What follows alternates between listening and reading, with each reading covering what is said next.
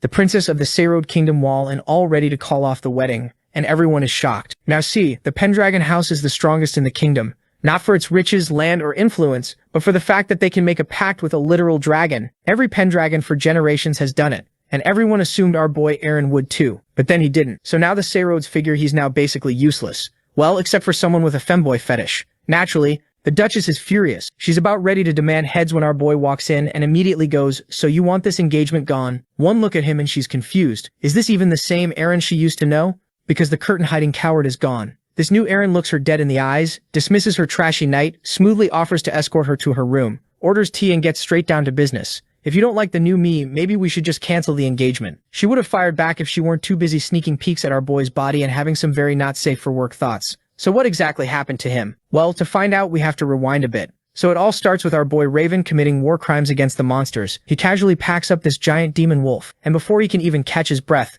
this massive bird tries to dive bomb him. But bro doesn't even flinch. He just casually clips its wings midair and keeps it moving. Down on the ground, this random goblin starts monologuing about how insane it is that one dude is soloing the entire demon army. The goblin's literally fanboying, calling him the immortal Raven, the fearless demon hunter. But Raven is not in the mood for a podcast, so he just buries his sword straight into the goblin's skull to shut him up. He takes a deep breath, looks up at the moon, and drops the hardest line, 15 days left. Just 15 days until he's finally out of this hellhole. See, Raven isn't just some random sword-swinging psycho. He's actually a fallen aristocrat. Back in the day, his family was one of the most honorable houses in the empire. They weren't the richest or the most OP, but they were genuinely good people. So naturally, in a Manhwa universe, they got completely screwed over. One day, their entire estate goes up in flames, and this smug-looking bastard drags Raven out by his hair in front of a whole crowd, accusing his family of plotting a rebellion. Raven screaming that it's a setup, that the other houses framed them, but nobody gives a damn. His parents are already dead. So this smug bastard hits him with a classic villain deal. He offers Raven mercy by sending him to the front lines as a demon slayer for 10 years. It's basically a guaranteed death sentence, a suicide squad reserved for criminals and slaves. But Raven swallows his pride, drops to his knees and swears that if he survives, he's going to clear his family's name. But fast forward, and against literally all odds, our boy actually survived the full 10 years. He's been grinding in the trenches, and now he's back at the base camp with only 2 weeks left on his sentence. He's walking past all these drunk, useless hunters and chained-up criminals, just minding his own business, when a group of absolute NPCs decide it's a brilliant idea to pick a fight with him. Raven packs the whole squad up in about 3 seconds flat. One kick and Fatty is kissing the ground. Then without missing a beat, he draws his sword on the second guy, then grabs the baldy by his shiny dome and absolutely spikes his head into the ground. He casually leans over the last guy who's barely conscious and whispers, "If you want to die before the demons get you, you know where to find me." Then he just casually walks off, thinking about how he only has one big hunt left before he walks away. A free man. Cut to somewhere out in the forest on Lord Pendragon's territory, where a literal giant dragon is having a chat with this femboy knight, telling him that the time has finally come to honor his promise. So let me put you onto the power scaling in this universe really quick. Dragons are basically walking tactical nukes. They are the ultimate weapon, and no demon is surviving a 1v1 against them. No contest. And the only people who actually have the cheat codes to tame these beasts? The Pendragon bloodline, hence making them the most OP house in the empire. Fast forward to 13 days before Raven gets to clock out of his sentence for good. He walks into his commander's tent to report that the front lines are getting absolutely cooked by demons, and they're about to get overrun. Meanwhile, this useless commander is just chilling, mid-mukbang, surrounded by slaves, completely unbothered. He just smirks and tells Raven to chill out because the cavalry is arriving tomorrow. And we're not talking about some random cannon fodder. The Duke himself is pulling up and he's bringing a literal dragon. As he heard that, Raven's jaw practically hit the floor. Like our boy has been grinding in the mud for 10 years and thought dragons were just bedtime stories. Especially since the rumor mill said the Pendragon family fell off hard. But the commander told him not to think about useless stuff like that, and just do as he's told, and then quickly hands him out his orders to protect the Pendragon brat. Raven walks out staring at the giant dragon banner flapping over the camp, completely baffled. Why would a top-tier VIP pull up to this trash-tier battlefield? Then the dread sets in. He actually has to babysit some spoiled, pampered rich kid while everyone else gets a front-row seat to watch a mythical beast nuke a demon army. But what can he do? So he shakes off the annoyance and heads over to the young lord's tent to introduce himself. But the moment he speaks, he freezes. The voice that answers back, it did not sound human at all. Raven drops to one knee anyway, trying to do his job, and says he's here for guard duty tomorrow. But this eerie voice just cuts him off, telling him to go pack it up because a bodyguard won't be needed. Raven, knowing they are about to get wiped out, politely pushes back like, "Look, with all due respect, if we don't have a giant fire-breathing lizard out there tomorrow, we're all dead." The voice just hits him with this chillingly calm reply, "The dragon will be there. Now leave." Raven walks away sweating a little because that was not the voice of a human. Cut to the next morning. The whole camp, the commander, the hunters, literally everybody is standing outside the VIP tent, waiting. Then, out of absolutely nowhere, the tent just straight up explodes. Debris is flying everywhere. NPCs are screaming, scrambling, and ducking for cover. And as the dust clears, the artist decides to absolutely flex on us. A colossal white dragon rises up, fully decked out in gold armor with golden horns, and standing right next to this monster is a figure in silver armor and a red cape. He flips up his visor, revealing this majestic, blonde-haired, blue-eyed femboy face. He looks out over the terrified crowd, introduces himself as Aaron Pendragon, and with a literal weapon of mass destruction looming behind him, goes, "Let's start the demon subjugation." According to what our boy heard from the Demon Corps members, the Pendragon House will assist in the large-scale subjugation, and he's thinking that with the dragon on their side, taking care of the monsters won't be a big problem. Cut to the battlefield, and our boy is having trouble because bro has never done this noble protection gig before, and is low-key nervous about it because right till now he'll throw his comrades in front of the monsters if it means he'll get to survive. But the second demons start pouring in from every direction. Raven locks in, tells Aaron to stay close, pulls out his weapon, and charges straight into the horde like a complete maniac. While Raven's down on the ground turning demons into a red mist, the white dragon is up in the sky doing its thing. It opens its mouth, charges up, and unleashes this massive beam of blue fire that just scorches everything in sight. Raven looks up at all this destruction and thinks to himself how the dragon is genuinely terrifying, while Aaron watches in awe, saying she can't believe white dragons are actually real. Raven agrees, admitting he thought they were just bedtime stories. The dragon lands, Aaron looks shaken, and Raven reassures him everything's fine. The battle's basically already won. In his head, Raven's patting himself on the back, thinking this is the easiest campaign he's ever been on and what a legendary success this is going to be. Then everything goes sideways so fast it'll give you whiplash. Out of nowhere, the remaining demons stop fighting and start circling in the sky, forming this massive spinning funnel above them, and Raven's stomach immediately drops. He looks up and screams that the big ones have arrived. He grabs his weapon, spins to Aaron, and tells him to command the dragon right now. Aaron closes his eyes and the dragon closes its eyes too, connecting mentally, but before it can do anything, two demons come screaming directly at them and Raven scrambles to intercept, trying to buy some time to him. But just then this swarm of demons dives down, thinking the dragon's about to torch them all. Instead, the demons bypass Raven entirely, crash straight into the white dragon, and start tearing into it, biting, ripping, and eating it alive in front of everyone. Raven watches this with his jaw on the floor. He's completely frozen. Then he snaps out of it and starts screaming at the dragon to fight back, to do something, but the dragon just sits there taking it. Raven whips around and grabs Aaron by the collar, screaming at him about what the hell he's doing. Why isn't he commanding it? And then a massive explosion blinds all of them and sends everyone stumbling. When the dust clears, there's a fresh horde of absolutely gigantic demons charging straight at them, and Raven goes pale, saying these things nearly finished them all off. Now it's Raven and Aaron versus a demon army with no dragon backup, and things are going badly fast. Raven's juggling two demons at once while trying to keep an eye on Aaron fighting one of his own, and his brain starts doing this horrible highlight reel of everything he got wrong. He'd walked into this campaign thinking the dragon was basically an instant win button, like it was the most powerful creature in the world, no demon could match it, and the whole military operation was riding on it. He'd been so confident, so smug even, thinking there was nothing left to do because the dragon had it handled. He'd spent the whole battle just standing there, protecting Aaron and watching the fireworks instead of treating this like an actual war. He'd underestimated the enemy completely and trusted the dragon blindly.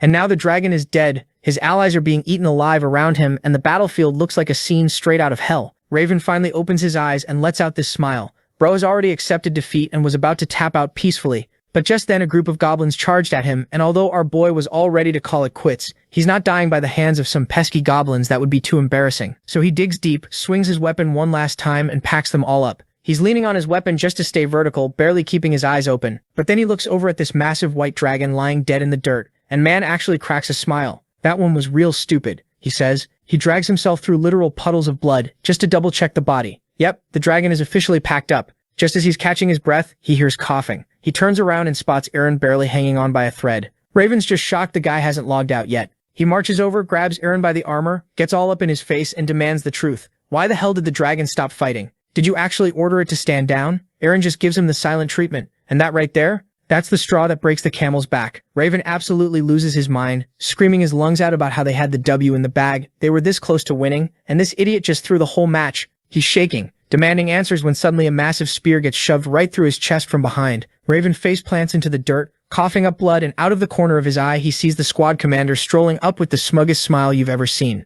This bastard casually walks through all the carnage, crouches down, looks at our boy all amused, and goes, "Wait, I just pierced your heart and you're still breathing?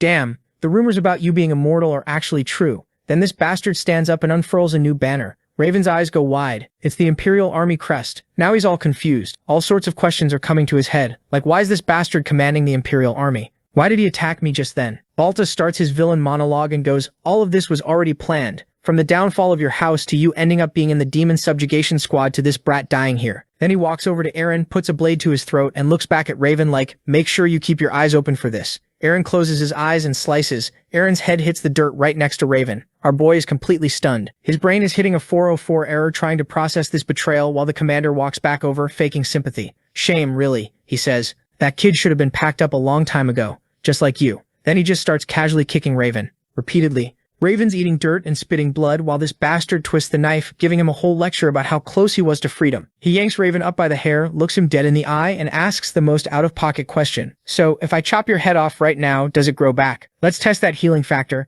And man, you can actually feel Raven's soul leave his body right here. 10 years. 10 years of surviving a hellhole death camp, fighting in brutal wars, and watching innocent people get slaughtered, all just to clear his family's name and finally get his freedom. He was literally inches away, and then the commander drops the final nuke. The treason charges, the exile to the fighter camp, his family's ruined legacy, all an inside job, set up from day one. Even the son of the Pendragon was in on it. Every struggle Raven ever went through was a rigged game from the start. The commander smiles, saying the only thing that didn't go perfectly to plan was that the dragon turned out to be a complete fraud. Goodbye, little Raven, he says and swings his sword. In the next moment, his head goes flying and lands close to Aaron. With their mission done, the army retreats. Cut to a few moments later, and the dragon wakes up and starts talking about how all of the required conditions have been met. In the next second, this portal opens up and starts sucking all of the blood. Then the dragon takes flight and goes for the blood of 1,000 humans, the blood of 1,000 demons, royal blood, royal dragon blood, and the meeting of the sun and moon. All of the conditions have been fulfilled. I will now fulfill the oath. In the next second, the horn on its head starts glowing, and with that, our boy's severed head and Aaron's severed head start glowing. Then the dragon looks at the moon for one last time and mutters, everything from now on will be on you, Dragon Rider, and then unlives himself. Yo, I've never thought I'd see a dragon commit suicide. The scene shifts back to our boy Raven, and right now, he is literally just floating. Drifting in the absolute void, he thinks to himself, if he died, but this feeling is way too familiar. This is the exact same feeling he gets when his immortality kicks in and heals his wounds. Before he can even process what's happening, he feels someone grab his wrist. He pops his eyes open, and there's a maid just sitting there, holding his hands. He sits up, and the maid gets jump-scared so hard by this random blonde dude moving, that she hits a pitch-perfect scream, bolts out of the room, and starts yelling down the halls. My lord has woken up. Raven gets out of bed, looks around, and realizes that he's not in the trenches anymore. This place is the definition of luxury. High ceilings, rich drapes, and the whole 9 yards. Suddenly the butler Melbourne comes sprinting in, bawling his absolute eyes out. Man is crying literal waterfalls, asking if it's actually true that the young master is finally awake. He leans in frantic, asking Raven how he feels and if he remembers anything. Raven is looking at this guy like he's speaking an alien language. Young master? The butler sees the confusion, points out the massive window and tells him to look, and right there, towering in the distance, is the massive Pendragon castle. The butler looks him dead in the eyes and drops the lore. You own this, young lord. You are Aaron Pendragon. Raven's brain completely blue screens. Then, almost scared of what the answer is going to be, he asks, Aaron Pendragon? That's me? He jumps up, grabs the edge of a water basin, and stares into his reflection. And yep, that is Aaron Pendragon's blonde-haired face, staring right back at him. My guy got body swapped. The maid starts panicking, thinking he's got amnesia. But Melbourne shushes her, telling her to chill. The young lord has been in a coma for 3 whole years. Raven just stares at the wall, letting that sink in. 3 years since that absolute bloodbath. 3 years since he got his head chopped off. He knew his healing factor was OP, but waking up in the body of the kid who died next to him, inside a royal castle, yeah, that definitely wasn't in the patch notes. Before he can even strategize, the massive double doors get kicked open. A woman comes sprinting in, literally holding up her expensive dress so she doesn't trip, screaming son at the top of her lungs. Raven has absolutely zero clue who she is, but she just charges at him, crying about how it's a miracle, completely overwhelmed with emotion. But just as she's about to tackle him in a hug, Raven notices something crazy. She runs right past this old woman standing in the corner. Wait, what old woman? Raven looks at her completely baffled and points, asking who she is. The ghost grandma just hits him with a wink and the classic shilly finger. Then the mother wraps him in a massive hug, crying, asking if he remembers his own mother. And Raven is just standing there stiff as a board, staring over her shoulder at a ghost that apparently only she has the premium subscription to see.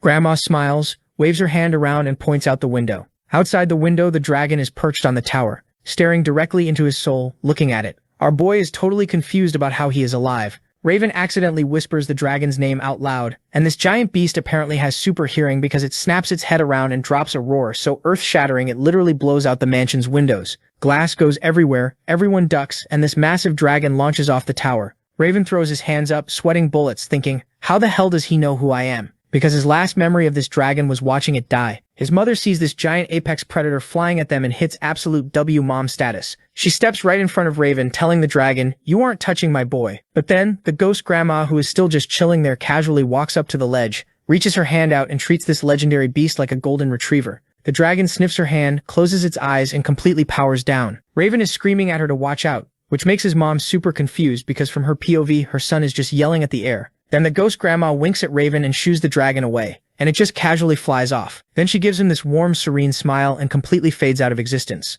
With the dragon gone, his mom lets out a massive sigh of relief, turning back to him, frantically checking if he's okay. And Raven? You can practically hear the gears turning in his head. He flashes her the most Oscar-worthy, perfectly sweet, completely fake smile. "I'm fine, mother," but in his head, he's already locked in. He's connecting all the dots. The luxury castle, the loyal servants, the title. The dragon that somehow recognizes him. With all of that, is certain that he's become Aaron Pendragon. Since the situation is so bizarre, he decided to pretend to be Aaron Pendragon and in the background do the information gathering to find out what's happening. Then the scene shifts and our boy is just sitting there having a massive "how did I get here" moment, thinking about how his life has been a complete disaster for the last 10 years. For a whole decade, this man was stuck in the demon core. They only send the absolute scum of the earth there, and surviving past Tuesday is considered a massive flex. But our boy isn't normal. He survived 10 whole years grinding his stats, maxing out his regen abilities, and basically turning himself into a certified unkillable demon-slaying machine. He was this close to freedom too. The campaign with Duke Pendragon was supposed to be his final run.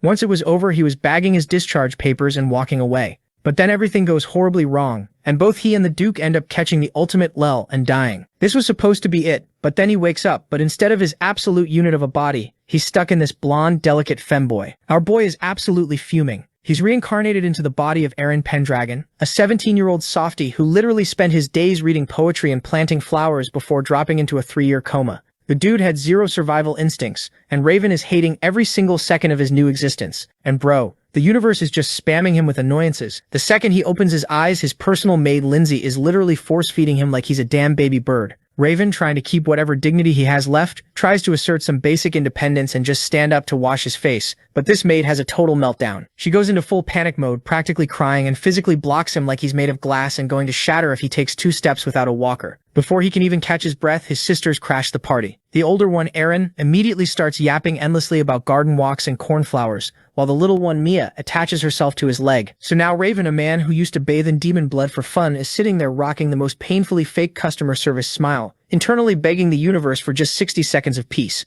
But hey, there's a silver lining. Aaron's nonstop yapping is actually feeding him the ultimate lore dump under the guise of helping his memory. Turns out, the original Aaron was a total wimp who hid in his room painting and couldn't even lift a sword. Thanks to this guy, the legendary Pendragon name had completely hit rock bottom, and the other nobles were treating their family like an absolute joke. Hearing this, Raven shifts gears from annoyed older brother to absolute menace and starts doing the math. He's 17, there is still time for him to save both the Pendragon house and his family, thanks to that bearded bastard. He already knows his past exile, his time in the demon core, and his death were all part of some massive setup. So our boy is sitting there, gently patting his little sister's head but rocking this terrifying psycho smile. He is already mapping out how he's going to completely dismantle everyone who set him up from the inside out. On paper, he's the soft boy Aaron Pendragon, but on the inside, he's the demon of the battlefield, Raven Vault. And that combo is about to be the whole kingdom's worst nightmare. But right in the middle of his epic villain planning session, Aaron snaps him out of it to drop a nuclear bomb of information. "Oh, by the way, Aaron, Lady Luna's coming," and our boy is like, "Who?" For a second, Aaron is confused, but then she goes,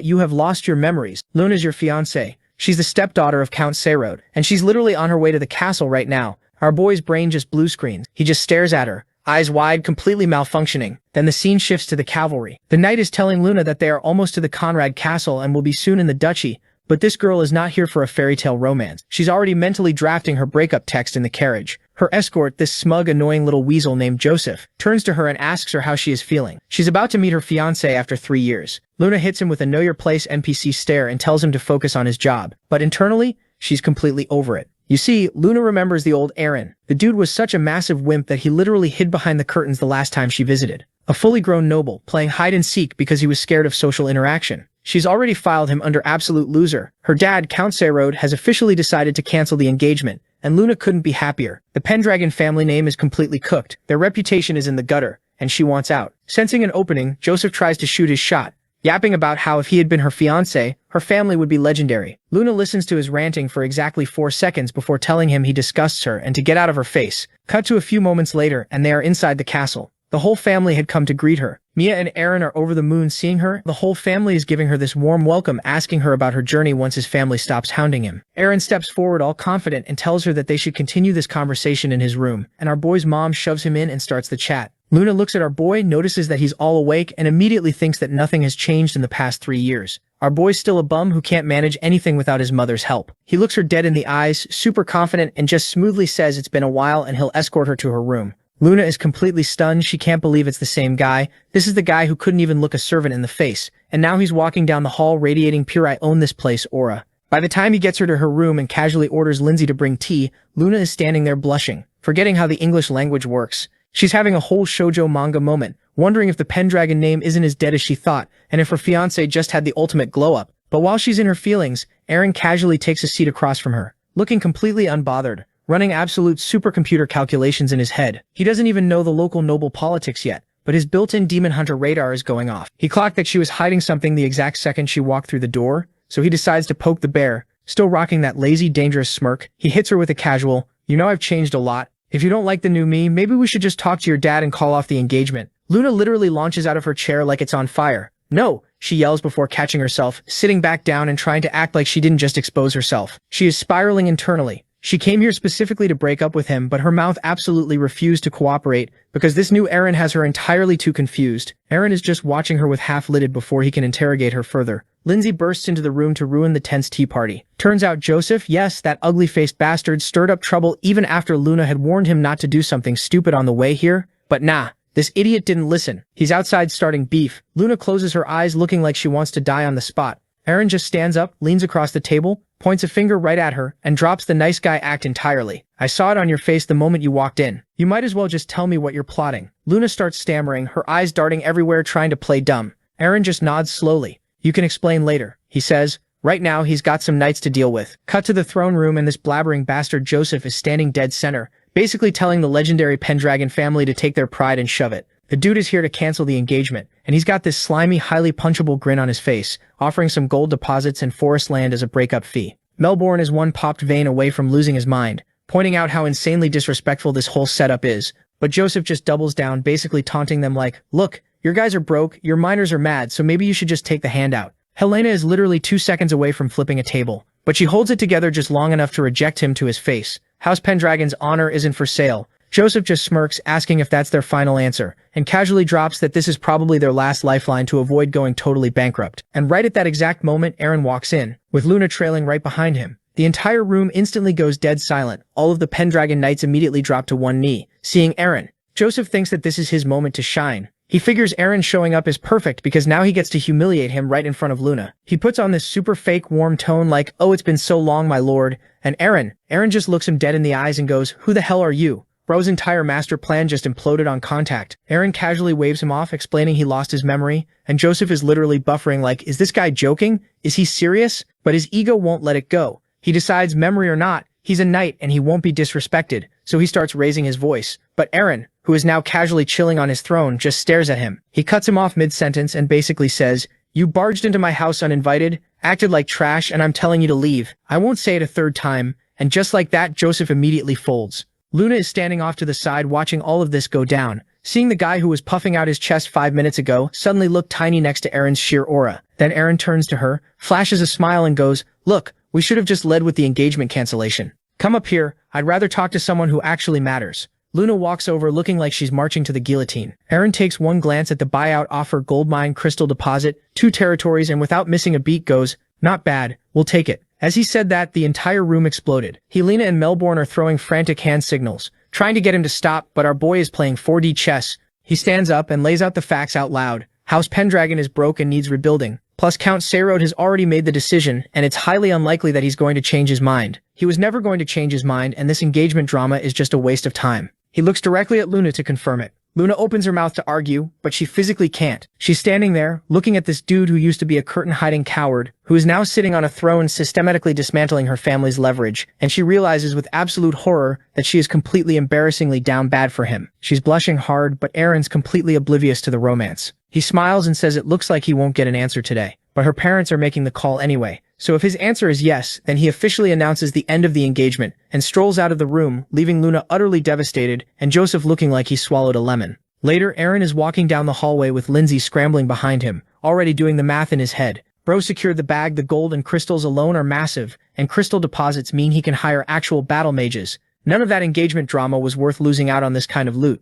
But then he saw a picture on the wall and stopped dead in his tracks in front of a painting. It's an old woman petting a dragon, and he knows he's seen it before. He asks Lindsay what's up with it, and she replies, telling him that this is the picture of Atia Pendragon, his grandfather's older sister. Aaron whispers her name out loud, and a voice right behind him goes, "I heard you." He spins around, and standing right there in the middle of the room by the giant windows is the exact same woman from the painting. She hits him with a smile and goes, "I see you've summoned me, young Pendragon. I too have something important to talk about. Let's have a chat." So our boy walks into his room, and Ghost Granny has already claimed the couch. He shuts the door and is basically like, can I help you?" Ataya hits him with the ghost rules, explaining that saying her name out loud was basically the password to unlock ghost communication. Our boy takes a seat across from her, nodding along with her explanation and antics, but inside, his brain is doing backflips. Like the dude has spent the last 10 years throwing hands with demons, monsters, and God knows what else, but having a casual living room chat with Casper the Friendly Grandma? That's where he draws the line. But hey, ever since he respawned in this body, life's been a whole circus of curveballs,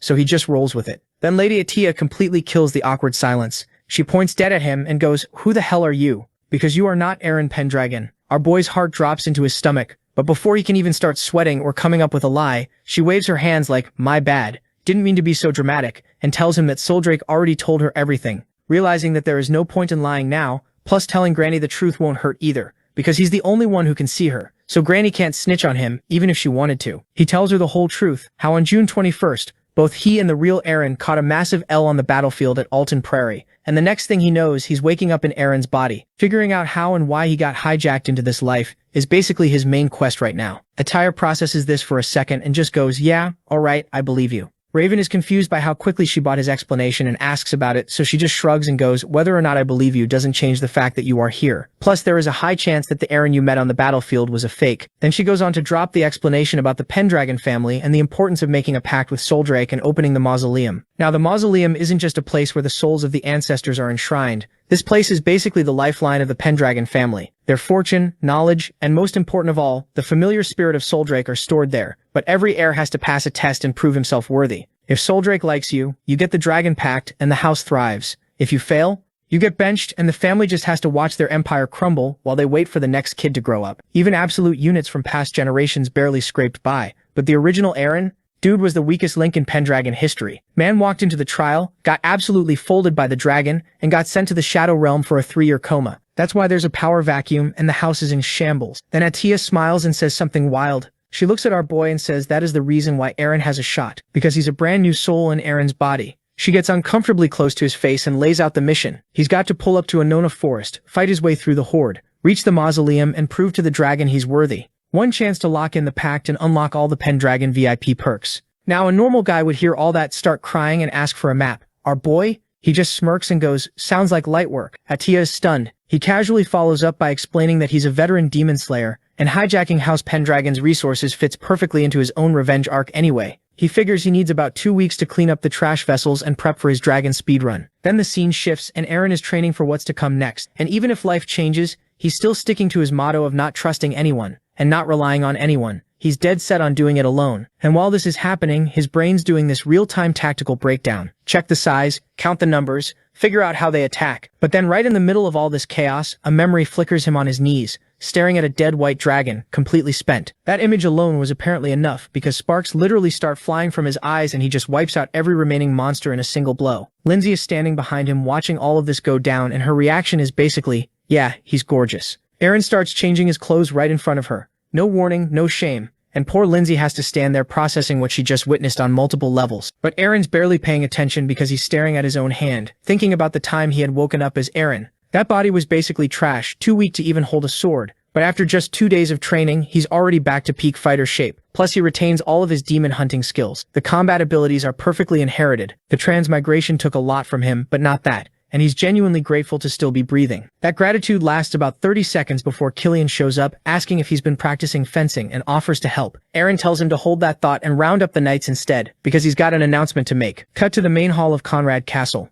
The knights are assembled as our boy had instructed everyone, standing at attention. Then Eren tells everyone his plan of opening the mausoleum. And as he said that, the room goes dead silent. Then Killian waves his hand like a disappointed dad, and starts listing every reason this is a terrible idea. The path is infested with monsters. Eren's only trained for 2 days. And oh, by the way, the Annona forest is in complete shambles. Monsters everywhere, bandits everywhere, villagers basically left to fend for themselves. And it's only a matter of time before the whole fence breaks and everything goes sideways. It's a genuinely grim picture, but nah, our boy didn't care. I don't care. I'm going alone. The butler practically throws himself at Eren's feet, begging him to wait, reminding him that his last wise decision literally filled the treasury with gold and crystals. So maybe, just maybe, delegate this one to Killian. Eren sighs and explains they don't have enough soldiers to guard the crystal deposit, that the mausoleum needs to open regardless, and that they're leaving in 15 days. Then Killian does something incredibly stupid. He straight up tells Eren he's not accepting that decision, and will be commanding this campaign himself. Eren looks down at him, walks down the stairs, and asks very calmly if everyone here thinks their lord is unfit to lead. He tells Killian to draw his sword. Killian pointing out that Eren's hobbies are drawing and reading, so maybe sit this one out, buddy.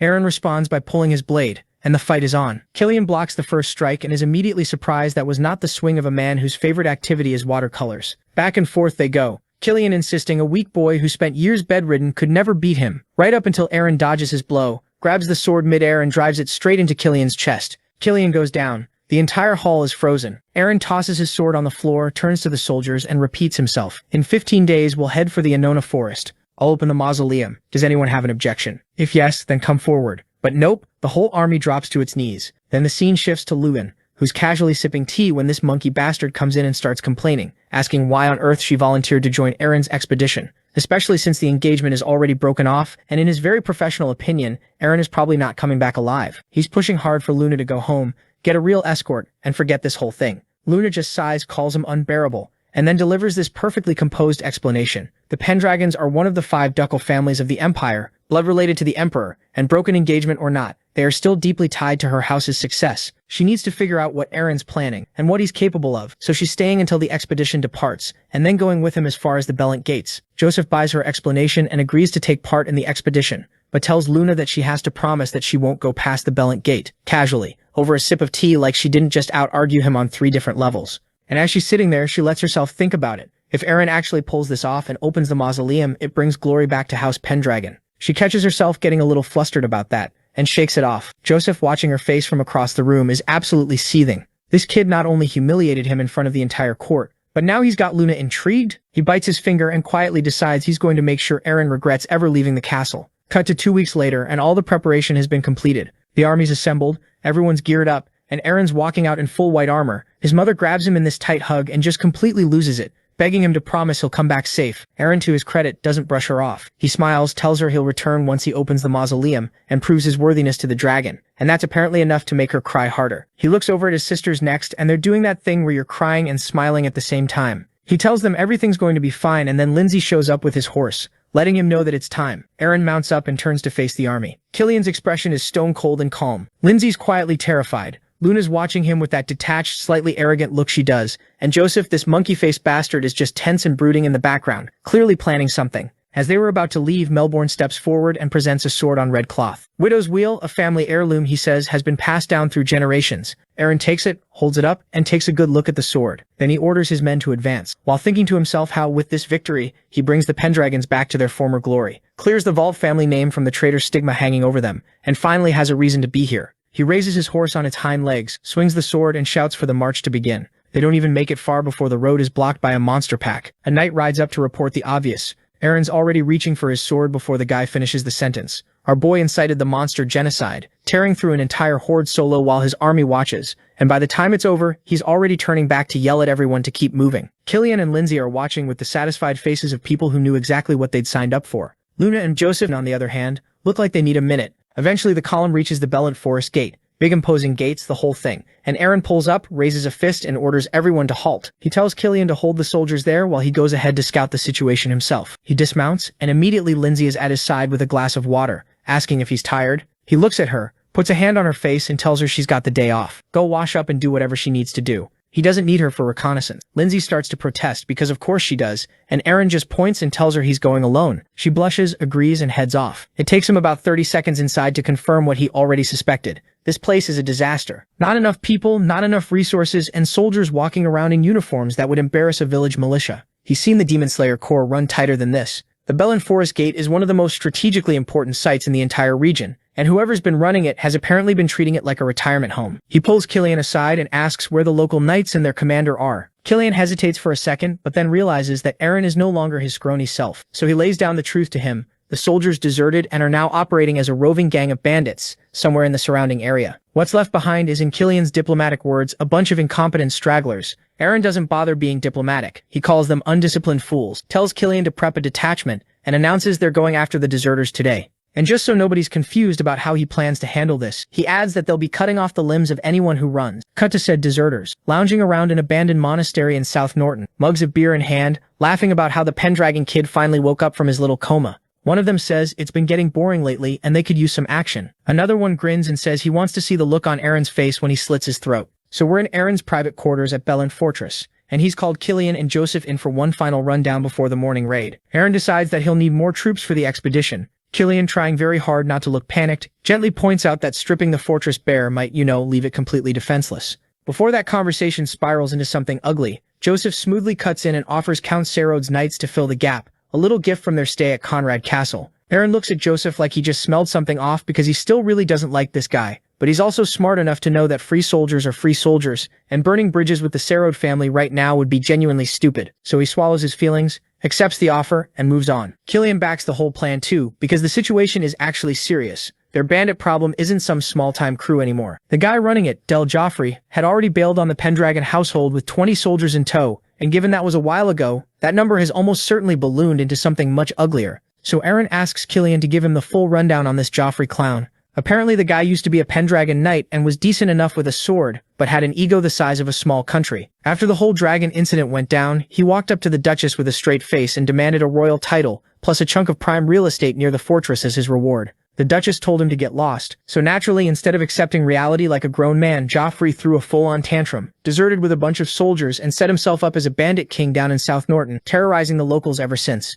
Aaron listens to all of this and immediately sees exactly where this is heading. If they don't crush Joffrey right now while he's still manageable, this guy is going to get bold enough to actually attack the fortress. So Aaron turns to Killian, points at him and tells him he's leading the raid. Killian blinks. Aaron explains the logic pretty simply. The soldiers don't know Aaron at all, and him trying to roll up barking orders would be a disaster. Think about it, this is a guy who spent the last few years with a reputation as a bedridden, sickly kid. He shows up trying to act like a general, and the men are just gonna laugh in his face. There's no shortcut to that kind of credibility. Killian, on the other hand, they already know and respect, so the call makes itself. Killian puffs up with pride and accepts the command, and everyone gets sent off to be ready by dawn. But just as they're heading out, Aaron calls Killian back for a second. He hops up on the edge of the table and then, completely casually, apologizes for driving a sword through Killian's chest back in the throne room. Killian just about loses it. The man literally gets misty-eyed, drops to one knee, and insists he's fine, he's alive, and honestly, he deserved every bit of it. Aaron just smiles and tells him to come back with a win. Meanwhile, down in South Norton, Joffrey is proving what a despicable bastard he is. He and his men are running wild through the village, trampling people with horses, burning things down, leaving bodies in the streets, and Joffrey himself is standing in the middle of all of it,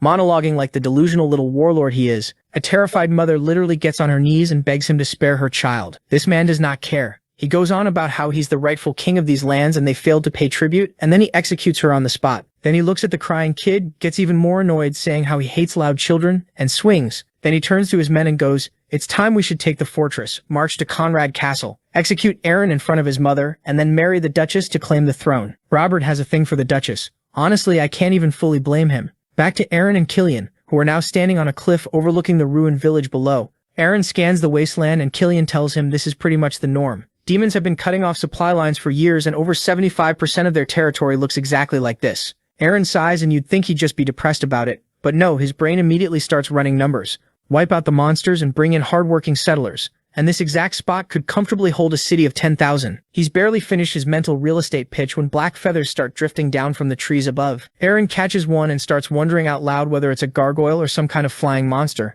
And then a massive harpy comes screaming down from the canopy straight at him. Aaron doesn't even flinch. He IDs it immediately, tells his men to get into position, and honestly, internally, the man is delighted. He's been waiting for a proper warm-up. Eren doesn't even let the harpy finish her landing before he's already swinging at her. She barely scrapes out of the way with a screech. But Eren isn't interested in finishing the job. He waves up 5 of his best crossbowmen, flashes them this calm, and tells them to take her alive. The archers open up and absolutely pepper her wings with bolts, and just like that, she drops out of the sky. Killian walks over, sweating, muttering that this whole area must have turned into a demon spawn point. Eren agrees, and then before either of them can even exhale, the bushes behind them explode and 3 goblins come tumbling out waving daggers, attempting what might be the most embarrassing ambush in recorded history. Killian panics and shouts for everyone to fall back. Then Eren does something stupid fast, a single quick draw, a flash of steel, the sword back in the sheath before anyone's brain even registered the motion, and the goblins completely lose their minds, screaming and scattering in every direction. Killian is just standing there, jaw fully detached from his face, having a quiet personal revelation about exactly who he's working for. He tells Eren they should finish the monsters off and move on. Eren says no, just a flat casual no. Then he looks at the cowering goblins and the pinned harpy and announces that these guys are being recruited. The knights look at each other completely shocked. Eren lays out the logic like it's obvious. Goblins have incredible eyesight and harpies can fly. That's a free aerial scouting unit. Killian practically gets down on his knees begging him to reconsider, saying he has literally never heard of anyone taming demons. Eren just shrugs and says he read about it in a book once. So Eren drops his sword in the dirt and walks right up to the group to start his little interview. He asks the biggest goblin what they're doing outside the forest, and the goblin, clearly terrified, explains that they got bullied out of their own territory by things way scarier than them. Wolves, ghouls, orcs, white dragons, the whole nightmare lineup. Fair enough. Then Eren turns to the harpy and asks her point blank if she eats human flesh. The harpy shakes her head so fast she might snap her own neck, swearing up and down she only eats sheep and snakes. Eren has a quick flashback to his past life, where he watched a harpy eating human intestines. He looks back at her, smiles the most sarcastic smile a human face is capable of producing, and says, "Sure, I believe you." Then, just to make absolutely certain nobody in this clearing has any funny ideas, he grips his sword and takes out the massive tree behind them in a single clean strike. The demons are frozen. Eren grabs the harpy by the neck, looks around at all of them, and lays it out simply. He owns these lands, they serve him now, and if anyone disobeys or tries to run, he'll personally feed them to the white dragon. The goblins and the harpy fold immediately, swearing complete and unconditional loyalty. Because yeah, dragons are terrifying and this man just deleted a tree. Killian watches all of this unfold and looks genuinely emotional, turning to the other knights and telling them they need to take notes. Eren just smirks and says that soon enough every noble in the country is going to come to the same conclusion. With that done, the squad moves out. The goblin is now sitting on the harpy's back, acting as their personal airborne scout, guiding them through a shortcut toward the village. As they close in, Eren splits the group. Killian and the main force hold back as a second wave, while Eren and Breeden push ahead to hit the abandoned monastery. Luna watches him ride off from nearby, dressed in black, doing a very bad job of pretending she isn't worried about him. The monastery, meanwhile, is a fenced-off den of absolute scum. Inside, one of Joffrey's guards has a woman on a rope and is dragging her crying kid by the hair across the dirt. The mother is begging, the kid is sobbing, and the guard is screaming at her to shut up and be grateful they're still breathing. The kid keeps crying. The guard gets annoyed, grabs the boy's head, winds up, and swings. And then his arm just leaves his body. This bastard then collapses in the dirt, completely in shock, slowly looking up to find out who just made him a one-armed man. It's Eren, standing right over him, sword out, not even breathing hard, looking at this man the way you look at something mildly inconvenient. The mother looks up at him like the sky just opened up and whispers, "Your Grace," and Eren doesn't even acknowledge it. He's already locked eyes with Joffrey. He rests his hand on his belt, lets a cold smile spread across his face, and delivers the line cleanly. "We finally met, you piece of trash." So Joffrey's standing there with a shaking finger pointed at Eren, screaming at his guards, asking where this guy even came from. "Buddy, maybe figure that out before the sword is already in your face, because that's exactly where things are." Eren closes the distance so fast it barely even registers his movement, and suddenly there's a blade resting against Joffrey's cheek, drawing a thin line of blood, and Eren's just looking at him completely calmly and saying, "Who gave you permission to speak, trash?" At this point, Joffrey's soul submits its resignation letter on the spot. He scrambles backwards, dives behind his guards like the absolute coward he is, and starts yelling orders for them to kill Eren. The guards do what guards do, draw their swords, charge forward, and accomplish absolutely nothing. Because Eren pulls out a second blade, grips the sheath in his teeth in full Zoro mode, draws it, tosses the scabbard on the ground like punctuation, and just runs straight through all of them. It's less of a fight and more of a career-ending highlight reel, the last surviving soldier screaming in pure existential horror before he goes down too. The courtyard goes dead quiet. Eren turns back to Joffrey, raises his sword, and is roughly 2 seconds from ending this man's entire story, when Joseph drops in from nowhere and blocks the strike. Luna is yelling at this idiot to come back, asking what the fuck he is doing, but he ignores her and turns to Joffrey with a smug smile and casually asks if he could use some help. And Joffrey, who at this point would shake hands with a raccoon to avoid dying, says yes immediately. Aaron steps back, standing completely relaxed in the middle of the pile of bodies he just created. Then this guy turns to Lady Luna, puts his hand over his heart, and starts monologuing about how Aaron is a good-for-nothing who can't even be a count, much less a duke, and then adds how I am the only man you need. Bro thought this was a confession scene. Joffrey doesn't care about any of that. He just wants to survive the next 5 minutes. He grabs his sword, and with that, both of them charge at Aaron together. Joffrey screaming that even if he's changed, it's still quite early for him to look down on them. Aaron watches them coming, lets out this long tired sigh, and blocks both swords at the same time without even shifting his weight. Then he pushed both of these bastards back, turned to Luna and told her to fall back to some safe place while he dealt with these 2 idiots.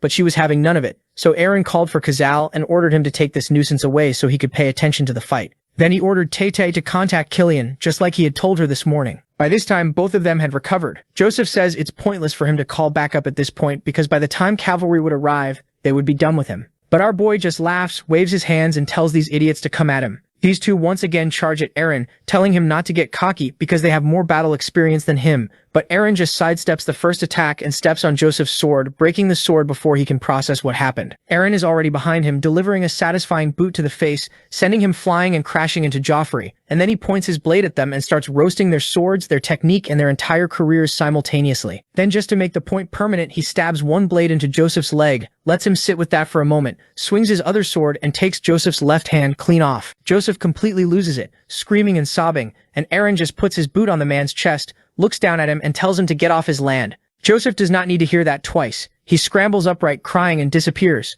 Aaron watches him go, then slowly turns back to Joffrey. He asks Aaron if he had sold his soul to the devil or something in exchange for power, and tries to cope by reminding him that his men still outnumber Aaron's. Aaron just smiles and very casually mentions that the Pendragon family is rather well known for their knights, and right on cue, an entire cavalry comes thundering over the hill under dragon banners. Aaron gives the order, his soldiers roll forward to handle the rest, and he turns back to Joffrey and asks, "You trash, you didn't hope for a quick death after betraying the Pendragons, did you?" Then in the next second, the cavalry rides right over this guy. The next thing we see, Joffrey is nailed to a massive wooden cross, left arm pinned, right hand half nailed, just dangling there like the world's most deserving scarecrow. Brobber's out here doing a reverse Jesus, dying for his own sins, and every single splinter was earned. Aaron and Killian stroll up to check out the scenery, and then Aaron turns around to look at the slaves Joffrey had been keeping, and man, the sight hits like a truck. These people are barely human anymore. Torn rags, hollow eyes, practically held together by suffering. Then Aaron clocks the room next door, and it's just a literal mountain of human skulls spilling out. Aaron doesn't say a word. He walks straight up to Joffrey, shoves his sword clean through the guy's stomach, and points at the skull pile. "Did you do that?"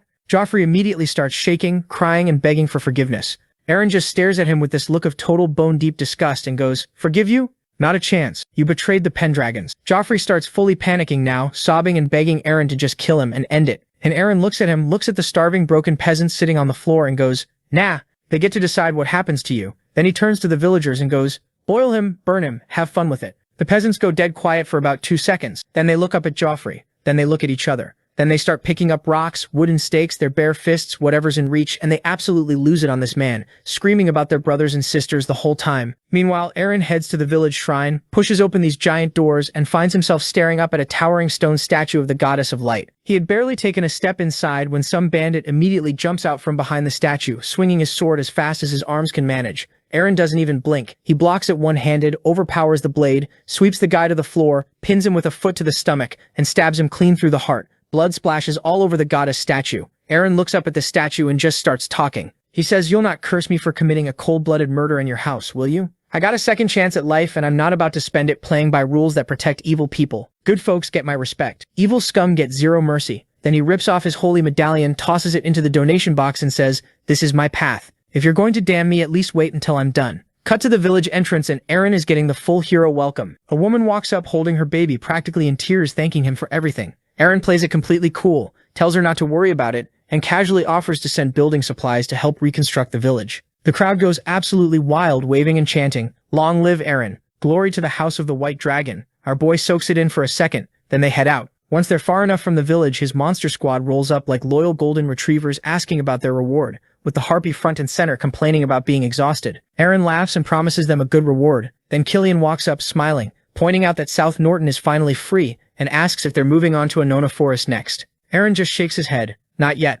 I've got one last thing to take care of first." The scene shifts to a few days prior. Aaron is strategizing with Granny, and she hits him with a wild idea: recruit the orcs of Ancona. Why? because they're currently locked to the Pendragon territory, and their combat stats are way higher than your average soldiers. If Eren can get them on payroll, they'd be an absolute cheat code. Eren sits on the table looking skeptical. He replies, saying that he doesn't think that would be a good idea because the orcs care about fighting and killing. Why would they ever join me? Granny and the orcs drop the golden rule of orc politics. They only follow the alpha. Since Eren just got beat by the Soldrake, the orcs think he's weak. The only way to get their respect is to pull up and physically beat the respect into them. If he pulls it off, all of their might will be in his hand, but Eren still doesn't like the idea of seeing him hesitating. Atia asks him if he has fought an orc before. Eren closes his eyes and has a Vietnam flashback to his early days as a demon slayer. He remembers fighting just one of these guys, and it was an absolute nightmare. This orc was built like a tank. Eren literally shoved a spear and a dagger right into the dude's chest, and the orc just pulled the spear out like it was a minor inconvenience, and charged at him with a giant meat cleaver.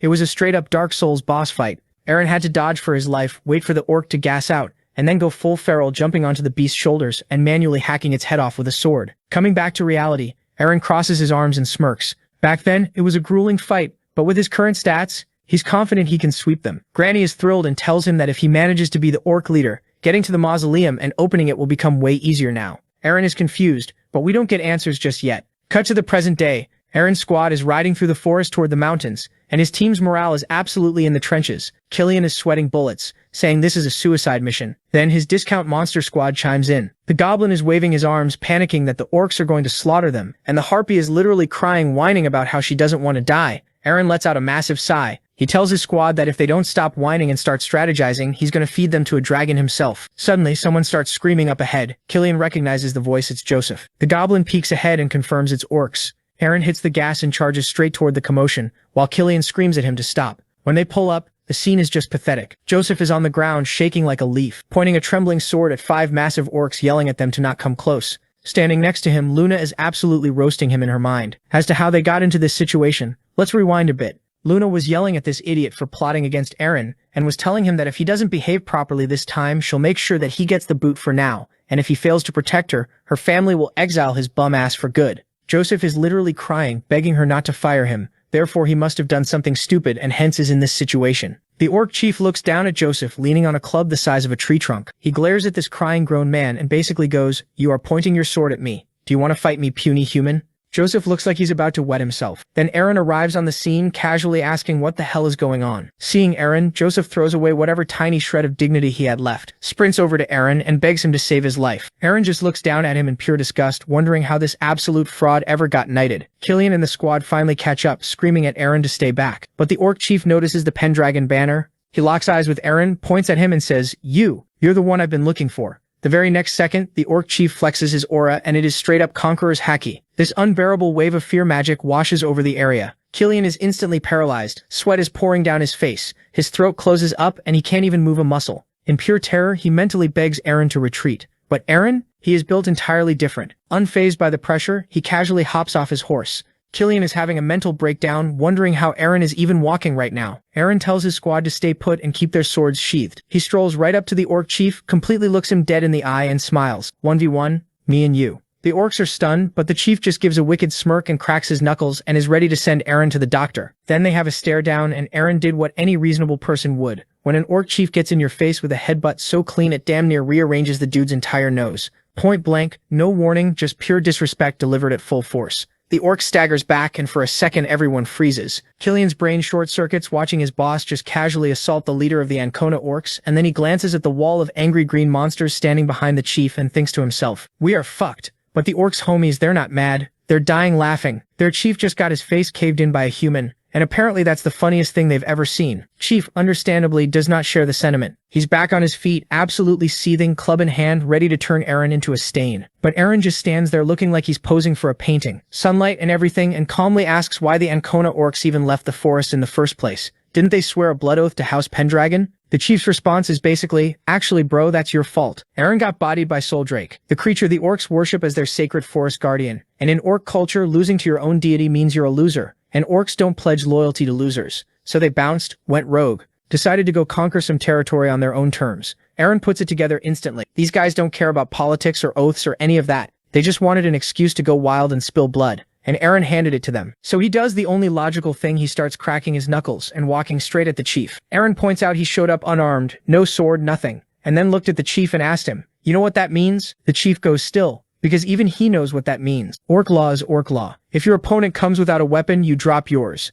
And you never ever dodge a one-on-one challenge. Because running from a fair fight is the biggest L in orc culture. So the club hits the dirt. The chief gets into his stance, and a half second later they're both screaming, sprinting at each other like it's a Dark Souls boss fight and someone just hit the fog gate. The chief swings first, and Eren just vaults completely over his head like it's nothing. Mid-air, he's doing the math. If he were a normal human, his skull would currently be a fruit smoothie. The chief spins and tries to swat him out of the sky anyway, and Eren extends his leg to block it. The impact is so heavy the ground cracks apart under the orc's feet from the sheer force of it. Killian, Luna, the orcs, the soldiers, everyone watching has completely lost the ability to function. Luna's got her face covered. Killian looks like he's reconsidering his career choices. The dust settles and Eren's just standing there, unbothered, glancing down at his shoes like he's checking if they got scuffed. He does some quick mental math, insane strength and trash agility compared to the orc he killed in his past life. Then looks up and flat out disrespects the chief to his face. Why aren't you fighting at full strength? The chief steps out of the dust cloud grinning and explains it pretty simply. Normal humans are too weak. They die too fast. He only goes all out against someone who survives his first real hit.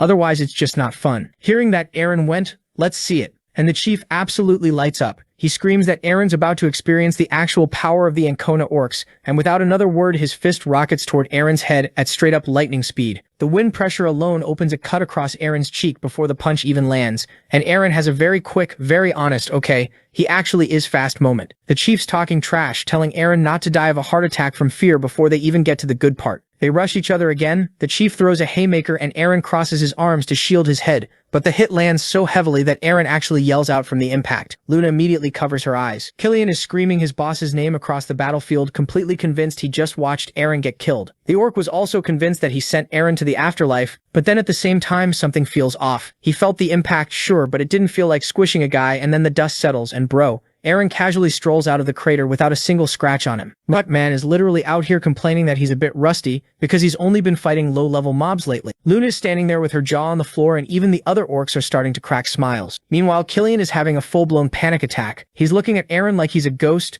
thinking, there's no way a normal human just tanked a full power hit from an orc. But then his bodyguard instincts kick in. Since Eren is the heir of House Pendragon, Killian hops on his horse and yells at his knights to charge in and save his boss.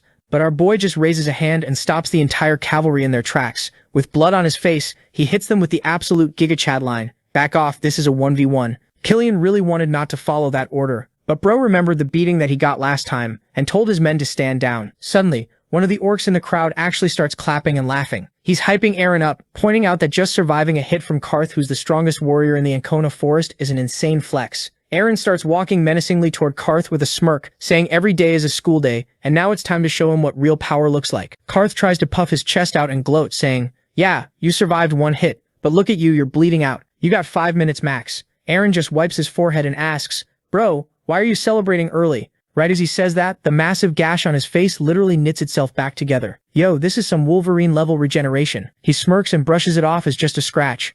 Karth is absolutely shook. Wait, you can heal? He loses his mind and charges at Eren, slamming his hands down to deliver a ground-shattering blow. In the next second, pieces of the earth are flying everywhere, but Eren smoothly dodges it. Our boy is already doing the math in his head. He figures out that these Ancona orcs are all brawn and zero brain, so he just needs to throw the big guy off balance. Eren decides to play dirty and starts trash-talking. He tells Karth that his whole tribe is just a bunch of brainless meatheads who only know how to swing their fists. Predictably, Karth gets triggered out of his mind. He screams that he's going to shove those words down Eren's throat and goes in for a massive full-power kick. Eren sees it coming and intentionally takes the hit, blocking it with his arms. Crack! His arm snaps like a twig. Killian starts screaming from the sidelines, completely losing his mind, while Karth starts grinning, thinking he's got the fight in the bag now that Eren's crippled. But then a crazy smile spreads across Eren's face. He reaches out with that same broken arm and grabs Karth by the leg with an iron grip. Karth's brain completely short-circuits. Wait, didn't I just break that? Eren grins and lets him know the arm is already fully healed. It was bait from the very start. Eren lets go of the leg and uses Karth's massive body as a stepping stone,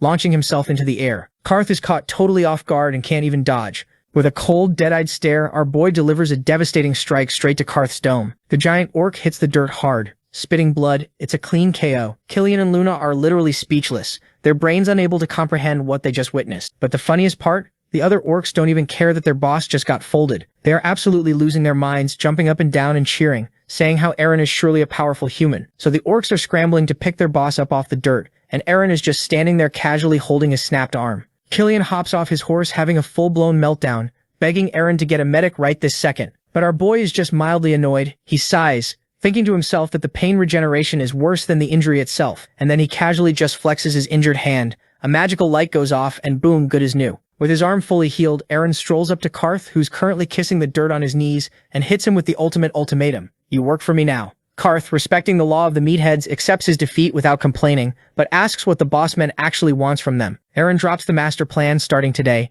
They're prepping to clean out the Ancona forest to open a mausoleum. Karth is a little confused, pointing out that Aaron is literally supposed to be the guardian spirit of the forest, so why are they raiding it? But Aaron knows exactly how to manipulate this battle junkie. He essentially tells Karth, bro, by the time we reach the destination, there are going to be so many monsters in our way that you'll literally get sick of fighting. That was all Karth needed to hear. His eyes light up like a kid in a candy store, and he starts aggressively waving his arms, hyping himself up, screaming that no weakling monsters can stand in their way. Seeing that the big guy is officially on board, Aaron decides it's time to make it official. A knight hands him his sword, and as Aaron dramatically draws the blade, Karth and his orc buddies instantly drop to one knee, pledging their absolute loyalty and their lives to House Pendragon. Luna is standing there watching this like it's a movie, completely speechless, while Breeden is in the background looking bitter as hell. Fast forward to the evening. The sun is setting over the mountains, and our boy is ready to ditch the dead weight. He tells Luna he's leaving a few of his soldiers to safely escort her crew back home. Luna goes full submissive, bowing and apologizing for basically everything. But Aaron isn't done. He turns his attention to Breeden. He looks dead in the eye and goes, if you ever point a sword at me again, I'm taking way more than just your hand. This bastard gets absolutely terrified and nods along. With that done, Aaron orders the soldiers to ride off. Luna watches him leave, clutching her chest, completely flustered, realizing that our boy is actually going to pull off the impossible and fulfill the dragon's conditions. Cut to nightfall, and the newly formed monster squad arrives at the edge of the Ancona forest. The whole army looks insane. You've got an army of orcs marching, and even a little demon just chilling on a harpy's head. But the aura of this forest is no joke. Killian is sweating bullets, and even the demons are visibly spooked by the heavy atmosphere. Karth, of course, is just smiling like a psycho. Aaron, meanwhile, looks at the forest and goes, it'll start from here, the battle I'm meant to fight. Cut to Soldrake, who is currently perched on a pillar, looking majestic as hell. Bro is staring up at the moon like Batman and drops this incredibly cryptic line, sensing that someone has arrived who doesn't have the soul of a pendragon. We jump back to our squad in the Ancona forest, and it is an absolute bloodbath. They're stuck farming low-level snake monsters. Karth is just out here one-shotting these giant reptiles with his club, completely annoyed. Man's complaining that he can't even get a decent warm-up pump going because the enemies are actual trash mobs. But while the orcs are yawning through this, the regular human knights are fighting for their lives. Several snakes ambush the backline, and one knight is literally a millisecond away from getting his face bitten off. Luckily, Aaron swoops in like a boss, cleanly slices the monster in half, and gets a dramatic blood splatter right in front of the guy's face. The knight drops to his knees thanking him, but our boy just casually tells him to fall back and get patched up. Speaking of patching up, Aaron puts Karth in charge of treating the wounded, which is an absolutely hilarious visual. A giant, bloodthirsty orc playing combat medic. Killian jogs over, still stressed out as usual, but reports that casualties are low so they can keep pushing forward. Aaron asks Karth how much further to Soldrake's domain. Karth points ahead, saying there's an abandoned quarry just up the road with a cave system that connects straight to the guardian spirit. Listening to this, Aaron tells the squad they're going to push to the quarry, set up camp, and raid the cave at dawn. He adds that if any monsters try to jump them on the way, he and the orcs will handle the front line. Hearing this, Karth and his boys literally scream in excitement. They just love violence. By nightfall, they reach the quarry, and the vibes are immediately atrocious. The place is super creepy. Aaron asks Karth why this whole mining operation was abandoned. Karth drops some spooky lore, explaining that the local goblins used to mine minerals here, but one day the entire population just vanished into thin air without a trace. Aaron turns to Kazal, the token party goblin, to see if he knows anything. Kazal immediately starts sweating and completely snitches on his own race, shouting, "Bro, don't look at me. I live outside the forest. Plus goblins don't do hard labor. I'm way better at stealing than working." Everyone nods along. They are like, yep, totally believable. Since it's getting late, Aaron decides it's time to hunker down. He tells the squishy human knights to hit the tents and get some sleep, while the orcs handle the night watch. Cut to the middle of the night. A lone knight is sitting on guard duty outside a tent when he hears some weird wind currents rustling nearby. And instead of waking up the giant, heavily armed orcs, bro breaks. Rule mantra 1 of horror movies is to go investigate the creepy noises alone. He follows the magical aura up some stone steps, and before he can even react, he gets absolutely skewered through the chest by a hidden monster. The knight hits the ground hard, bleeding out, desperately trying to muster enough strength to call out to Aaron, but it's no use. Meanwhile, inside his tent, Aaron's gamer instincts are already going crazy. He's sitting there putting the puzzle pieces together in the dark. An entire tribe of goblins doesn't just pack up and disappear. There is really something creepy going on around here.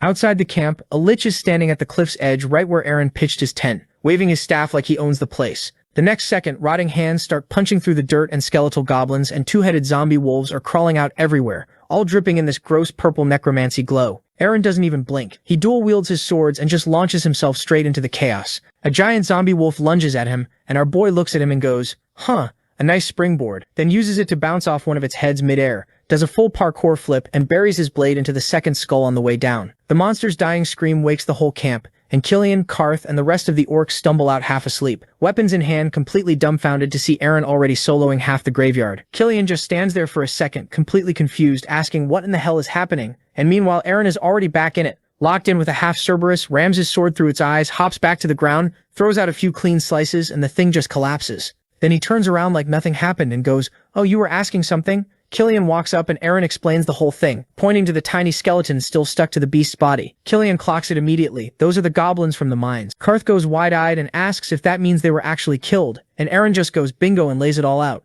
The Lich wiped out the entire tribe and turned them into an infinite respawn farm just so it could gatekeep the mausoleum from them. So here's the plan. These trash mobs aren't stopping until the guy running the summoning circle is dead, which means Killian and the orcs hold the line while Eren goes boss hunting. The orcs don't even need a pep talk, they're already swinging their clubs and turning skeletons into gravel. Killian though, man, he's having a full fanboy moment mid-combat. He's slicing through undead left and right, sneaking glances at Eren, internally screaming about how different this guy is from the broken lord he used to know. He gets so in his head imagining Eren taming Soul Drake and restoring House Pendragon to glory that he decapitates a monster clean off and just screams that they are the proud cavalry of Pendragon. Back to Eren, who's out here dodging spear volleys while fighting off giant zombie snakes, and he figures out pretty fast that all the aggro is being funneled directly at him. The Lich is going for him specifically. So what does he do? He impales a massive snake through the brain and just hoists the whole corpse up as a meat shield, blocking every single spear like it's nothing. And while he's standing on top of this dead snake using it as cover, he's also doing math in his head. The fall of the Pendragons, the Valtas, none of that was bad luck. There's something way bigger going on, some deep state operation actively hunting his bloodline. And instead of being scared, this man just grins. He's basically like, "Oh, you want to run a conspiracy? Cool, let's play." He slices another snake clean in half and quietly promises himself he's taking back everything, however many secret organizations he has to go through to do it. The respawning is starting to stack up though, and even Eren's starting to feel the pressure of the sheer numbers. He takes one quick second to read the battlefield, and then the Lich just teleports directly behind him out of nowhere, his blade already at Eren's throat. So a quick lore dump, a Lich is basically a sorcerer who looked at the concept of mortality and said, "Yeah, I'm gonna hit skip on that," and sealed his own soul inside an object to live forever. And these guys did shady things on the level that even the Empire, who are usually pretty chill about witchcraft, draw a hard line at Liches. It's an instant send the Suicide Squad situation. So naturally, they dispatch the Demon Slayer squad. Not because these guys are competent, oh hell no, because no one is gonna care if these guys die. And normally that's exactly what happens, a 98% casualty rate. Our boy Raven actually gets a severe PTSD flashback to his rookie days just thinking about it. He remembers the first time he and two homies walked into a Lich's boss room. Within 3 seconds of crossing the threshold, homie A takes an invisible hit, and his head just pops. Everyone freezes. Raven's brain completely blue screens, and before he can even reboot, homie B spots something moving in the fog, loses his entire mind, screams, "I want to live," and bolts in the opposite direction. The Lich, this calcium-deficient bastard, hasn't even stood up from his throne. He just lazily drags one finger through the air, spawns a scythe out of the ether, and snipes homie B mid-sprint. Head explodes. Double kill. Raven is just standing there watching this guy. That's when Raven remembers the local folklore. The Lich's main summon is a wraith. You can't see it. It has no hitbox, and if its sickle touches you, you are dead. Cut back to the present, and Raven snaps out of the flashback just in time to hear the swoosh of a scythe aiming for his neck. Our boy hits the frame-perfect parry, throwing his sword up to block it. As the weapons clash, the gem on his sword lights up, glitching the wraith into visibility for half a second. So now Eren is standing there all confused, thinking to himself, what the hell happened just now? Just then Killian starts screaming that the soldiers are dropping dead out of nowhere. Raven spots a sickle coming for Killian's blind spot, and yanks him out of the way, and then he starts thinking about the whole situation, how the wraiths have an unusual presence. Those who have never faced them will die before even realizing what hit them. Plus you can't kill the wraith. To kill him, you've to kill the Lich. Kill the Lich and the wraith goes with him. The problem is the map is swarming with these invisible bastards. The red shirts are dropping like flies, and if Raven pulls out now, it's guaranteed that the soldiers won't survive this. Right as things look completely cooked, the ground starts vibrating, the sky turns Mountain Dew green, and this absolute lunatic named the Orc Magical steps up with a massive stupid grin on his face. He pats Raven on the shoulder and goes, "My turn, Pendragon boy." Dude drives his staff into the dirt, and the earth just gives birth to a hyper-luminous world tree. Massive glowing branches erupt from the soil, bulldozing through the entire skeleton army and catching the undead dragon from the bottom up. The entire battlefield is instantly transformed into a botanical garden of mass destruction. Raven stares at this majestic display of nature and asks, "Bro, why didn't you lead with that?" Cradle just hits him with the classic RPG excuse, long cooldown takes forever to charge and can only be used once. So yeah, they just blew their only nuke. Raven looks at him like he wants to commit a hate crime and turns around to say, alright, we need to locate the boss, and his eyes immediately lock onto a high cliff in the distance. The sky behind it is glowing villain purple, and standing right at the very top was the Lich, casually aura farming. Eren spots the Lich and tells the orc magician that he found their guy. The orc boy doesn't even look up, he just tells him to go handle it, and waves him off and he'll hold off the monster horde. That's all Eren needed. He's already sprinting toward the cliff while skeletons are getting absolutely yeeted over his head because Karth is out there taking full batting practice with his club. A stray arrow drills him in the shoulder mid-swing. Dude doesn't even flinch. Eren cups his hands and screams across the entire battlefield. Lich is up top. Karth blinks, then immediately signals him back. Eren doubles back, jumps straight into the orc's massive palms and gets launched into the actual stratosphere. He clears the entire cliffside, drops blade first toward the summit and brings it down on the Lich. The Lich barely gets his staff up in time. The impact shoves both of them back, and Eren settles into his stance, clocks that suffocating purple aura bleeding off the guy and smiles. You want my soul that bad? Come take it. Then his cloak catches the wind and he feels it, that dense, wrong kind of pressure stacking up right behind him.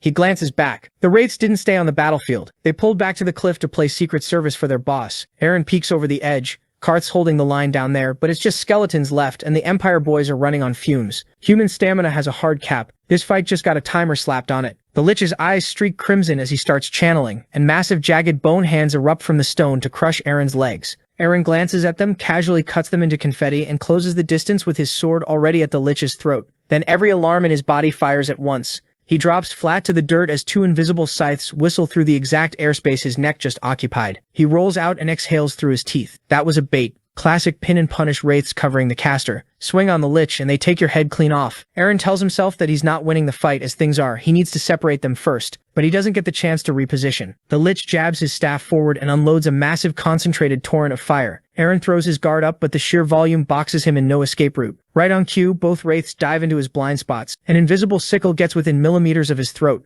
Then the sword once again starts shining in that same blinding, hyper-intense blue light. And then a shockwave of pure azure energy blasts outward so hard the Lich has to physically shield his eyes. And for Eren, time just stops. He's standing in the middle of some astral river, water rushing against him, and this ancient voice rolls through his head like thunder. You who have a completely different soul than Eren Pendragon. I want to see what you truly are. If you intend to wield my power, prove you deserve it. A massive spectral dragon leans down until its snout is practically touching his face. Eren opens his eyes, looks it dead on, and says the name. Soldrake. He snaps back. The blue aura around him isn't glowing anymore, because bro, he became the aura at this point with the light gone. The Lich recovers his vision and orders his spirits to finish it. Eren looks up, eyes crackling with blue lightning, and goes, oh, your little pets finally decided to show themselves? Because for the first time since this whole nightmare started, he can actually see them. Two skeletal Grim Reapers are standing right over him, eye sockets burning that sick purple. Eren draws his second blade and drops into dual wield. The wraiths let out this absolutely unhinged shriek and dive at him from both sides simultaneously. Eren drives his glowing sword into the stone to anchor his aura and raises the second blade at the incoming Reapers, and one single sweep later, they're ash. The Lich stands there completely frozen, watching his immortal summons stop existing. Eren walks out of the smoke, his entire gauntlet is wrapped in cold blue fire crawling up his arm. He walks straight up to the stunned sorcerer, presses the tip of his sword to the center of the Lich's forehead, and goes, this is the end for you, you bastard. Eren doesn't even waste a frame of animation. Man drives the steel straight into the Lich's skull in the next second, instantly blue flames cooking this undead wizard from the inside out. The Lich doesn't even get to scream. He just turns into a vape cloud and his staff snaps in half. And down on the battlefield, the entire skeleton army stops moving. They freeze mid-swing and drop. Karth is standing there watching a skeleton fold like a lawn chair, and Kartul puts two and two together immediately. Yeah, Eren folded him. Then the rest of the Bone Squad evaporates into that standard black ice air freshener mist.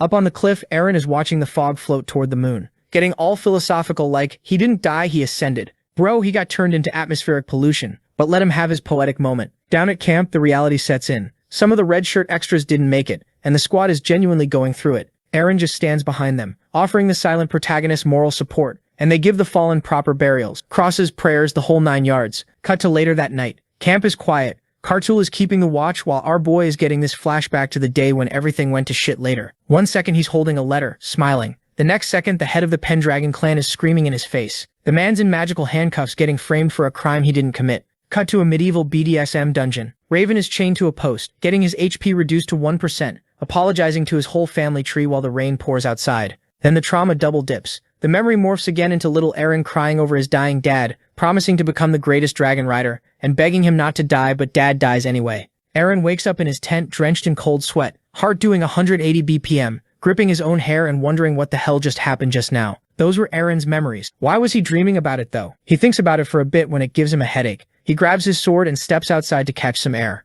Kartul's still up and gives him the lynch. It's 3 a.m. bro. Go to sleep look. Eren sits down and they start talking. Kartul compliments him on how he saved everyone's ass back there, saying how if it weren't for him, all of them would be cooked. But then Eren pulls out his sword and goes, "It wasn't me. This sword saved me. This thing called Widow's Wail." Eren looks at the dragon engraved on the steel and realizes that the crazy blue power spike he got earlier. Kartul asks if this had something to do with the Guardian of the Forest. Eren nods and explains how the sword has Soldrake's power and Soldrake has it. But before he could complete that sentence, he remembered the conversation he had with Soldrake back on the battlefield. He remembers how Soldrake has ultimate power and could see through everything, and that is why he knows that Raven is not Eren. Then once again he remembers the dream, seeing him zoning out. Kartul asks him if something is wrong with him, and our boy immediately shoots him this annoyed look. Seeing Eren like that, Kartul was scared as hell and asked if he did something wrong. Eren puts a hand on his head, tells him it's not his fault, he just had a nightmare, and then goes back to the camp. The next morning, the sun comes up, everyone's awake, and Karth breaks the silence with the 6 scariest words in any fantasy story. "I've got a bad feeling. Listen to me. When the resident demon tells you the vibes are off, you pack your bags."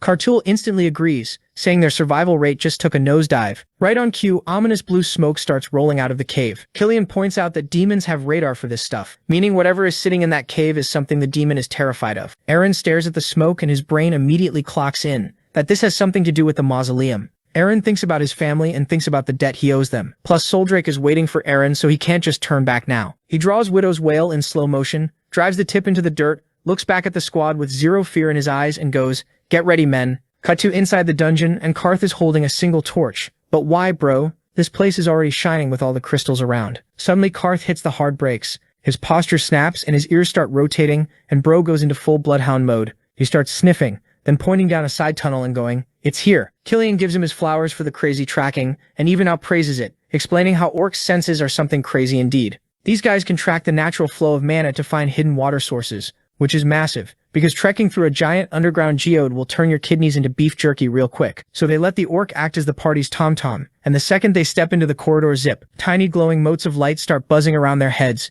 Everyone looks up, and boom, we have officially entered a Disney movie. 2 high-tier elemental spirits, one neon pink, one electric blue, are doing playful loop-de-loops around the boys, having the absolute time of their lives while the squad stands there frozen, wondering what is happening. Eren asks Kartul if these things are dangerous. Kartul shakes his head and goes, "Nothing of the sort, but I'm surprised to find these things here. This cave has almost no life force around, plus this is a place that is out of the reach of the Earth Goddess, meaning these things shouldn't be here." Eren thinks about it for a minute and then says, "Maybe these guys are stuck here." While the boys are actively calculating the cost of a divine loitering ticket, Eren's eyes lock onto the waterfall. Right in the dead center, tucked behind the rushing water, is a glowing crest. He points at it. "Yo, tell me I'm not tweaking. Is that a literal god-tier shield just stuck in the wall?" It is, but before anybody can call dibs, the lake starts swirling. The water starts violently boiling. Huge bubbles breach the surface, and a second later, a skyscraper-sized snapping turtle made entirely of pressurized water erupts from the deep, opening a jaw big enough to swallow a Honda Civic. Karth starts screaming that the room boss just spawned, and the kaiju immediately starts raining down razor-sharp hydra spears at them.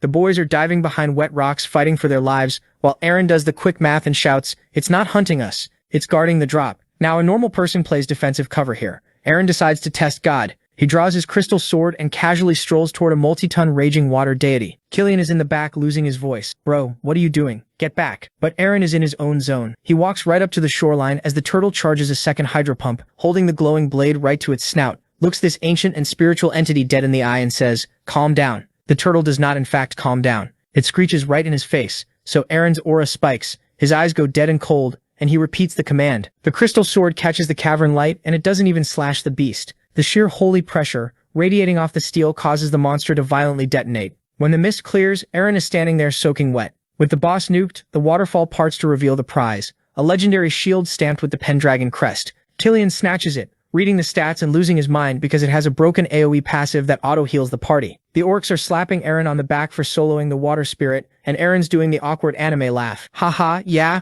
crazy reflexes, but internally, bro is sweating through his boots. He looks down at his hand because he didn't do that for that moment. It was like he was being controlled. The sword swung itself. As they take the long staircase out, the party starts arguing the lore. The orcs claim it was the blessing of the forest guardian, but Killian had another theory. He's dead sure that it's the Pendragon power. But the second Eren hears that last name, his brain immediately throws up the visuals of the dream he saw this morning. He reminds himself that he's not a Pendragon, he's Raven Vault. Cut to a few moments later, they hit the top of the stairs and step out into the freezing night. Killian points across the courtyard and starts celebrating. We made it. Standing in front of them is the Pendragon mausoleum. In the next second, Eren's sword starts going off again, and Killian's in the back screaming how the sword is doing the thing again. Eren grips it tight and goes, I feel something. He points it forward and realizes they're standing in front of a mausoleum. The tip of the blade is burning bright, and then this thick-ass fog starts rolling straight out of the doorway. Karth was the first one to see it, and he immediately started freaking out, asking where this fog came from. But Eren saw something that everyone else missed. Something's moving inside it. He starts yelling, something's coming. But in his head he already knows two hooves punch through the fog first,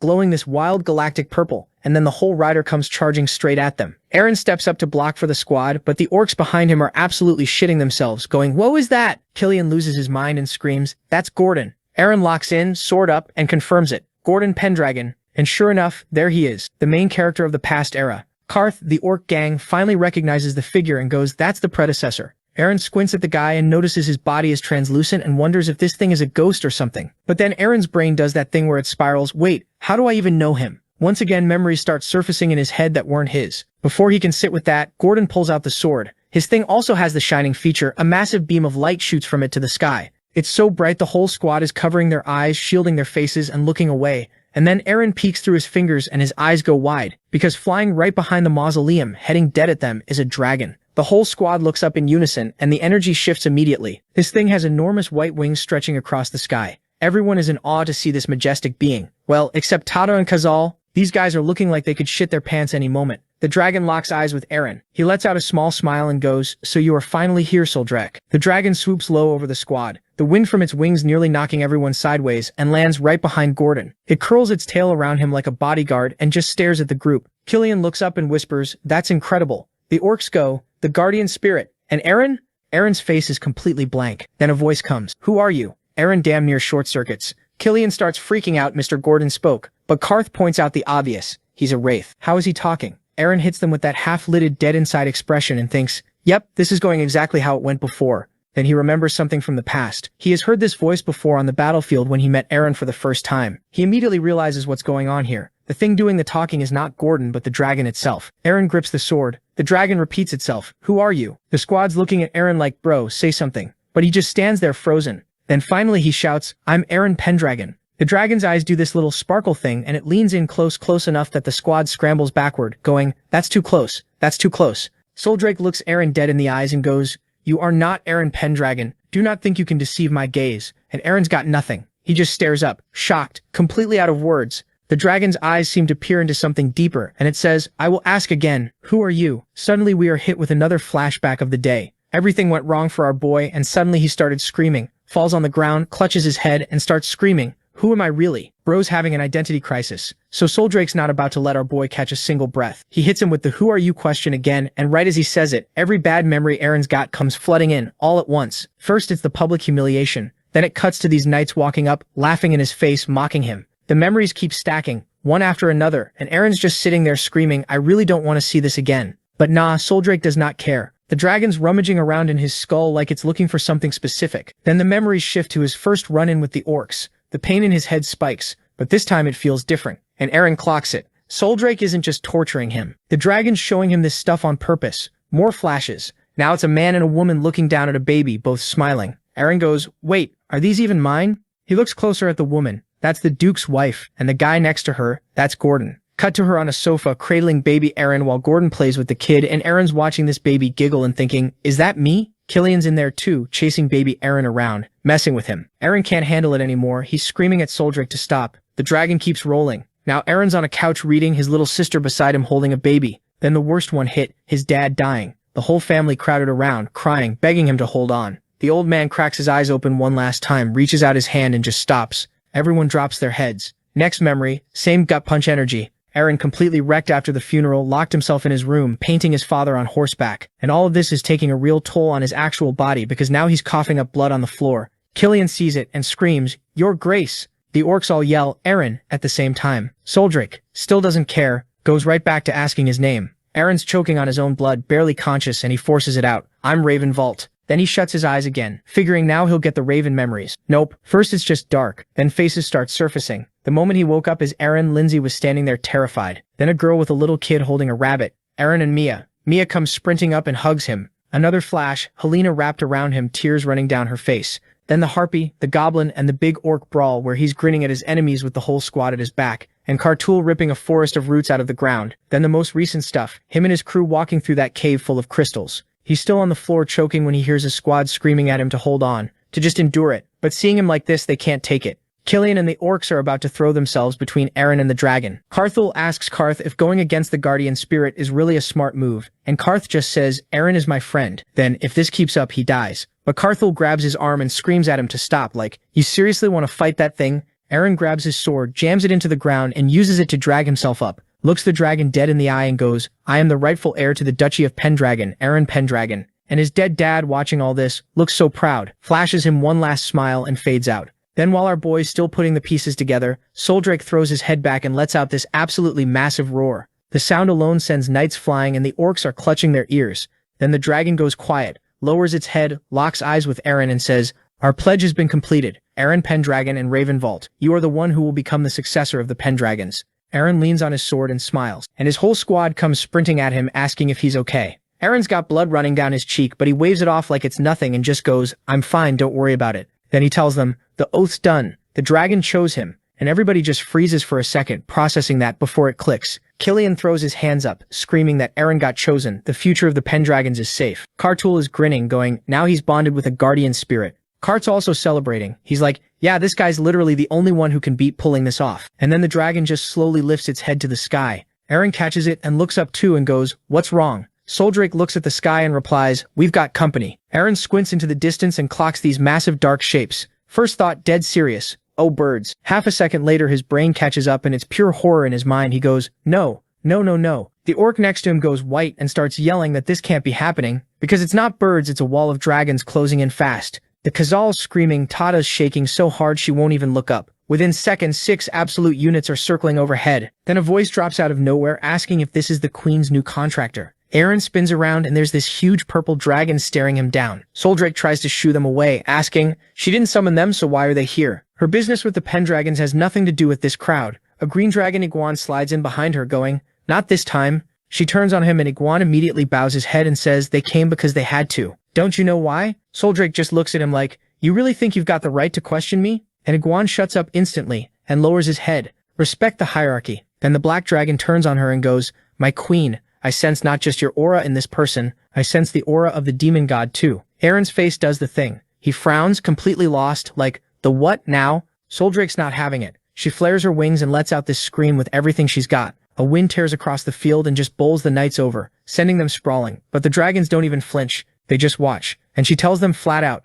unwanted guests need to get off her territory. She's ordering it. As the Queen of Dragons, and Aaron turns around real slow and it finally lands. He looks at Soldrake and goes, wait, you're the Dragon Queen? The dragons trade looks. The brown one flaps once and they all start lifting off. The purple one is still locked on her the whole time as they are leaving. The black dragon says, we'll retreat today. But if this man ever sets foot on our lands again, none of this stays a secret. Wings beat and all 6 are gone into the distance. Soldrake just watches the sky. The orc finally exhales like he's been holding it the whole scene and goes, okay, what the hell just happened? The goblin still parked on the terrified harpy says, it sounded like they were dancing around something. And the orc explains, a dragon's voice only reaches whoever it's talking to. They heard the first one a few minutes back through Gordon, but that conversation just now? Nothing. Silence. Which means Aaron was the only one hearing all of it. He clocks that he's the only one who got the full exchange, and Soldrake only calmed down once the oath was sealed. He files it away. He'll figure it out later. Then he just stands there with his head tilted back, brain buzzing. 6 dragons, a god of dragons, a demon god. He goes, man, I don't know nearly enough about anything happening here. He glances at Soldrake, watching the sky, and thinks maybe she'll actually tell him she's the queen after all. He remembers getting reborn, still has no idea why it happened,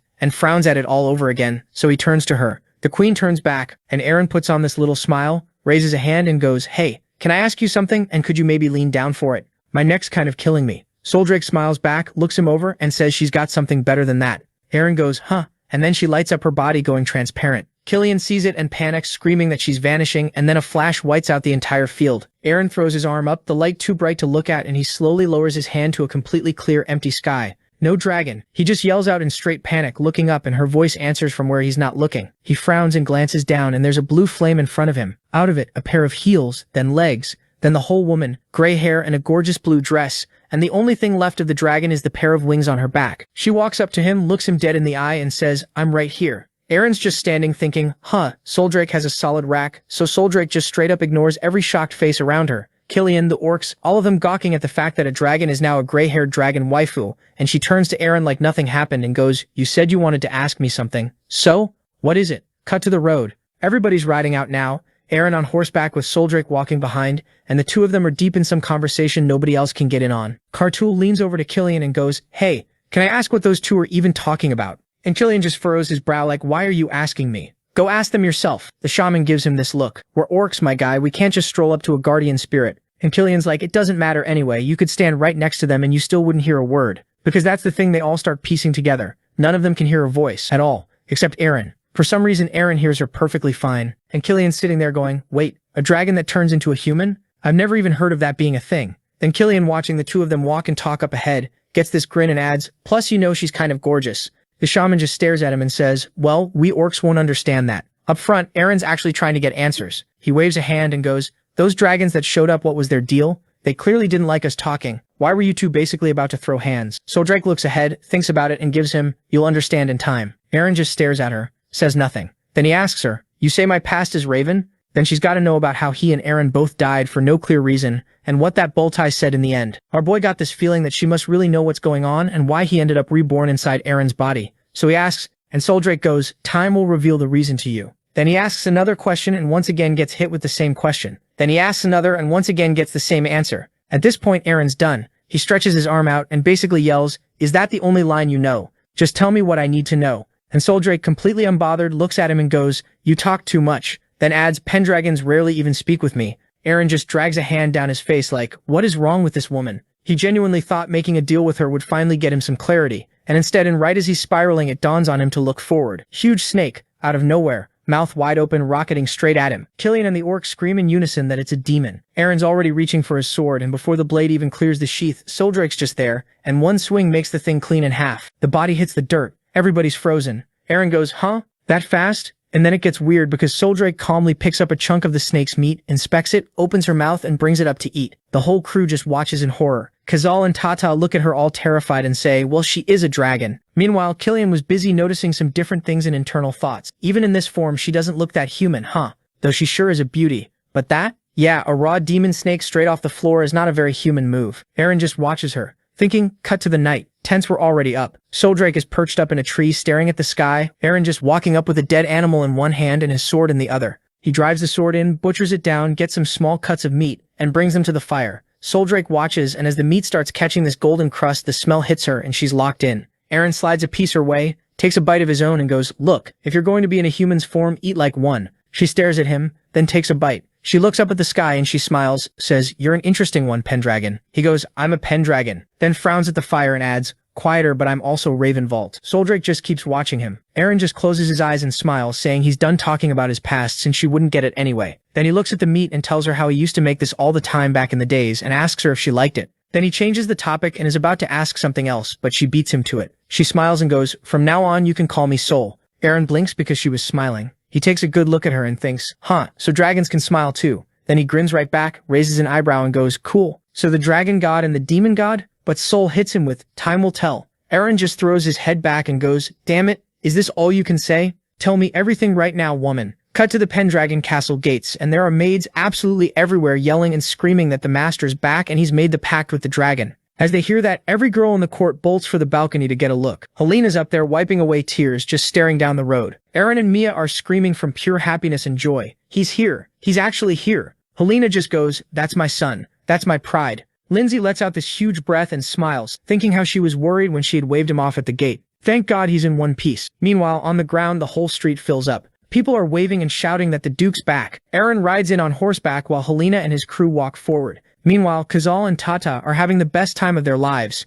Wow, a lot of people here. Kartul's cracking up, like this place is alive. And overhead, Soldrake's just gliding above the city like it's nothing. Then the butler catches sight of the rest of Aaron's entourage and just loses it. He's pointing and going, "There's a goblin and a harpy. Why are these demons here? And who's the winged girl?" Nobody on Aaron's side is reading the room. They're having a great time. Aaron then pulls his sword out, points it straight up and shouts that the Pendragons have won. From this moment, they're back under the dragon's protection. Hearing this, everyone's like, where is the dragon though? Then the crystal in Soul's forehead lights up. Her wings blow up to full size. This massive blue flash of mana goes off in front of Aaron's family. Soul's full form. She flaps once, lets out this menacing roar, and rises over the city. Then the scene shifts, and now we're at the banquet. Fireworks going off outside, men in expensive suits eating expensive food and discussing important rich people business. A girl sits at the piano and starts playing. The maid finds Aaron and goes, what a banquet. This is my first one. Aaron claps and explains they're celebrating the pact between her brother and the dragon. Then she looks around and adds, even lords from neighboring countries showed up, and big-time merchants. Lindsay spins around like, wait, where's Aaron? Aaron's in this white outfit, looking fancy as hell. He walks up to Soul and asks her what she's doing here. Why is she not at the banquet? She turns, laughs and goes, haven't you talked with me enough? Aaron frowns. Soul goes, you're the heir. Shouldn't you be down there working the banquet? Aaron sighs and admits hosting guests is a pain and he doesn't get human society that well. Soul says she's been with House Pendragon a long time and never once heard of a dragon showing up to a party. Aaron's like, why not? You've got a human form. And she gives him this long look and says, yeah, he really is different from the Pendragons before him. Then she leaps off the roof, opens her wings, and just like that, she's gone. Aaron watches her shrink into the sky and then he feels it. That prickle on the back of the neck. He turns around, a whole crowd of girls, sparkling eyes are running towards him, yelling, we found him. They want the full story of how he made a pact with the dragon and they're charging. Aaron clenches his teeth, frozen, no idea what to do. Down below, Lindsay brings a plate of meat to some rich merchant who immediately goes, you've got a great body. Be my mistress? She laughs it off, confused, and then hears the giggling. She turns and sees Aaron completely swarmed. One girl's gushing. She's never heard of a man beating an orc in hand-to-hand combat. She introduces herself, Cecina, pure bloodline. One of the most important houses. Then a blonde raises her hand, 4 giant rings on her fingers, like I'm Mabel. House Goldman, we basically run the empire's economy. Surely you've heard of us. The redhead next to her snaps that Mabel isn't even nobility, just a merchant. Mabel waves the rings again, funny. Coming from someone whose family can't even afford mithril jewelry. It's about to throw down right there. And Aaron's done. He just thinks every one of them wants to attach themselves to me, and I do not have time for this, and physically peels out of the circle and walks off. Then he hears it from the weakest one in the building. He looks over and an orc is whacking Killian on the back going, 10 glasses, and you're already gone? Killian dying goes, do not compare me to you. Off to the side, Kartul's doing little magic tricks for Aaron's baby sister. This is called magic. She goes, my bunny's flying. The orc spots Aaron and lights up. Come drink with us. Show us that human grit. Killian's yelling, he's busy, you idiot. But Aaron just smiles, walks over, pats his sister's head and goes, actually, great idea. We're not losing this. Drinking contest. Go. Deep into the night now. The maid's helping Aaron walk and he's clutching his head going, it hurts. It really hurts. She asks if he's okay. He apologizes for being a handful and she just smiles and says it's fine. Then blushes a little and tells him this is the first time he's actually had fun since his father passed. So she's happy too. Aaron softens, looks down and goes, yeah? She leads him by the hand to his room. He asks what his mom could possibly be doing in there this late. The maid says, probably just tea. Doors open. It is not tea. It's a wall of girls in gorgeous dresses, every major family represented, all red-cheeked and smiling at him. Aaron freezes, looks around in dawning horror and goes, what is this? His mother steps out beaming and goes, you made a pact with the dragon. It's time you had an heir. As the Pendragon, which of these will bear your child? And Aaron just stands there in a full system crash before finally choking out, Mom, what are you even talking about right now? Killian explains the current situation, telling our boy how it's an ancient Pendragon tradition. Any Pendragon who makes a pact with a dragon has to produce an heir with a noblewoman from a neighboring state. She mentions the spot was originally meant for Count Sayrod's daughter, but that engagement fell through. As she heard that Aaron started crying, she clearly developed some sort of bond with her. But Aaron just stares at her like, what is happening inside your skull right now? But she bounces right back to sunshine mode. Don't be sad, brother. Every lady here is from a worthy family, and now the flexing begins. The redhead announces her house is one of the most famous in the empire, first emperor's blood, nobler than even the imperial family. The girl in pink counters that her dad's a general with 10,000 soldiers and overwhelming force, solves everything. Then the one dripping in jewelry just smiles and calls them both idiots, because the future belongs to whoever controls the economy. And then it's full chaos, all three screaming at each other to mind their own business. Aaron watches this whole circus for about 2 seconds and goes, I'm deciding this. Now, he asks what exactly is going on here. His mom starts, it's the Pendragon house, and he cuts her off. I get it. Then he walks over, puts his arm around the maid Lindsay and goes, I choose her. For a second it's dead silence. His mom froze, sister froze. Every rich girl in the room hits him with that exact frown of pure disappointment. And Lindsay has no idea what's happening, going bright red, she is about to decline, but Aaron covers her mouth and goes, sheet. Then he makes his case. This girl's taken care of him for years, sticking with him through every hardship and also on the way to the expedition. The horse wasn't the only thing he rode, so he'd figured for a while now that one day he'd have to take responsibility. After saying all that, he apologized to his mother for keeping quiet about it.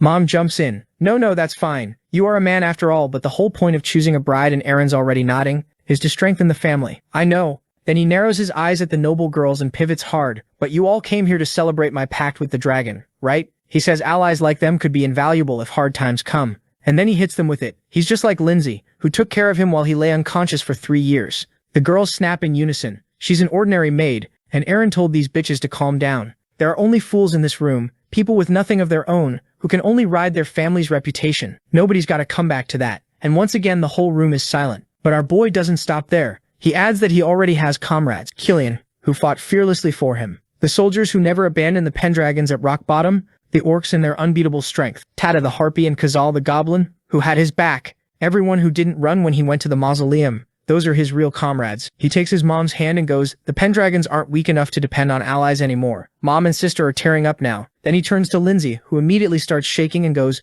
whatever Lindsay says, she's becoming my lover. She whispers, of course, young master. He pulls her in and announces, from now on, my maid Lindsay is Lady Pendragon. Then the scene shifts. Aaron's sitting in a chair, and grandmother is standing behind him. She says she can't believe this is the same guy who used to be a rude mercenary, or that these are his real feelings. Aaron goes, who knows? He asks why she's still here, since he's already opened the mausoleum. Grandma says she figured she'd see the heir's face before leaving. She tells him he's changed, and without powerful allies, times like these are going to be rough. Aaron goes, I've got a plan. The Pendragons have the dragon's backing now, so plenty of people will line up to serve them. And then he smiles and adds that he knows heroes who'll become famous in the future. So his plan is to befriend them while they're nobodies, turn them into subordinates, and build a powerful force for everything foreign and domestic. Grandma grabs his hand and laughs that he's perfect for the role of ruler. Aaron goes, how can you grab me? You're a ghost. She goes, then can I hug you? Aaron, no. She floats off to the window and says she was joking. And seeing him like this, now she's got no regrets left. Then Aaron grits his teeth. When I made the pact with Saul, 6 dragons came. Grandma whirls around. There were other dragons? He thinks back to the black dragon, which mentioned the god of dragons and the god of demons. From the way Saul and the dragons talked, it sounded like they're somehow tied to him being reborn. Even that freak said everything's connected. Grandma's never even heard of these gods. Aaron says when he pushed Saul on it, all she'd give him was time will tell.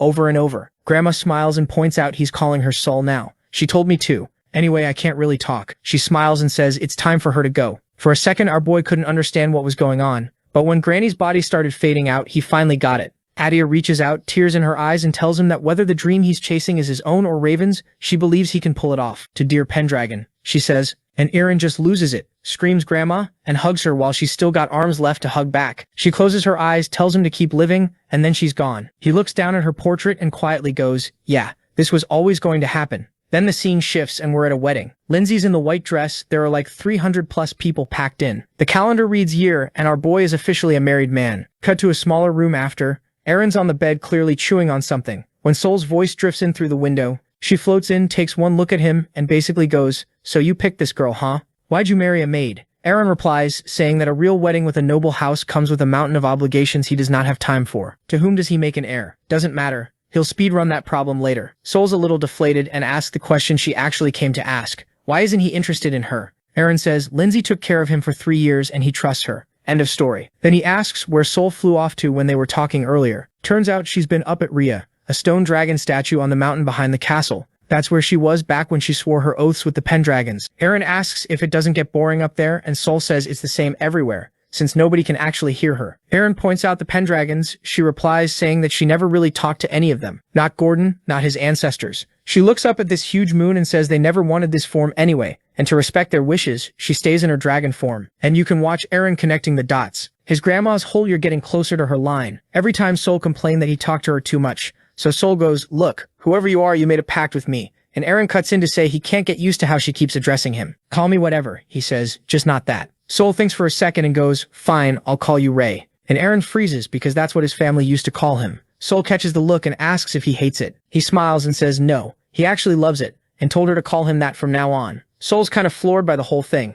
and then she just says it out loud. You're completely different from every other Pendragon. Then she looks up at the sky and goes, Alex, the first Pendragon. It looks like your promises will finally be fulfilled. Cut to this bird delivering newspapers across the kingdom. The headline reads, the Pendragons have made a pact with the dragon again, and the news has the whole country in an uproar. Some guy reading the announcement just goes, "The Pendragons are insane." Baldy tells his buddy their territory is basically the size of a small country now, with only 5 knights. The green cloak mustache guy adds that if this works out, they're walking away with land and titles. They both turn around with greasy little smiles and ask a third guy what he thinks. Then we're at a port, a big ship rolling in. There's a guy parked in a chair reading the same report, and he notes it's not just the dragon who fell in line behind Eren, it's demons and orcs out of the Ancona forest, orcs too. He stares out the window. This Eren guy is not as simple as he looks. Over at the castle, somebody comes running in screaming that Eren made a pact with the dragon. Count Seirot is not happy with how all of this turned out, and turns to Luna and whines he can't even get a minute of rest. But Luna was busy thinking about Eren in her head. Then it gets darker, literally. Somebody snaps their fingers. A cloud of dark energy pops into the air, and a paper appears out of it. One of them reads the name Eren. A guy with a little beard smiles and says it's for the world they want to build. Another in a black hood raises his hand over the page, says the same line, and torches the whole list with purple fire and says how the future they are planning for people like Eren is a problem for that. And some bearded dude mid-bite of a slab of meat just goes, "Guess I've got to handle this one." The one in the cape smiles and says he's been waiting for the Hound of the Empire, his demon platoon commander, and then the camera pans to Balti, and nothing has changed about this bastard. Even in this timeline, he's still a scumbag. Then the scene shifts back to Pendragon Castle. Lindsay walks up to Eren, she asks where he's headed, and Eren says he's off to Bellant Gate to go recruit some fresh bodies for the cavalry. Cut to the fortress where those fresh bodies are already regretting every life choice. Killian is absolutely screaming at the recruits, asking where all their energy went, and it's been 1 hour. These guys are wheezing, barely able to wave a wooden stick around, and Killian's standing there like, if you can't handle a pathetic stick, you've got no business being a Pendragon Knight. Eren rolls up and asks one of the knights how the rookies are doing with the basics. Killian shrugs and says a few of them claim they want to be knights, but there's zero fire behind it. Eren frowns and points out this is the first time they've recruited this many at once, so of course they're second-guessing themselves. Then he smirks and basically tells Killian that raising them isn't really his job, and promotes him to cavalry commander on the spot. And Killian lights up like a kid on Christmas, immediately wheel on the recruits, yelling that the master expects greatness from them. Drill this into your bones for life, follow my lead, and you'll be true Pendragon cavalry. The recruits, half dead, are just thinking, what is this mustachioed maniac even talking about? And isn't he like super weak? Eren folded him in like seconds when they fought earlier. Eren leans against a tree, watching the whole circus, and his brain starts wandering. Lately it's the same story every time. New blood shows up, grumbles, and drags their feet about the cavalry coming. And then the heavy stuff creeps back in. Those images of the demon god and the dragon god, he can't shake. It's exactly like those dragons warned him. He doesn't know what his enemies are capable of, which means he's got to make this cavalry as strong as humanly possible. Meanwhile, Kartul is just chilling under a tree reading his book while Mia is plopped down on him. Just then he heard these voices and turned to the tower where Sol was chilling with her buddies. Sol left Rhea to come travel with them, and Eren can tell she's having way more fun. He watches her staring up at the sky and figures, at least, she looks happy. Then she glances down, calls out to him, and tells him that a group of warriors is riding for the gate. Down at the entrance, a few unknown knights are just standing there in dead silence. The recruits clock them, and one goes, "Oh, those are wandering knights, guys who picked up a sword and travel the world." Another rookie's like, "That's actually so cool," and figures they heard the Pendragons are blowing up and came to hop on the bandwagon. Killian goes to meet them, introduces himself as captain of the White Dragon Cavalry, and asks where they're from. The first one's Reed Pollock, a wanderer from Vandal, roaming the world, looking for a master worth serving. The Baldy's named Barrio Luton, and he's operating on pure musclehead logic. He just wants to fight strong opponents. And the third, masked and silent, flat out refuses to give his name. Killian's thrown, Barrio and Reed start cracking up and tell him not to bother. Even they don't know the guy's name. They just met him on the road and decided to roll together. Killian asks if they actually want to serve House Pendragon. Barrio smirks and says they heard the Pendragons are short on knights, so they'll happily be the sword in their hand for the right price in fame and fortune, obviously. He's basically going, relax, we'll fix your little staffing problem. And Reed throws in that they won't even need training. All this boasting is making Killian mad. He was about to bitch slap these bastards out of the territory, but then Eren strolls over grinning and says if they're wanderers surviving on their own steam, then they've got the strength to back up all that talk,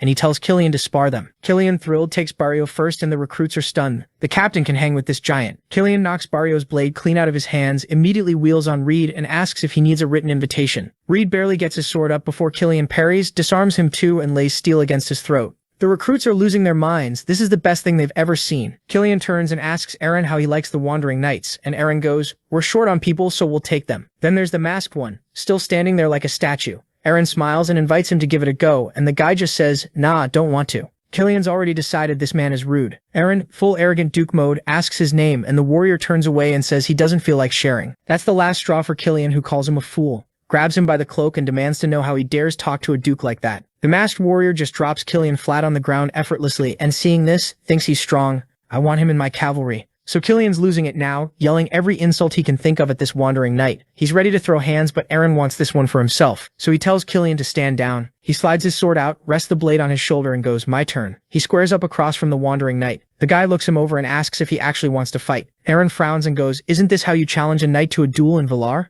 As he hears that, Killian's eyes go wide. Wait, he's a Valar? And one of the recruits turns to the captain like, who even is this guy? Quick lore dump time. Way back down south, a bunch of countries went to war over some disputed land, and one of them was basically a non-stop war machine, just massacre after massacre for generations. The warriors it pumped out got called Valar Knights, while Killian explains that growing up in that hell means each one is worth about 1,000 normal soldiers. They don't fear death, they sharpen their swords purely for the craft, and Killian's a little shook, because these guys were basically a campfire story to him the first time he's ever seen one in the flesh. Meanwhile, Eren's still holding his blade in the man's face, and Killian's like, how'd you even know that he's Valar? In his head, Eren had already run the whole checklist. The look, the southern accent, the 2 swords, one short, one long, it all clicked. The second he saw him, he's fought a Valar before, back when he went south with the Demon Slayer squad, and this guy's a carbon copy. His eyes drift to the horse, and yeah, there's a mace and shield strapped to the saddle, and a crossbow too. Man came packed for every possible scenario. So Eren smirks and lays it out. Valar cavalry don't bow to anyone but their master. Not money, not bloodline, not even the emperor. Nobody's putting these guys on their knees. They run on pure strength and technique, and they're proud as hell about it. Then he says, you came looking for a master worth swinging your sword for. Tell me I'm wrong. The knight frowns, looks up at the sky and goes, I'm not interested. The stars led me here. Barrio and Reed just blink at that. The knight nods at the 2 of them and adds that he's only walking with them because they gave him water. And here's where Eren's brain does its thing. Valvans are sea people. They navigate by the stars, but the one thing they physically cannot do is go without water. So Eren goes, see, the stars didn't let you down. They walked you straight to Eren, Pendragon. The knight's face goes serious, he pulls out his sword, and he goes, money, influence, bloodline, or power, nothing matters to him. Then he looks Eren directly in the eye and goes, if Eren wants him to serve, he's got to put his life on the table. Lose, and he dies. Eren just says he already knows how things work down their way. The recruits lose their minds. Reed squints, it's just a basic stance. Barrio's confused too. The sword's held like any random foot soldier would hold it, so why that style? And then Eren moves. He blurts in, swinging right at the knight's face, fast enough that Killian flinches at the speed and the knight goes too slow, parries it clean and starts driving Eren's blade down. The pressure forces Eren onto one knee. The valve swings at his face. Eren slips it at the last possible second, lightning quick, and the knight's genuinely surprised he got out of that. Eren launches up and tags him, a thin red line opening across the man's chest, but the knight clips him right back across the face, and now their blades are just screaming off each other. The recruits are stunned. Reed's going, what is even happening? The other one's looking at the captain for answers, and Eren, mid-clash, is thinking he's nearly there. This combo usually works on 2 sword fighters, throw their balance off with the first swing, then hit on the dodge. He touches his cheek and admits if he hadn't slipped that second strike, his head would already be on the floor. This guy's the real deal. The knight's furious now. Who the hell are you? You're really just some pampered noble's kid?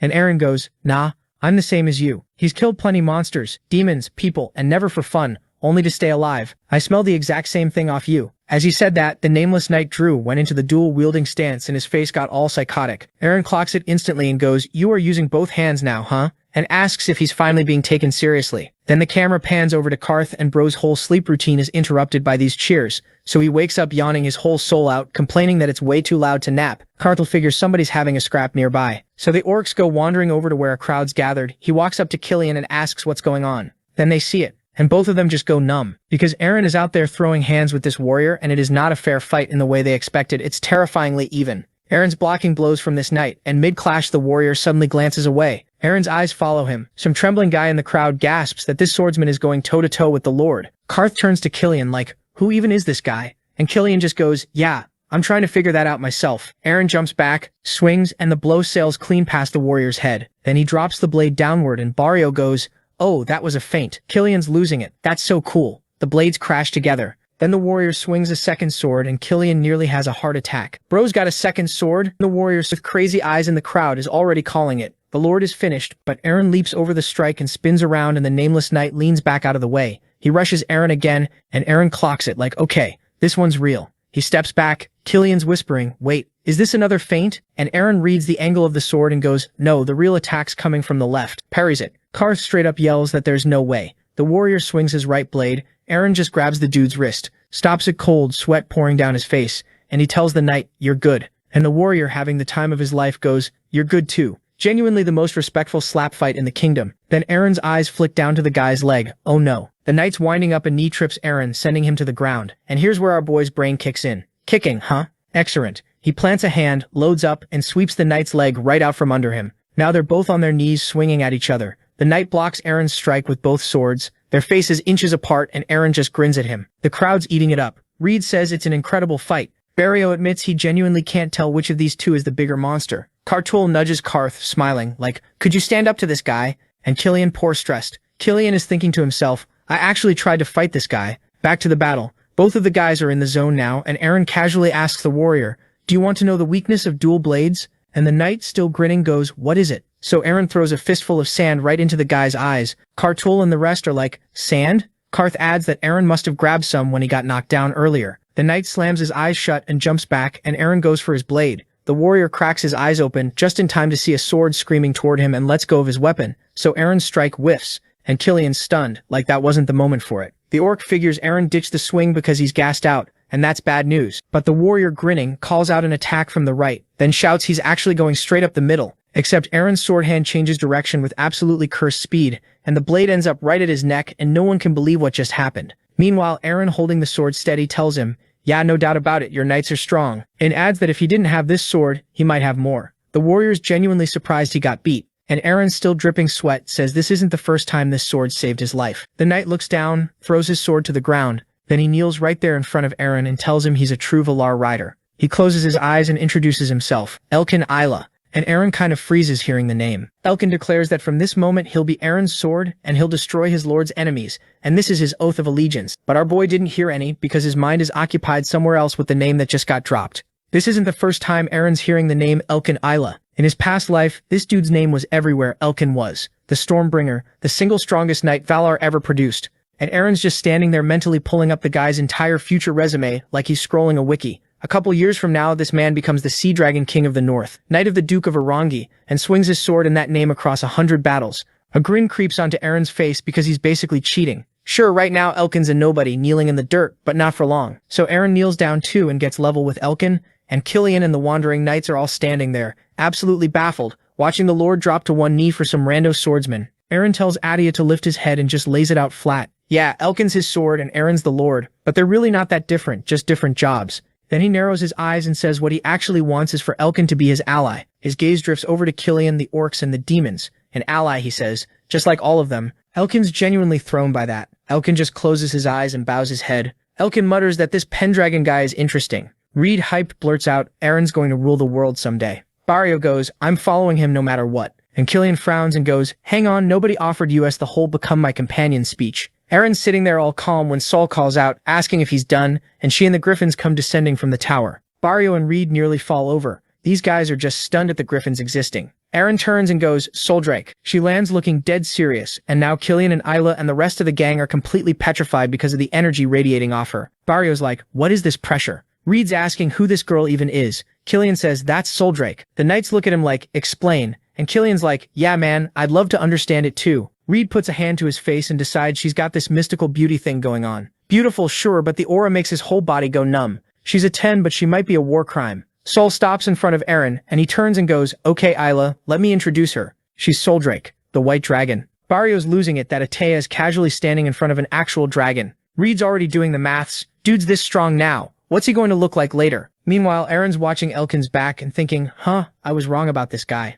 Flashes back to meeting Soldrake in his past life, how her sheer pressure floored him, and how you can't beat that with normal force because that's just what dragon power is. And yet Elkin walking up to her is totally different from how Aaron expected. He closes his eyes like, yeah, this man's gonna keep surprising me right to the end. Then Aaron looks up at the blue sky and basically opens his recruitment spreadsheet out loud. He's expanding past their turf now, going hunting for the living legends he remembers. He pictures a guy lounging on a literal mountain of gold. Dorian, young entrepreneur of the Free City. His net worth comparable to a national treasury's, then a tower with a tree growing out of it and violet mana pouring off it. Gia Oblon, the incredible sorceress down south in Valdis, who basically invented half the magic items in the world. Then a man on a snowy cliff, Avantar, a 20-year-old warrior who bent every loyal knight to his will with only 100 men under him. The tactician, Aaron's whole edge is that his memories are priceless intel with them. He just slowly drafts every guy who ever made it to the top. Future knowledge is Ekai protagonist doing free agency signings, basically. Then Kartul holds out a hand with some glowing green ore in it and says it's from the Elder.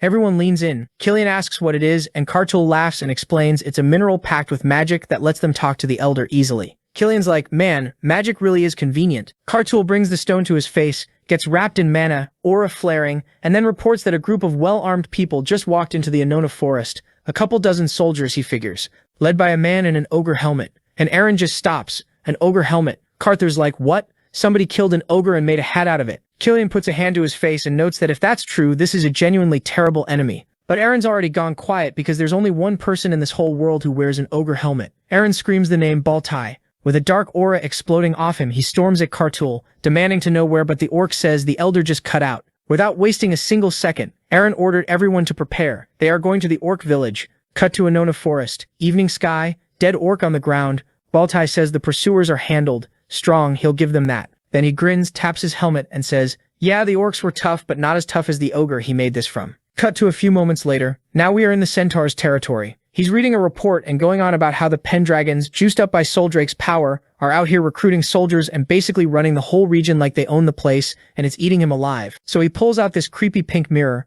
and inside it there's some hooded guy radiating this nasty pink mana. Mirror Guy starts talking about the shield, the spear, and the bow of the Empire, 3 legendary pieces of gear, and he's basically saying as long as they've got those 3, their cavalry is going to be the strongest in the entire world. Then we cut back to our boy, and the scene here is completely different. A big peaceful tree, a whole orc village, and kids running around everywhere like it's a daycare. They're swarming Karth, climbing all over him, and yanking his hair out while he's begging them to stop before he goes bald. One of them parks itself on Killian's shoulder. And Killian, our cavalry captain, is sitting there genuinely shook that the scariest, most ferocious orcs alive produce these tiny, adorable gremlins. Karth just shrugs like, yeah man, even tiger cubs look like kittens, what'd you expect? It's all wholesome right up until one kid bolts toward Eren, takes one look at the dark aura pouring off him and his eyes glowing blue like a final boss, and nopes right back the way he came. Killian quietly clocks that Eren's been radiating doom energy ever since he heard the news. Killian thinks about the exact moment that happened, and how at that time the aura coming off of him felt like that of a dragon's. Then we get the funniest reaction shot, because another kid runs off screaming from Isla, who's standing there leaking black mana while reaching out toward the children. Seeing him so disappointed, Killian figures out Isla just genuinely likes cute stuff. The dude's terrifying aura is writing checks his soft heart can't cash.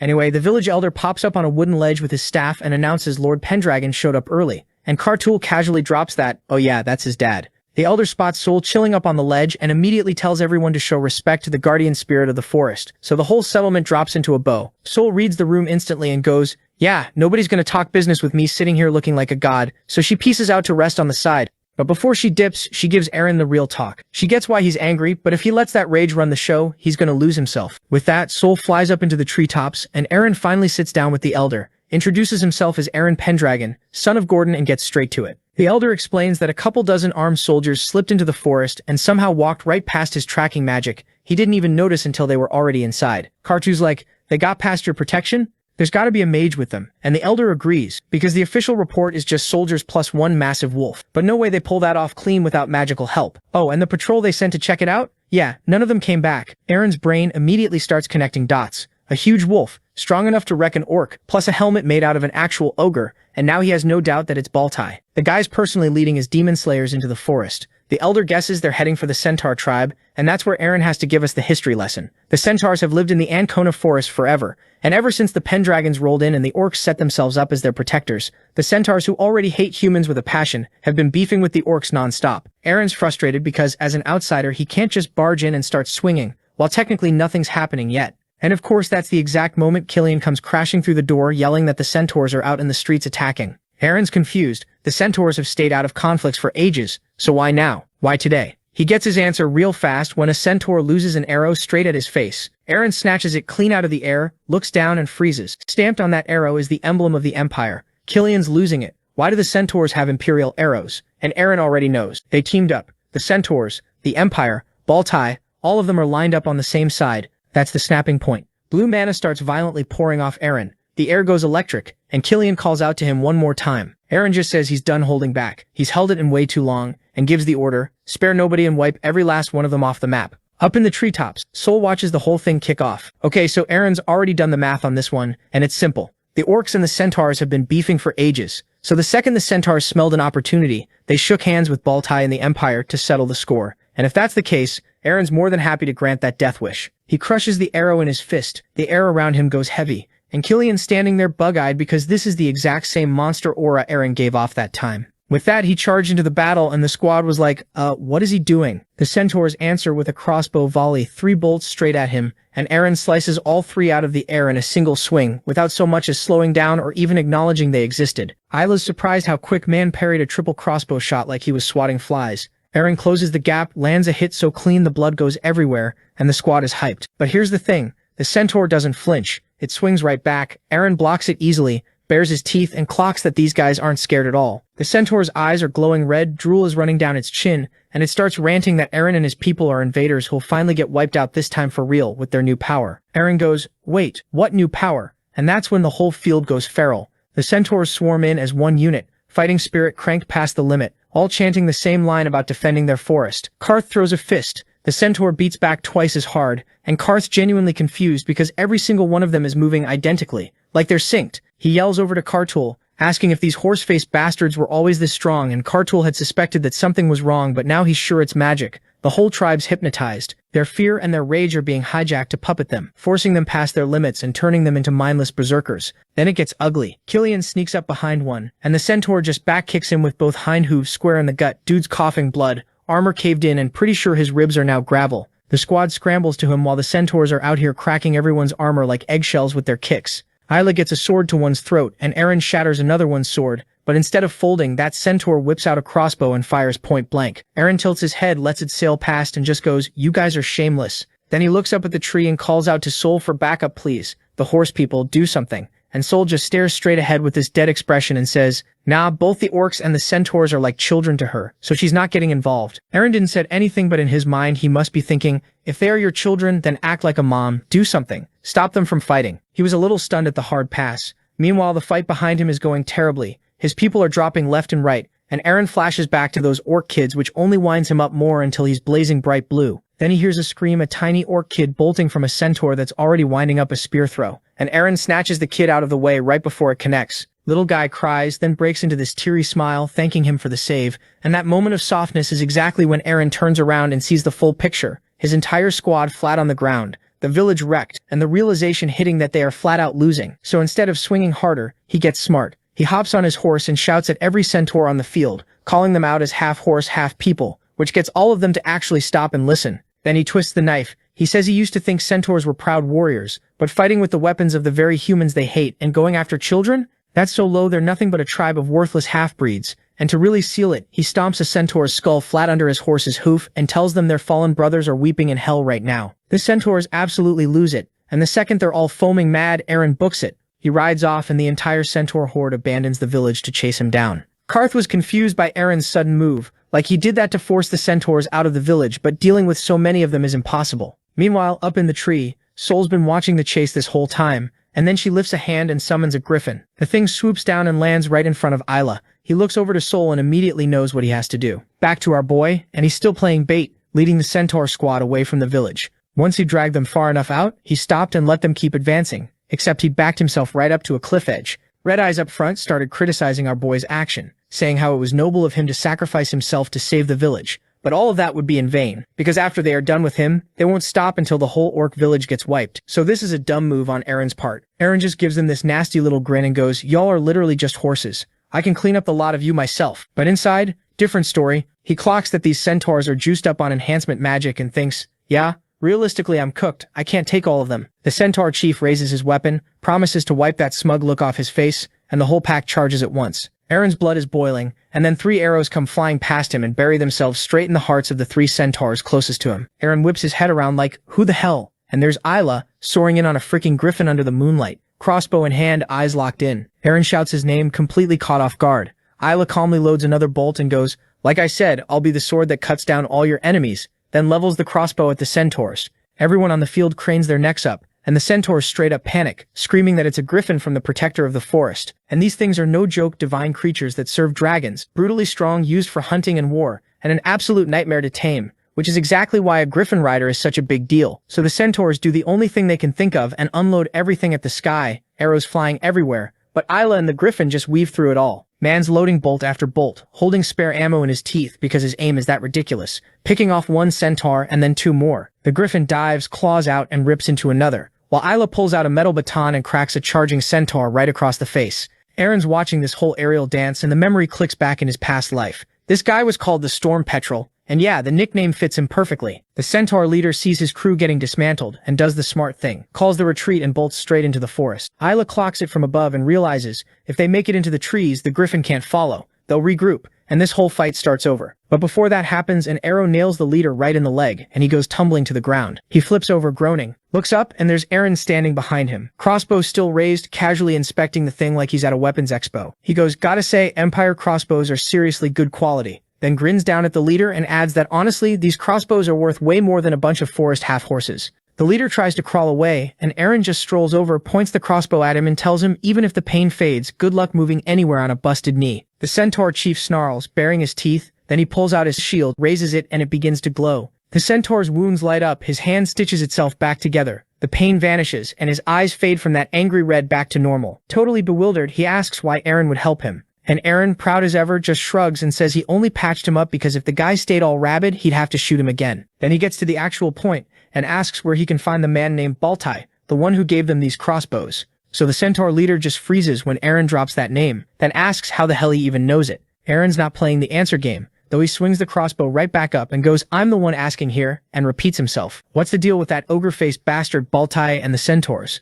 Baltai showed up in the forest out of nowhere with a sales pitch saying how the Pendragon clan had their Drake power back and were stacking up new fighters, so sooner or later they'd come for their old enemies, the centaurs. So why sit around waiting to get jumped? Baltai flashes that nasty grin and offers to arm them first, wipe out the orc village, and take back the Ancona forest. Aaron just half closes his eyes like, so some random dude makes baseless accusations, and all of you idiots went on and waged a war. The leader gets embarrassed and admits it had to be magic. He remembers a mirror, and inside it was some hooded guy with glowing purple eyes, and the second the dude started talking, everyone lost their minds and got swallowed by rage. Aaron walks back towards Isla, looking genuinely bummed, lifts the shield and heals every downed centaur on the field in one go. They all sit up totally confused about where their wounds went, and the leader's eyes light back up. Aaron breathes out looking kinda wrecked, and admits that's about all the healing juice he's got left. Isla asks why he even bothered, and Aaron says the real enemy is whoever shoved everybody into this mess, so they're all in the same boat here. That one lands hard on the leader. Aaron tells him straight that he can't bring back the centaurs who died,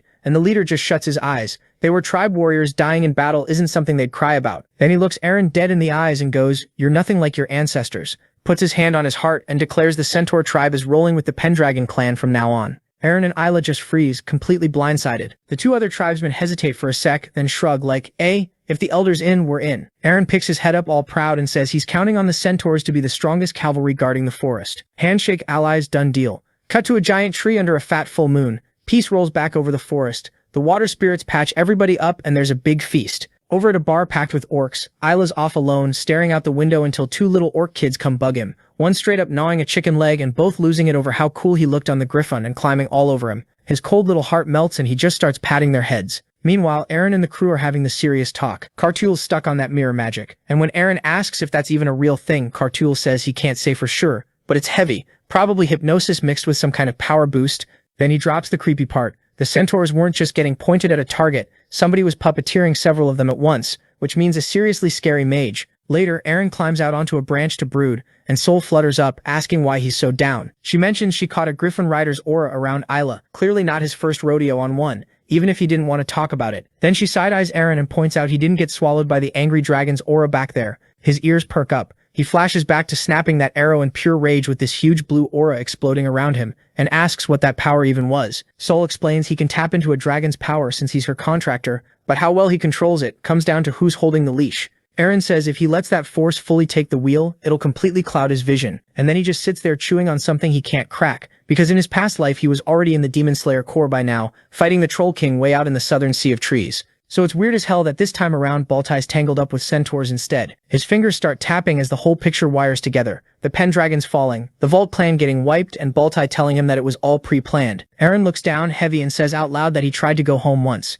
Then he crosses his arms, stares off, and swears he'll find the exact spot where it all went wrong, where his family lost its honor. So we cut over to Sarod Castle, and Count Sarod and his daughter Luna are literally face-planted on the floor, losing their minds because the Emperor's children just pulled up to their house. The dude with the long blonde hair and red eyes is Prince Ian, and the girl next to him just vibing with a cup of tea is Princess Ingrid. These two are just chilling at the dinner table, while every single person in the room is groveling, and Ian lifts his head with this disgusting amount of smugness, and then for absolutely no reason full sends the entire table, plates and all, crashing to the floor. Luna and her dad almost astral project out of their bodies, and Ian just props his hand on his knee and goes, "That was slop, not food." Ingrid, dying of secondhand embarrassment, tells her brother to chill because she's still got tea left. Ian leans over all sweet like, "Oh, I was waiting for you to finish." There's not a smile left anywhere in the room, and Ian decides to make it worse by jabbing his finger forward and announcing he didn't come here to have a good time anyway. There is only one reason he made the trip. His neighbors are the Pendragon family, specifically Duke Pendragon. Hearing that, Count Sayrode perks up, all confused, thinking, what's that got to do with him? Then this bastard lets his real self out, saying how, to him, Aaron's a pathetic little worm, and the idea that this dude woke up from a coma and somehow scored a pact with a dragon does not compute. So he turns to Luna and asks what she actually knows about him. Luna tilts her head and says she knew Aaron before, but it's like he became a whole different person. Then she goes full tomato red and adds that he's gotten strong and confident. Ian catches that blush instantly. He walks right up to her, fixing his hair, and hits her with, "Is Aaron better than me?" Luna's eyes are shaking because there is no correct answer here. A golden aura explodes around Ian and he starts giggling, then straight up cackling, and out of the aura a whole lion materializes behind him. Everyone watching thinks it's some Conqueror's Hockey legendary pressure thing. He whips around to Ingrid screaming about how wild this is, then walks back to Luna, grabs her chin, yanks her face toward his, and tells her to follow him and that it's an order. His face here is genuinely gross. He adds that Aaron has officially crossed the line. Luna's shaking because her only thought is she literally cannot say no to the second Imperial Prince. Meanwhile, over on the Pendragon side, Aaron is getting the rundown from Melbourne. Aaron asks, kind of confused, if the Imperial kids are really coming to visit.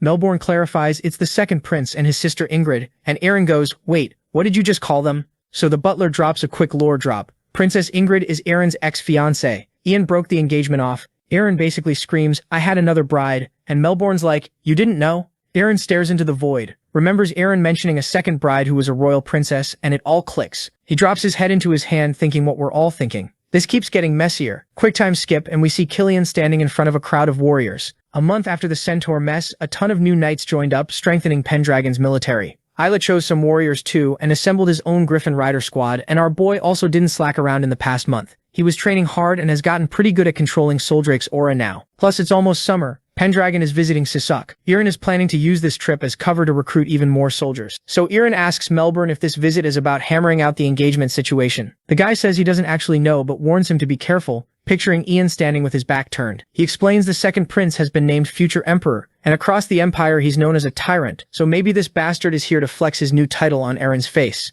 Aaron tenses up a bit, and Melbourne adds the cherry on top. If Ian doesn't like one of your jokes, he might literally do anything. But Aaron cuts him off, asking why the second prince got bumped up to future emperor in the first place. The guy goes quiet, and Aaron leans back as the answer hits the eldest prince's health tanked hard. Aaron throws his head back and goes silent, then his eyes snap open because something doesn't add up. He remembers holding a letter in his past life where the next emperor was supposed to be some guy named Goofy. He asks Melbourne if the eldest prince's name is Goofly, and the guy says, nah, the eldest is Sean, never heard of a Goofly. This stops Aaron cold because that name doesn't belong to either prince. Total unknown. He flashes back to fighting the Troll King and realizes the future has officially gone off script from his previous life. Then Aaron beckons with one finger and a dragon with a blue aura rises up right above him. He looks up all half-lidded and confident and says, now he's got a reason to meet this prince. Cut to the royal arrival, Ian's blazing with a golden aura in the main hall, and everyone bowing is getting crushed by this raw pressure because he's royal blood and they physically can't lift their heads. Then Ian looks up and sees Aaron walking straight at him. Seeing our boy was fine,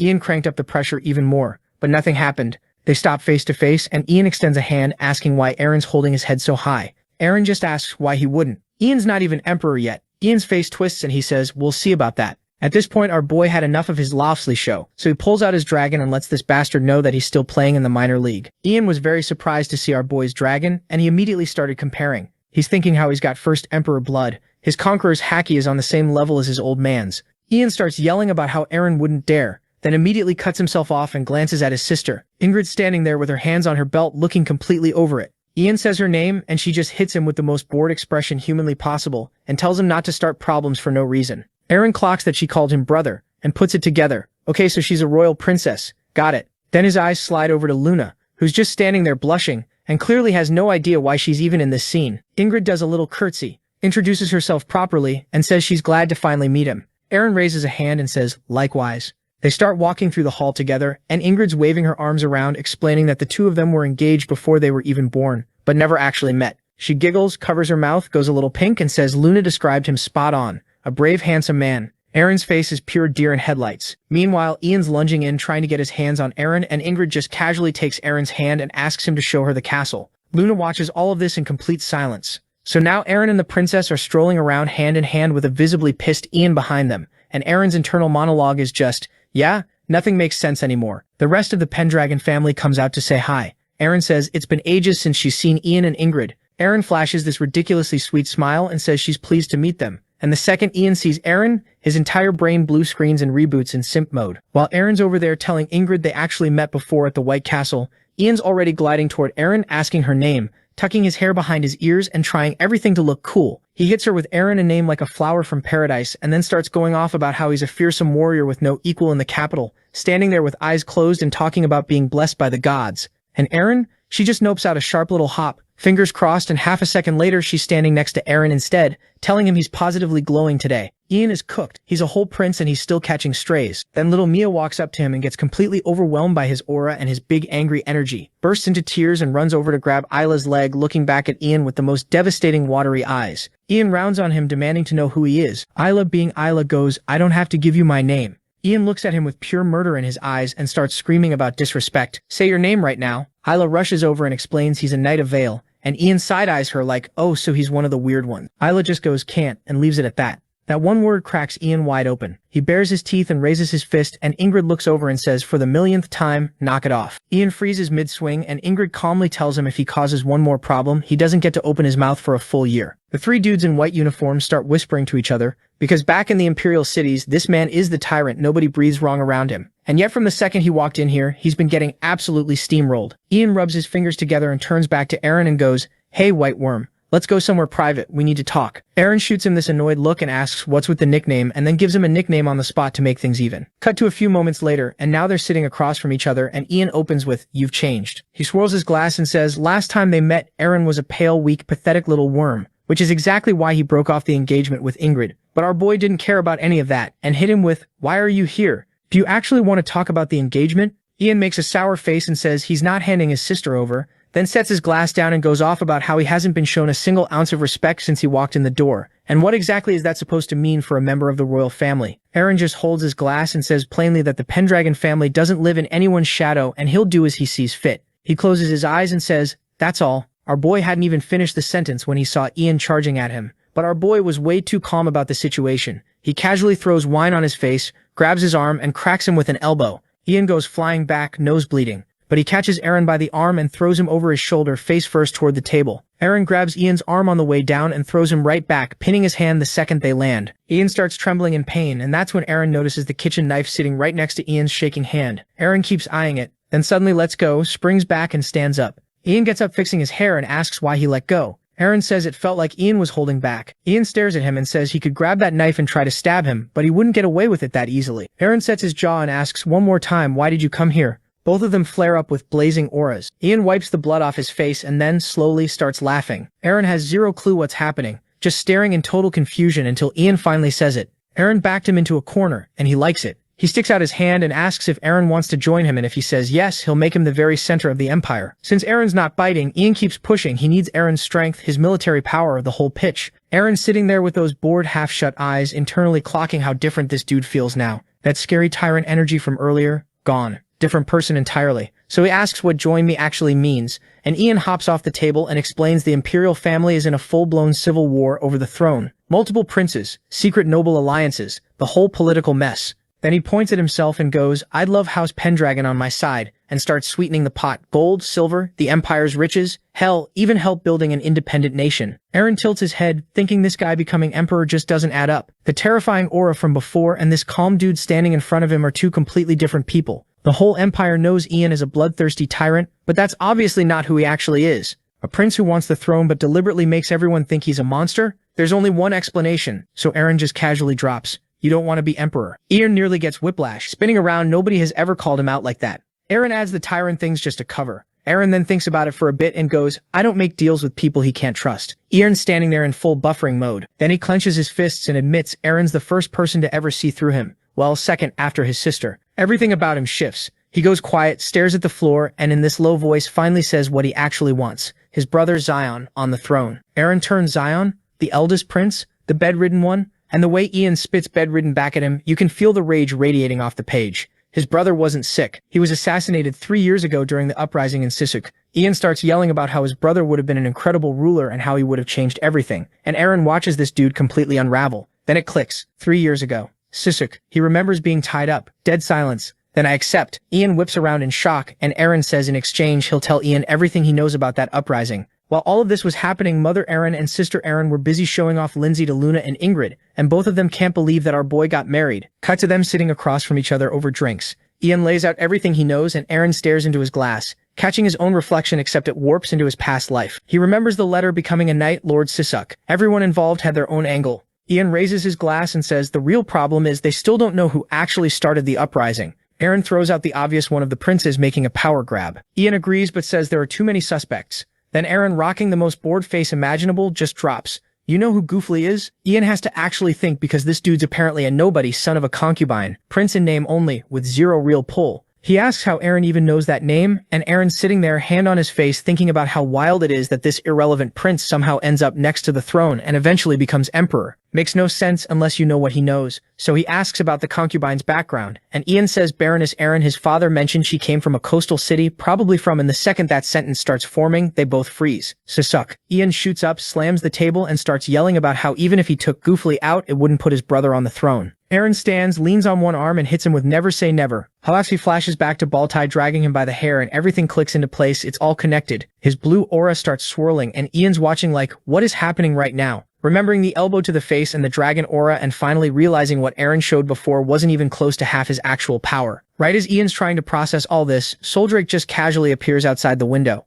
Ian loses it. A white dragon? The thing peeks through the glass. There's a massive flash, and when it clears, that giant dragon has shrunk into a fine baddie. Meanwhile, Soldrake just hops in through the window and goes, I felt an angry dragon's aura. You good? But our boy was lost in thoughts. Yeah, I get it now. Tells Eren he's special, and after getting to actually know him, he's going to trust his gut. Eren smiles back. Sol tugs at him, asking what happened, and he just goes, a lot. Then he turns to Ian, throws up a fist, and says they should head to the summer villa on the outskirts of Sisuk, near Solana Beach. Ian double takes, asking him to repeat that, but our boy's already made up his mind. Next thing you know, they're rolling out in carriages. Cut to Luce, the Empire's biggest port city, and the local gossip network is going absolutely crazy. Everybody's buzzing because House Pendragon and the psycho tyrant Prince Ian both rolled up to the coast at the same time, which makes zero sense because the governor of this city and the Pendragons have beef like genuine can't be in the same room. One guy at the table starts getting a little too brave, dropping some juicy rumors about the governor and a duchess named Elin, and his friend immediately slaps a hand over his mouth like, bro, do you want to die today? Shut up. But then somebody drops the real headline and the whole table flatlines. Arangus, the king of the sea dragons, the dude who basically runs the entire south, just pulled into port. Everyone's sitting there imagining this massive blue dragon chilling off the shore with his personal attack dog, Viscula, on standby, and someone mutters that Arangus might actually rival the Empire someday. The mood's getting real heavy until some rich businessman named Ron leans over from the next table, all casual-like, and says, relax. When this many powerful people show up in one spot, it just means more money for everyone. Meanwhile, at the beach, the sun's doing its thing on the water, and Princess Ingrid pops up from under her sun hat, going full main love interest mode on Eren. She whips the hat off and asks what he thinks of her swimsuit. Custom made and shipped in from the capital by some famous tailor, and our boy just completely blue screens. Worst possible timing too, because now Eren and Lindsay show up in matching fits. Lindsay is all shy, saying how she hasn't seen the ocean in forever, and Luna is standing behind him with a face that could curdle milk. There are way too many women here. Eren's just sitting there like, we didn't even come here to have fun. What is happening right now? Then Ian struts up, jabs both thumbs at himself, and tells the girls to forget about Eren and come hang with actual royalty. Every single one of them takes one look at his swim trunks and just starts dying laughing. Ian's standing there completely lost. Like, what?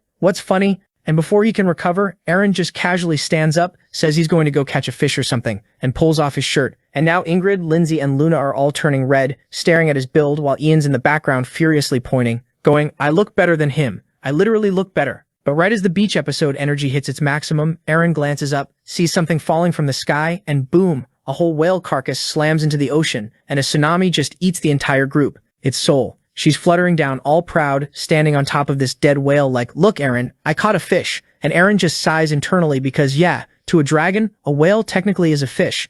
Man's genuinely wondering how their enemies are supposed to take them seriously when his dragon's out here playing fetch with marine life. Meanwhile, Karth, Killian, and Elsa are taking a stroll through the park. Killian still can't wrap his head around the fact that Prince Ian just tagged along with them like they're all childhood friends. Karth's eyes go full anime sparkle the second he clocks how many mercenaries and warriors are walking around. This dude's basically drooling, going, "This place is heaven. I want to fight every single one of them." But then the street gets weird. Everyone starts staring because a pack of orcs is dragging a chained-up griffin through town, and these aren't regular orcs. They're the Malt, the most psychotic pirate orc tribe from the deep south, rocking actual skulls around their necks like accessories. The lead pirate grins and talks about how people are already shaking just seeing them walk by. Then he spots Karth and goes, "Look at this guy. Went soft, huh? Rolling around with humans now." And that sets Karth off. He's ready to go full Hulk smash on them, but Killian grabs him like, "Not here, not in front of everyone. You're a Pendragon now, remember?" The pirates just laugh harder. A proud orc playing house with humans from the weakest orc race on the planet, too. The disrespect is unreal. Karth's shaking with rage, and Killian glances over only to catch Isla's hand already on her sword, fully ready to start an international incident on what was supposed to be a beach trip. Killian's internally screaming because he just wanted one relaxing day, and instead he's babysitting a rage-fueled orc and a sword-happy maniac. But he's also got that main party member instinct kicking in because something about this whole trading city feels off, too quiet, too convenient, and too many powerful people in one spot for it to be coincidence.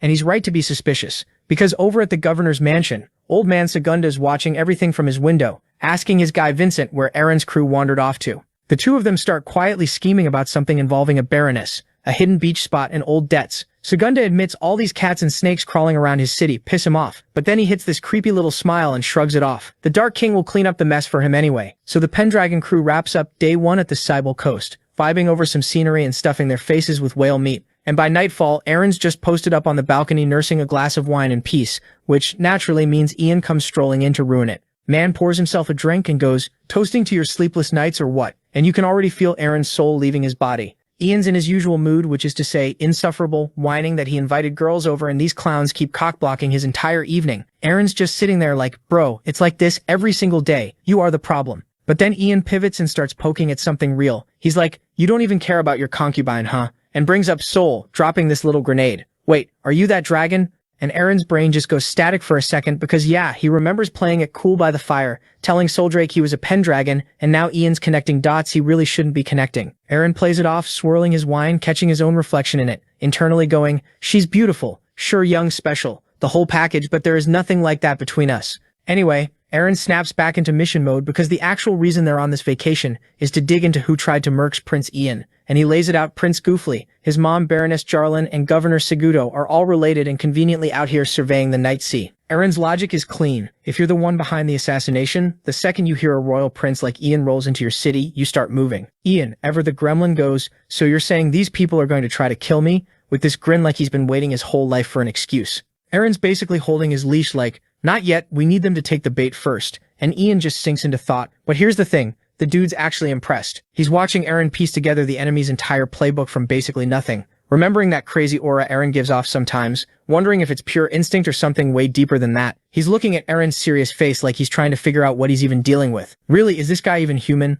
Cut to the List dungeon, some grimy mercenary den near the Orc archipelago. And there's a bar with a busted-up killer whale on the logo, packed with orc pirates who clock this random man walking in and immediately go, "Lunch just arrived." But homie's just calmly downing his beer, unbothered, and one pirate's like, "Okay, he drinks like a real man, respect." He sits down across from this pirate. There's an orc named Puck, the same bastard from this morning, snoring in the corner. The messenger tells the request to this tame Jack Sparrow and gets to business. The governor wants the snake and the cat handled. The pirate's intrigued and asks if he means kill, and the stranger's playing it mysterious, dropping cryptic lines, mentioning something that went down in Sisak 3 years ago, and warning the pirate not to stick his nose in his business. The pirate loves this saying, only Elle and the orcs ever talk to him with that kind of spine. Vincent slides over a paper with the plan. 3 days. The target invites the snake and cat over, and since the cat's a show-off, just bait his ego a little and he'll come running. The pirate's all in, crushing the paper in his fist, gleeful about getting to mess with that little tyrant from the imperial capital. Then the stranger goes, "Can I ask you something?" And the air just drops as a dark aura starts leaking off him.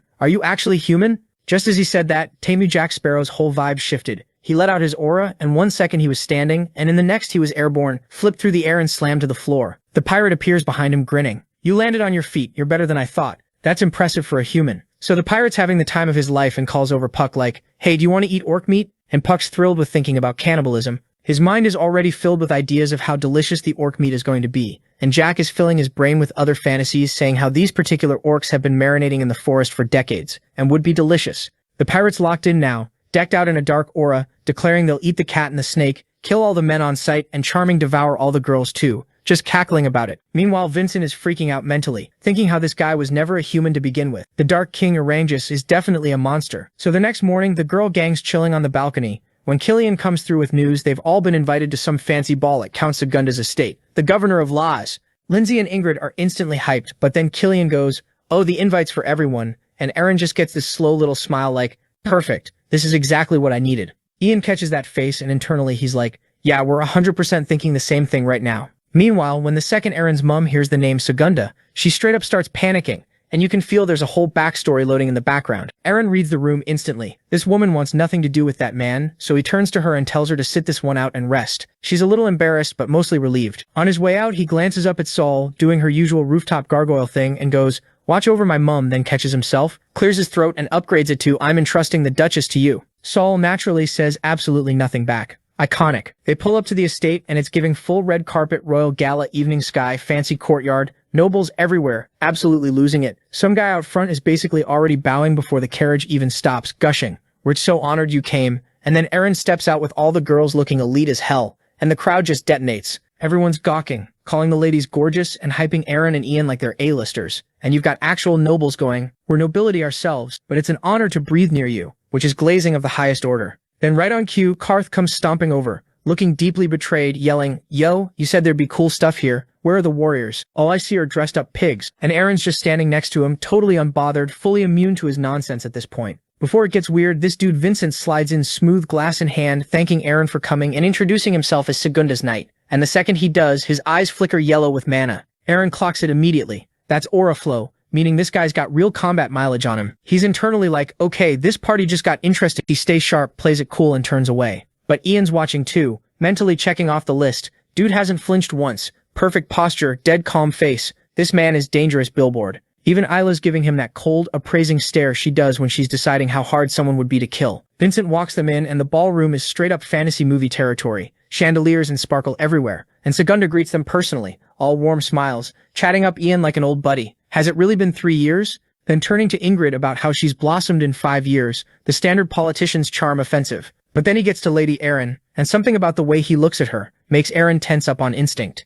Finally, he turns to Aaron and brings up everything he's heard about the young Pendragon. The pact with Soldrake, leading Griffons, and leading orcs, calling it truly magnificent, except his eyes are doing that dead killer thing that tells you he's the opposite of impressed. He asks where the Duchess is. Aaron smoothly lies that she's ill, and resting back at the estate with her sister, and Segunda runs the whole oily "oh how unfortunate. I'll send healers, maybe I'll visit personally," which Aaron shuts down instantly with a polite little threat. "I appreciate it, but no, and if anything happens tonight, it's on you." Segunda's smile glitches for half a second before he recovers and tells everyone to enjoy the evening. Once they're clear, Ian's like, "Is this guy always this much of a creep?" And Aaron fills him in. Turns out Segunda proposed to his mum like 20 years ago, got rejected, and has apparently been marinating in that obsession ever since. Ian adds that Vincent, the Count's most loyal attack dog, showed up 2 years back and clawed his way to the top, handling all the dirty work, and Aaron files that away, wondering how the guy ties into whatever's brewing in Isak. Ian tells him to relax and not drink too much. Aaron hits him with "that's my line." And meanwhile, outside the estate, a guard stops some sketchy weirdo asking why he's dressed like that, and this pirate-looking MF just shrugs.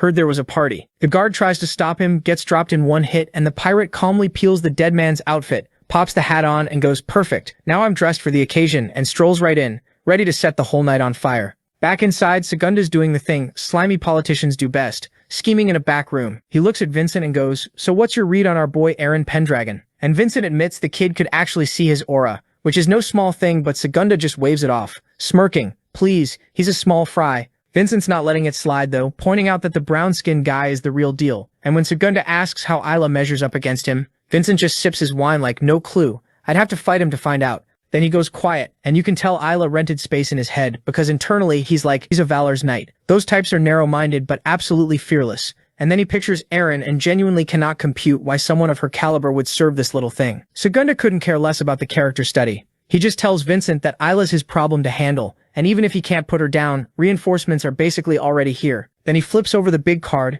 The son of the Sea Dragon King is rolling in to deal with the cat and the snake. He asks if Vincent ran into him at the dock, and Vincent immediately starts sweating bullets at the memory, plants his hands on the table and just goes, "That thing is a beast. Nobody can stand against it." Segunda starts cackling like a villain who just top-decked his win condition, because if even Vincent's shook, then everything's going to plan. He butters him up, calls him the smartest and fiercest guy he knows, and promises him anything he wants if tonight lands, and Vincent does the humble, closed eyes, "I don't deserve such honor" bit. Then Segunda strolls out onto the balcony over the ballroom, slaps on his innocent face, and goes, "Remember, I had nothing to do with this. I'm just an ordinary victim, like all those carefree fools down there." Eyes landing right on Aaron's girls as he says it. Vincent just sips and agrees. These two are genuinely disgusting. Then everything goes to hell at once. The ballroom windows explode and pirates come crashing, smash through the glass and start racking up damage instantly. Tamu Jack runs a guest straight through the chest, another swing takes some dude's head clean off, and a body gets yeeted into the chandelier. Tamu Jack just tells the orc to kill everyone and take everything. And the pirates aren't even just killing, they're eating people, because of course they're that kind of monster.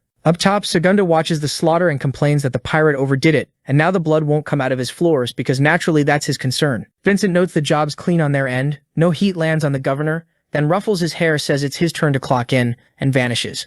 Meanwhile, Ingrid's herding the girls up a staircase trying to escape. Lindsay's screaming about how nobody can run in heels, and Aaron's telling her not to fall. And then Tamu Jack lands in front of the girls, takes a good look and lets out his aura, and it's so overwhelming that no one can move, and the freak starts pointing at them one by one, picking who to eat off the buffet. Lindsay, Aaron, Ingrid, Luna, back and forth before settling on Luna with an "I choose you." Luna's frozen solid, flashing back to when Aaron's orc-level killing intent paralyzed her the exact same way, just thinking internally, "Oh no, not this again." Tamu Jack swings, laughing, and Luna can only cover her face because there's nothing else she can do. Aaron's just there, blocking the swing with two swords, planted right in front of Luna like he teleported in. Lindsay and Aaron nearly hit the floor from relief. Luna's staring at his back as he glances over his shoulder, going, "You okay?" And she's so flustered she can't even string a sentence together. Tamu Jack just grins and calls him a fool who got a little strong and got way too cocky off it. But then Ian rolls up in the doorway, takes one look and hits him with, "No matter how I look at you, you're just a giant pig." Then casually asks if the pirate really thought he'd only be dealing with one opponent.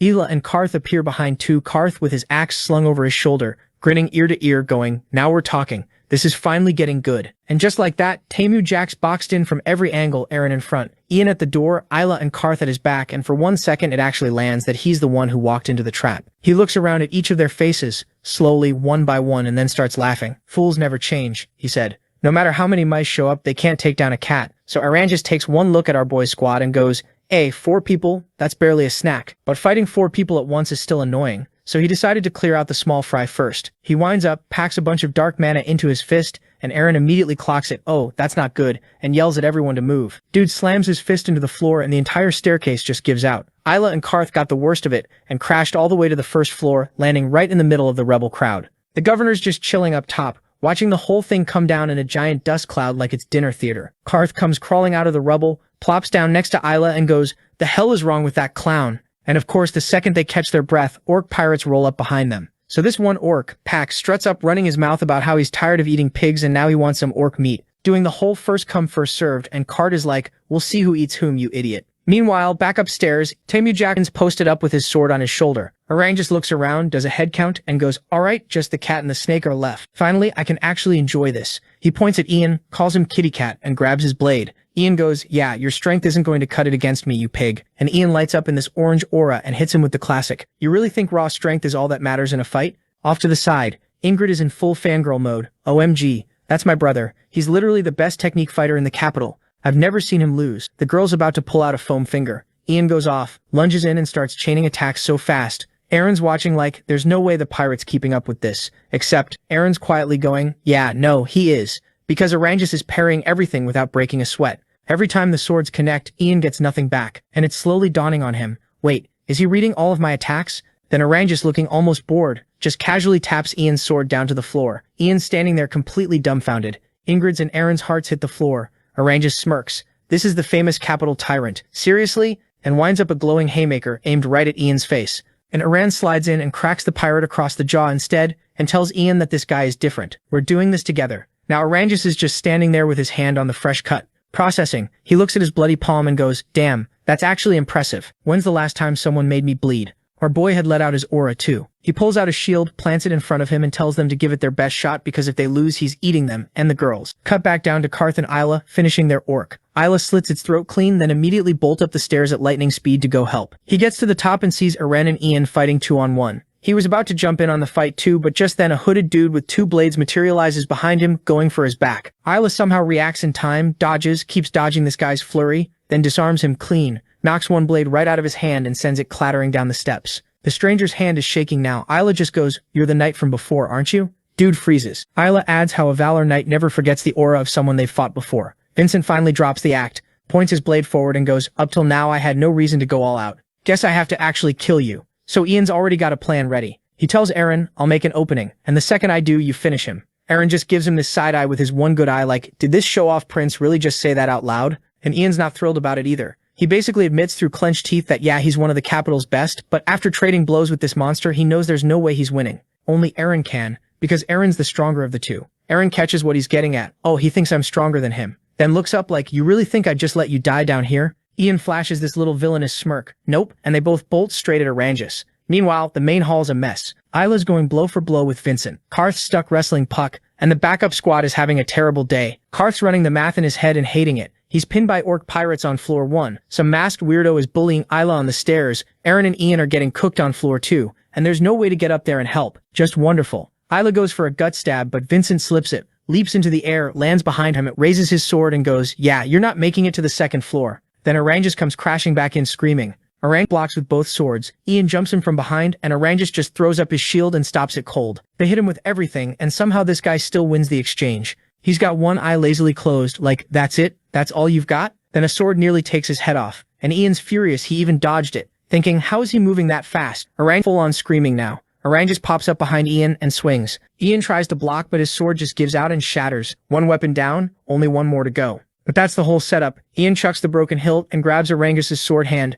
Eren sees it lock into place. This is the moment. And Ian's screaming, "Kill him now." Eren charges. Arrangus sees him coming, lets go of his sword, flips Ian over and launches him straight back into Eren. They both go down, and Eren clocks it too late. Arrangus was airborne, shield wound back. The shield comes down on his arm and the bones just go. Eren spits blood but does not let go. He cracks Arrangus in the face, hard enough to knock him off, but Ian takes one to the stomach so hard he's coughing blood and flies clean through a table. The sisters are screaming for their brothers. Arrangus looks completely unhinged now. "You people are just food to me," and starts cackling. Isla watches her friends get scattered like bowling pins and loses it, screaming Eren's name, but Vincent just thrusts his sword, nicks her cheek and goes, "You really thought you could look away mid-fight?" Up on the 1st floor, Arrangus launches into his villain monologue, eyeing Ian bleeding out and Eren on the ground going, "Both the cat and the snake are down," and then turns to the 4 sisters and casually asks which one he's eating first. But our boy's not done. He stands right back up, completely busted, arm hanging useless, katana in the other hand. The girls all scream for him at once.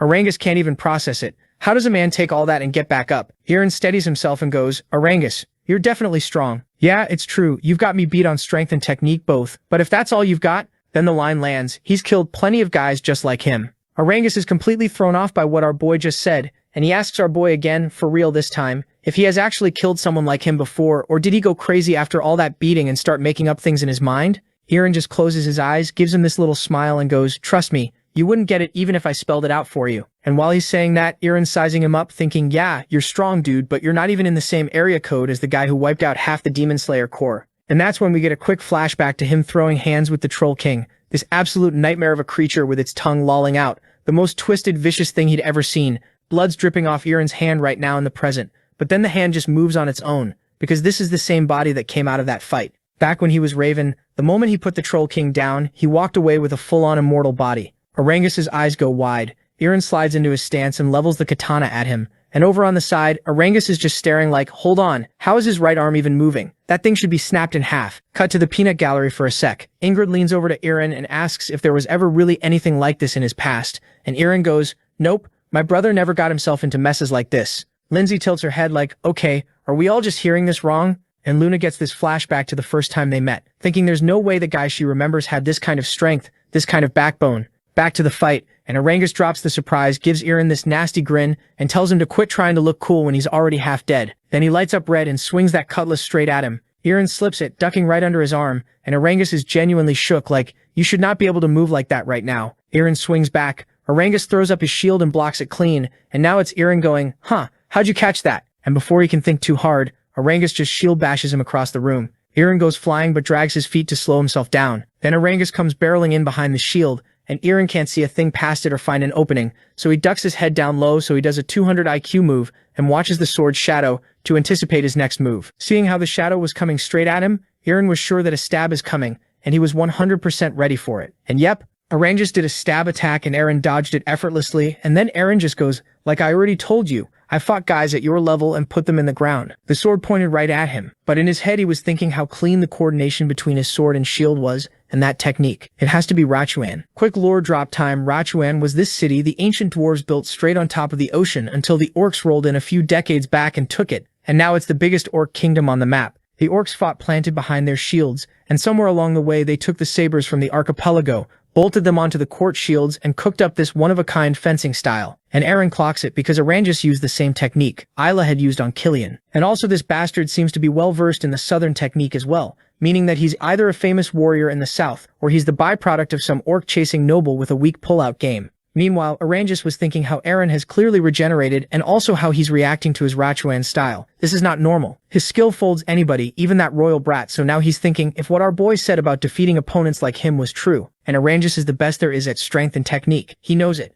but he can't figure out what's off about this kid. So he glances over at Ian. The guy I dropped in one hit might actually get back up if his friends reach him. Then he looks down the stairs where Isla and Karth are still going at it and goes, "Yeah, if those two come up here, this gets bad fast." So he makes the call for his old man, the Sea Dragon King, and the whole ambition thing. He's got to put this Pendragon down right now. He bares his teeth, slings the saber over his shoulder, throws his arms out wide and tells Eren he's real good at dodging, calling him a little rat that's about to get caught by the cat. Eren says nothing. Then Eren just turns his head and goes, "You know, I hate dragging fights out," and grins this evil grin and adds, "Even worms have a sense of loyalty, huh?" And Eren's eyes shoot open because he knows exactly where this is going. Orangus spins and books it the other direction, straight for Ian on the table, and Eren takes off after him. Orangus grabs Ian by the leg, hauls him up into the air, and starts cackling, like, "Since you keep dodging, I'll just turn your buddy into a smoothie." And there's Ian hanging upside down, eyes absolutely murderous, and in his hand a broken bottle. He whips it into Orangus's face with everything he's got, and it punches straight through his cheek and into his eye.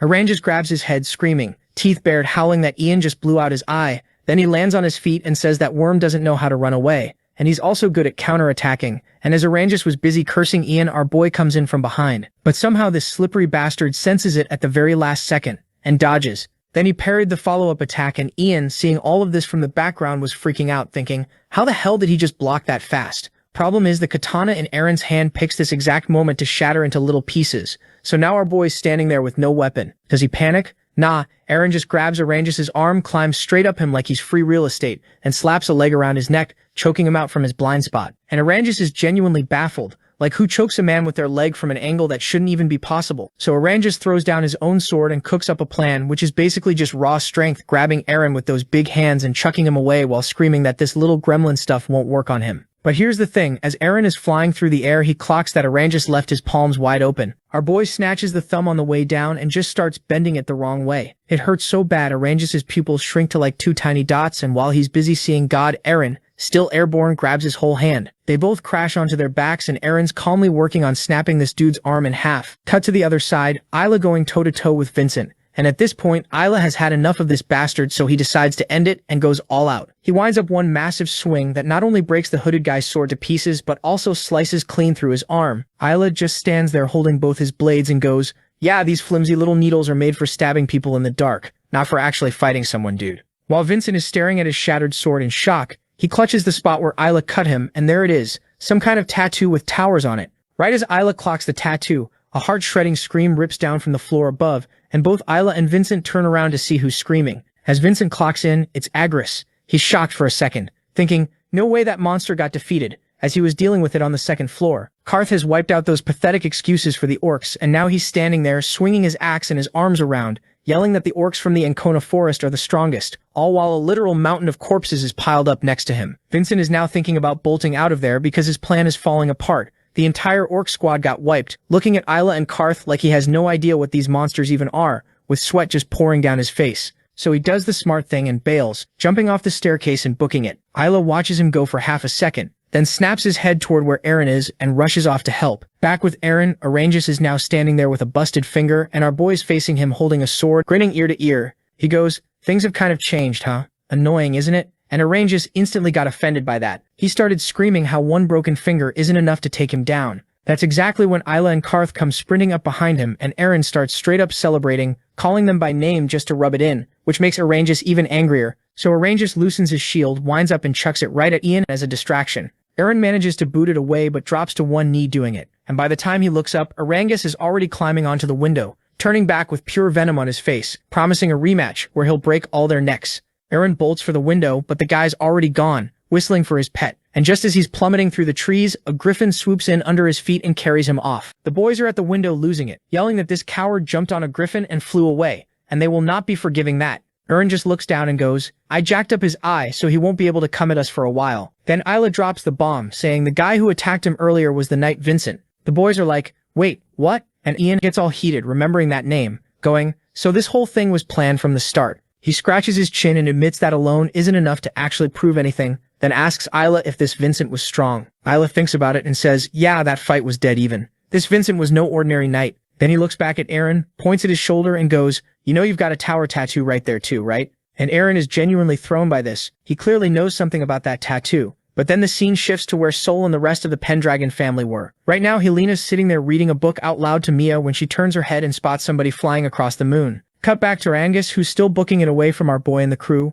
when this old bastard comes flying at him, screaming his real name and calling him a useless piece of crap who couldn't even finish a simple job. And Arangus is like, "Didn't you promise you'd never call me that?" To which the governor fires back, "You really expected me to keep my word to a guy who broke his end of the contract?" Then Segunda fully loses it, flailing his arms around, chewing Arangus out for wrecking his estate, and failing to take out the targets. Arangus just looks at him all smug and goes, "Hey, the snake's still in one piece, but the cat caught a whole lot of wounds," and then his eyes go wide and he adds that he'll tell the witch doctor to finish the job. This sets Segunda off even harder, shaking with rage, demanding to know what healer he's even talking about. So Arangus hops off his griffin and explains that he wanted to snatch Eren's mom. That's why he sent the orcs over there. Then, with this nasty little grin tacked on, he says that this witch doctor specializes in brainwashing and murder. As he heard that this bastard's legs gave up on him, he was trembling head to toe at this point. And Arangus said if the guy were here, there'd be zero problems before suddenly turning it around on Segunda, snapping that he's the one who sent him to the villa. That's why everything went sideways here, all because of his lust. Segunda, still shaking, tells him to shut up, since he bragged so much about his skills and then did absolutely nothing.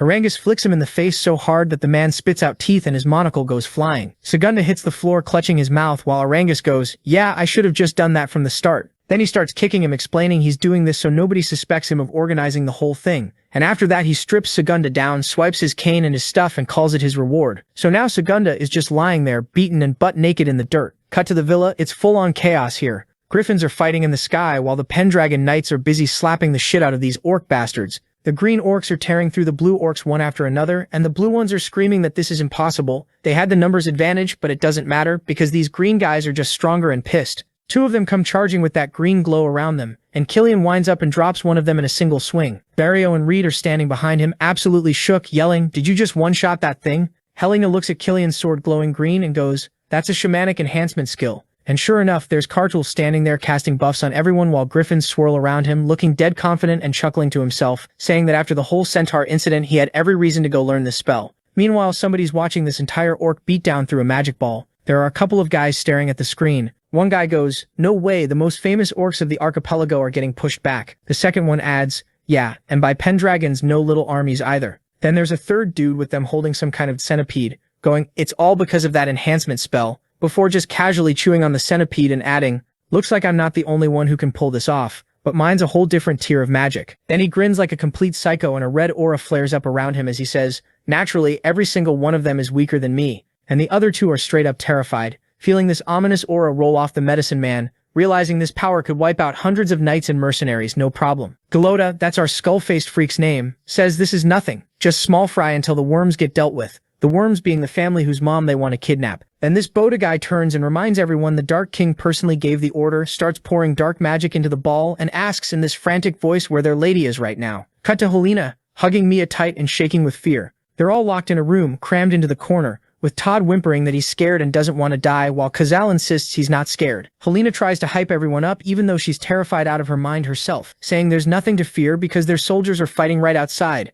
and she stares ahead and adds that she really wants to believe that. That's exactly when the door, the one thing keeping them safe, starts glowing bright red. They're all so stunned by the light that they forget to even be scared until they realize the door is melting. And Helena fully short-circuits, because that's a thick metal door. Behind it stands Golota and his squad, casually pulling the flame off his finger. He goes, "Hey, how are you doing?" Then orders her to tie herself up so they can leave, pointing at everyone in the room and warning that if she resists, all of them will turn to ash just like that door did. Mia bursts into tears and the kids start trembling again, crying that they don't want to die. But Helena stares him down, then stands up and walks right at him and asks if this was the governor's order, and Golota just waves his hands like, "Enough chatter, or I'll make you," before the bandage on his hand unwinds on its own, shoots out, and ties the princess up in seconds, even gagging her mouth. She drops face first onto the floor as the maid screams her name. Golota gestures to his brothers, the guy behind him watching it all with this smile, thinking how stupidly easy it was to kidnap a duchess, because a witch doctor is just a completely different class than normal people. When suddenly his face splits clean in half and his entire squad gets vaporized in milliseconds. Golota whips around with his jaw on the floor to see what the hell just happened. And there, standing among the terrified kids, is Sol, who wiped out the whole squad with her arm extended into a flaming sword. Helena lights up, seeing her, and Golota, jaw practically on the ground, can't even process how she incinerated them so fast that not a single drop of blood came out, and the only thing he manages to ask is, "Wait, was that an aura blade?" Watching Sol just casually delete his whole squad, Golota standing there shaking. Just then a thought pops up in his mind. I've killed thousands, knights, nobles, bandits, orcs, and who knows what. How am I scared of one girl? Helena is still on the floor trying to make muffled noises through the gag, while Golota's eyes go bloodshot with pure terror because he genuinely can't believe he's afraid of her. He stands across from Sol, who's still got that aura blade lit up and ready, and the dude grits his teeth as it finally clicks. This is not a person. Not with stones embedded in her forehead and wings coming out her back. He watches her wield that blade and his memory dredges up dragons, and he realizes only one single race can pull this off. Dragons. But bro couldn't even finish the sentence, because in the next second his head just hit the floor. Sol strolls right past him, not even glancing at the body. Cut to Isla behind the wheel of the carriage, driving the crew back to the villa. Ian's stomach starts growling, so he slaps a hand on it, and Ingrid turns and asks if he's doing okay. Ian goes, "Yeah, way better actually. That shield's healing ability works absolute wonders," then tilts his head and squints at Aaron like, "Hold up, what's the deal with your body?" He leans in all confused and adds, "That monster's shield slammed straight into you, and you just got back up and kept fighting like nothing happened." Aaron lowers his head and says, "That's all, thanks to Soldrake's power," and Ian just leans back in her seat like, "Man, Soldrake's power is on a whole nother level." Cut back to the villa where Gryphons are still doing laps overhead, and Killian throws his sword forward with this huge grin, yelling for everyone to look, pointing at the pile of defeated orcs on the ground and going, "We completely wrecked these Lin orcs." And the whole squad erupts at once, chanting that they won, that they're the invincible army of the Pendragons. Cart's over there petting a griffin's head. Griffins are everywhere and Sol just quietly watches it all. That's when Helena comes out to Sol and thanks her for the save, tilting her gaze away and crossing her arms because she's a little embarrassed. Sol, still stroking the griffin, goes, "I was ordered to protect you." Helena gets a little embarrassed and tells her that she knows that Sol didn't really have to protect her. She's only obligated to save her contractor. Then Helena looks down and remembers something. Back when Gordon was still alive, she once saw a white dragon in human form, and when she saw her by Gordon's side, she felt jealous the two of them were just locked into this conversation. Back in the present, she closes her eyes and tells Sol there's pain in the way she looks at her son. Sol listens intently like it's stirring up some very old memory. Helena, looking super awkward, says she's only now starting to understand this feeling, then bends down and asks Sol to protect her child, now and always. It's uncomfortable for her, but she pushes through and says what she really means, that she's realized maybe her son is a completely different person now, and through tears she says that even if he's become someone different, even if there's somebody else inside him, she'll still love him from the bottom of her heart. Helena's just sobbing sincerely, and in this trembling little voice she tells Sol that she's trying to love him. Sol and the Griffon look at each other, and Sol tilts her head and admits she doesn't fully get Helena either. She looks at the crying woman and says that whether he's Ravenvault or Aaron Pendragon, she still sees him as Alex, and out of everyone she's made a deal with, Aaron's her favorite. And right on cue, they hear loud stomping, coming up from the lower floors. Aaron and the girls come sprinting in, our boy completely winded, gasping out a question to his mum. "Are you okay? I heard you got attacked." Helena wipes the tears off her face and says she's fine, all thanks to Sol, then asks if everyone's alright on their end. Aaron waves his arms and goes, yeah, everything's totally fine, nothing happened to us at all. While Aaron is giving him side eyes, she's like, "Bro, you were 2 steps away from being dead." Helena folds her hands over her chest and thanks him for coming back safe, then reaches out and pulls him into a hug like they really are mother and son. Then she goes to hug her daughter, asking what happened, while Aaron tips his head back and starts pondering the meaning of life, staring up at the moon and goes, "Mother." Cut to a few moments later, and now it's bedtime. Aaron's standing by his door with the girls lined up in front of him, his mom and sister wishing him goodnight with a smile. Then Aaron's eyes drift to his wife Linda, and she gets all flustered, while Luna watches him pull her in for a hug and call her his dear wife, the poor girl turning bright red. And just as Aaron starts to leave, Luna calls out to him, saying there's something important she needs to talk about with him right now. Then the scene shifts outside and there are a bunch of dead orcs scattered all over the floor. Karth and Kartul are just standing there looking at their fallen homies, and instead of being sad about it, Karth lowers his head, then turns to Eren grinning, and goes, "Man, I'm actually jealous of these guys." Eren and Luna are like, "Jealous? Of the corpses?" And the orc explains that dying in battle was literally the dream for these dudes, so they basically hit the jackpot. The orcs all start cheering and smiling, and Karth turns to Kartul like, "Alright, let's send them off to the Earth God, but let's do it with some style instead of the boring way." Kartul's staff lights up green, and a second later these little sprouts start popping up next to the bodies, and then flowers bloom out of them,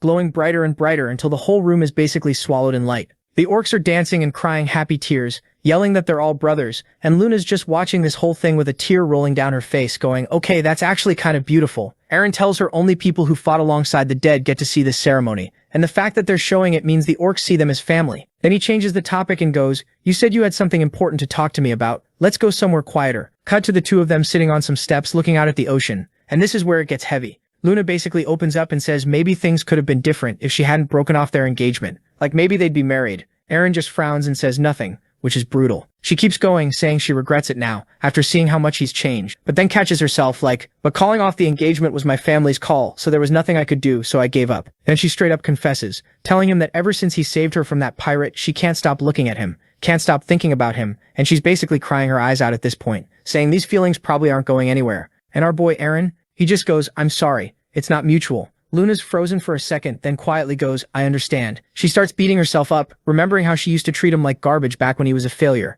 And now that he's successful, she's crawling back and she hates how pathetic that feels. But then Eren surprises her, looking out at the water and saying she's got it all wrong. That's not it at all. He doesn't hate her, doesn't think she's pathetic. The real reason is way darker. He tells her that in his entire life, he's never had real feelings, that he's just a pawn on a board that moves wherever it's told. No room for emotions in there at all. He grabs his head and says he'd tell the exact same thing to anyone who tried getting close to him. Then stands up, apologizes again, and tells her to get some rest. And then he turns towards the bushes and goes, "You too, Princess Ingrid." After that, Eren walks off thinking he's better off alone. But then the picture of when his mother hugged him pops into his mind, but he knows very well that he can't keep things like this. Sooner or later, he has to go to his hometown sis. Meanwhile, we jump over to the port at the Chamber of Commerce, where some guys are sitting around a table gossiping hard. One of them's like, "Did you hear? The Lachuan orcs crashed the party and made a big mess. Even the governor got wrecked." His black-haired buddy cuts him off while going. The crazy part is the Pendragons happen to be invited to that exact ball, and their knights wiped out the whole orc squad. At the next table, there's this dude in a white vest, eavesdropping on everything, staring at a scale loaded with mountains of gold coins. He's running the math in his head, weighing it all out. Ron is remembering how Eren overpowered that monster who was basically considered undefeated in the south, and his knight Isla gave him a run for his money. But he just goes, "Doesn't matter," and tosses a few more coins on the scale. Then somebody comes sprinting over yelling, "President Ron! President Ron!" Ron spins around all annoyed like, "What do you want?" And the guy goes, "There's an incredible business opportunity. Eren Pendragon himself came here." Cut to inside Ron's office, and our boy Eren's just standing there looking around the place, and Bro's genuinely impressed by how luxurious this place is. Then he turns to Ron and goes, "A small or medium business wouldn't be able to afford it, so Ron must be raking in serious cash." Ron's not loving the energy, so he frowns, grabs a glass and starts pouring himself a drink while Eren keeps poking, going, "The governor really cooked the Louis economy good, huh? You must have some fantastic people working for you." Ron holds out the glass like, "Here, let's drink," and Eren smiles and reaches for it. But right as he does, the glass slips out of Ron's hand and starts falling, and when Eren instinctively goes to catch it, Ron swings a kick straight at his head. Eren clenches his teeth and dodges at the last second. Then it's just a flurry of punches, Ron throwing blow after blow and Eren blocking every single one without breaking stride. Ron's glaring dead into his eyes the whole time, and finally Eren just grabs his fist and goes, "Yeah, that's about what I'd expect from the cunning fox." Ron grabs Eren by the collar and says, "Look, since you took down the Dark King, you're obviously strong, but if you think I'm easy to kill, you've got the wrong guy. He's not going down easy, especially since he's still got a couple things left to do in this world." Now here's where Eren flips the whole table. He calmly tells Ron exactly what his secret master plan is. Use the power of this Chamber of Commerce to close the economic gap with the Empire and pump up the economy. Ron's eyes go wide because nobody knows this. Eren lets go, smiles and says, "Relax, I'm not here to kill you. I'm here to recruit you because I know who you really are. Master of the Tower of Twilight." Ron basically freezes, and Eren's sitting there like, "How did I not clock this sooner? Vincent's such a forgettable name." He flashes back to Isla mentioning a tower tattoo on the shoulder, and it clicks. The Tower of Twilight is this secret crew where everyone's got the tattoo, everyone's insanely talented, and their leaders get called masters and walk the path of justice for the whole world. Eren remembers hearing the legend back in his past life around a campfire, so he lays it all out. He says Ron's real game is uniting all the small and medium businesses to gang up on the big merchants and nobles, choke their income, and stop them from getting too rich and too dangerous. Ron's just standing there with his jaw on the floor like, how the hell do you know all this? I never told a soul. Turns out in Aaron's past life, Vincent was a legit hero, one of the famous ones. Aaron crosses his arms and goes, what I don't get is why a guy of your caliber is working for Count Segunda. Ron goes quiet, then steps aside and explains the Count's actually a noble dude who taught him to ignore people's social status and use power wisely to build up the economy, and thanks to him, the whole population got richer. Aaron admits that's exactly why when he first showed up, he wanted to kill both Ron and Ian, and then drops, oh, and maybe Prince Ian too. Ron turns and goes, yeah, that's right. He grabs the bottle off the table and starts ranting about how the stupid nobles in the royal family are all just shaking for power and don't care who lives or dies, while all he cares about is keeping people healthy and safe. He sips his champagne and adds that honestly, every noble is basically a copy of Count Segunda. Ron smiles and goes, even me? A Pendragon? Ron just glares. So Aaron makes his pitch. Come swing by Pendragon territory sometime and stay with us. See for yourself. And if you decide it's better for the people to cut our income or straight up kill me, go for it and do whatever you want. Ron, stumped, takes another sip, and figures if he allies with Aaron, he gets to learn all of Count Segunda's teams, and Aaron just smiles like, yeah, that's one of the perks. Everyone at the table grins, and Ron finally goes, alright, I'll try working with you. Aaron says he'll be waiting. On his way out, he flicks a couple gold coins onto the scale, and they land with such a heavy thud the whole thing crashes down. Ron stares, confused, and Aaron waves over his shoulder going, that's for the special beer you scared me with, my treat. Ron turns to the scale, looks down, smiles, and goes, Aaron Pendragon, you really are something. Cut back to the castle, and Aaron and Ian are just chillin', sharing a drink, talking about the battle they just had. And then Aaron asks Ian if his wounds finally closed up. Ian's like, yeah, all good, thanks to the healer. And then he stares off at the sky going, man, that was one hell of an adventure. Ingrid's probably scarred for life after that one.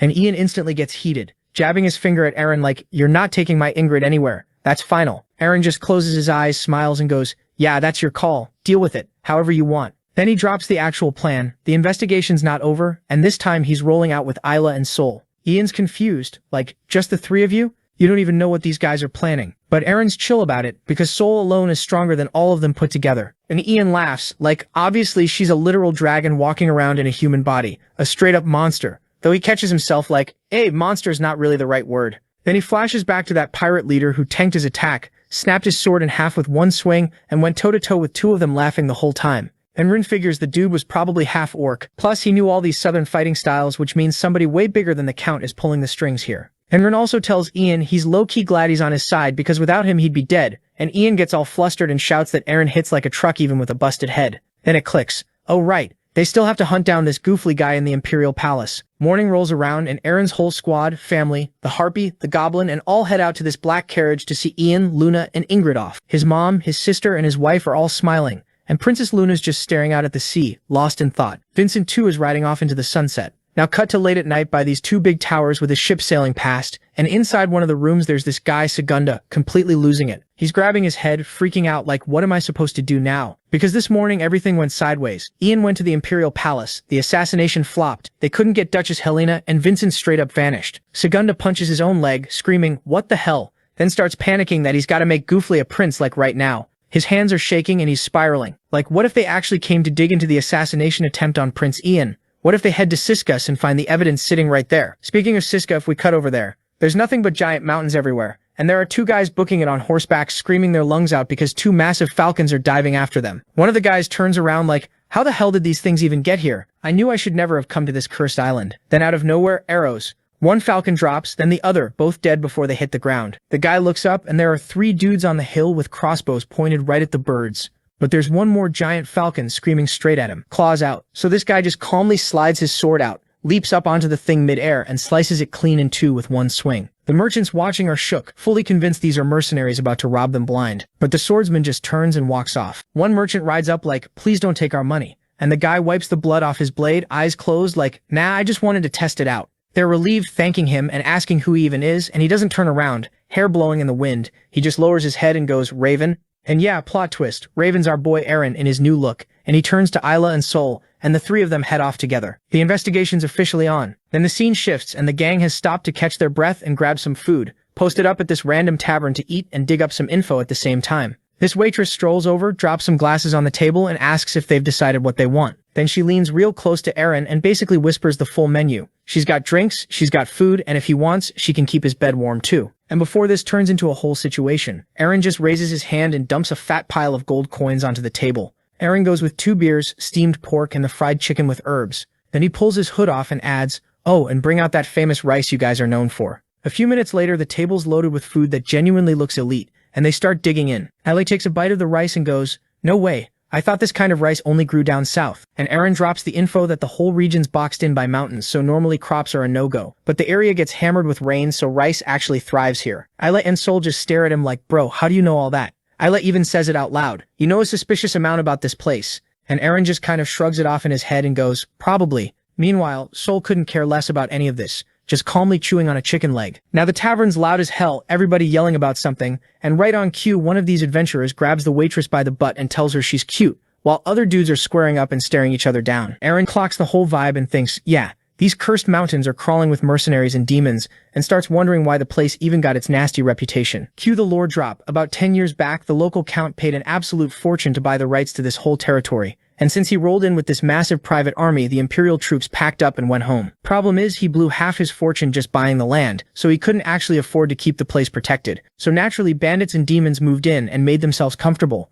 And now it's one of the most dangerous spots around. Since the Lord had spent half of his fortune, he had no choice but to lean on the locals for defense. And he is burning his leftover cash hiring mercenaries to plug the gaps. Then his thoughts shift. He's thinking about how his own vault family trained soldiers to protect their people either. And that cracks open the trauma vault. We get flashes of his past life, a huge building going up in flames, him on his knees chained, his family getting executed. And just as the man's having his villain origin flashback, a body comes flying across the room and slams straight into their table, sending all the food and the table itself flat onto the floor. And listen, Aaron just watched his whole bloodline burn in his memory. But Isla watches his plate of rice scatter across the entire tavern, and you can see his soul leave his body. The adventurer who got tossed gets up talking trash to some red-haired girl, calling her an amateur who's playing with fire. The girl, that Skyla, slaps her hand on her belt and fires back that he's the one playing with fire, grabbing at places he's got no business grabbing, and if he wants to touch, he better pay up. The guy goes for his daggers, lunging, screaming that she's his, and that's when Isla stands up to teach this bastard the lesson that you never ruin a southerner's time by ruining their rice, bro. He couldn't forgive the rice crime. The whole tavern just erupts in laughter. Then the boss of this circus walks over, pats Skyla on the head, and apologizes to Aaron's crew for his rude employee. Dude just invites himself to sit down, slings an arm around the girl and waves at the table like, "Please help yourselves." Sorry again. He points to himself. "My name's Jonathan Barson, but call me Jody." Points to the guy with the split eyes. That's Gus. And the short red-haired menace is Skyla. Then he looks at Aaron like, "And you guys are." Aaron's instantly like, "Is that really necessary?" But Jonathan's all, "Come on, we're mercenaries. Connections are everything." So Aaron goes, "My name's Raven," and Jonathan just chuckles like, "Yeah, that's obviously fake, but it'll do." Aaron introduces the other two as his relatives, Elkin and Sol, and casually mentions Sol's his wife, which gets a hun. Don't see a whole family of mercenaries every day. Jonathan figures they're here for the monster work since the place is overrun and nobody, not the locals, not the government, has a clue how to fix it, so skilled mercs are in crazy demand. Then he adds, "You know, if you're actually strong enough," and Aaron and Isla just give him this dead, unfriendly stare. Skyla, meanwhile, has zeroed in on Isla, telling him he's so cute, totally her type, and he should come with them for some pleasant bonuses. Gus just sighs like, "Here she goes again." She gets more unhinged every single day, and Jonathan waves it off like, "Yeah, they're always like this, ignore them."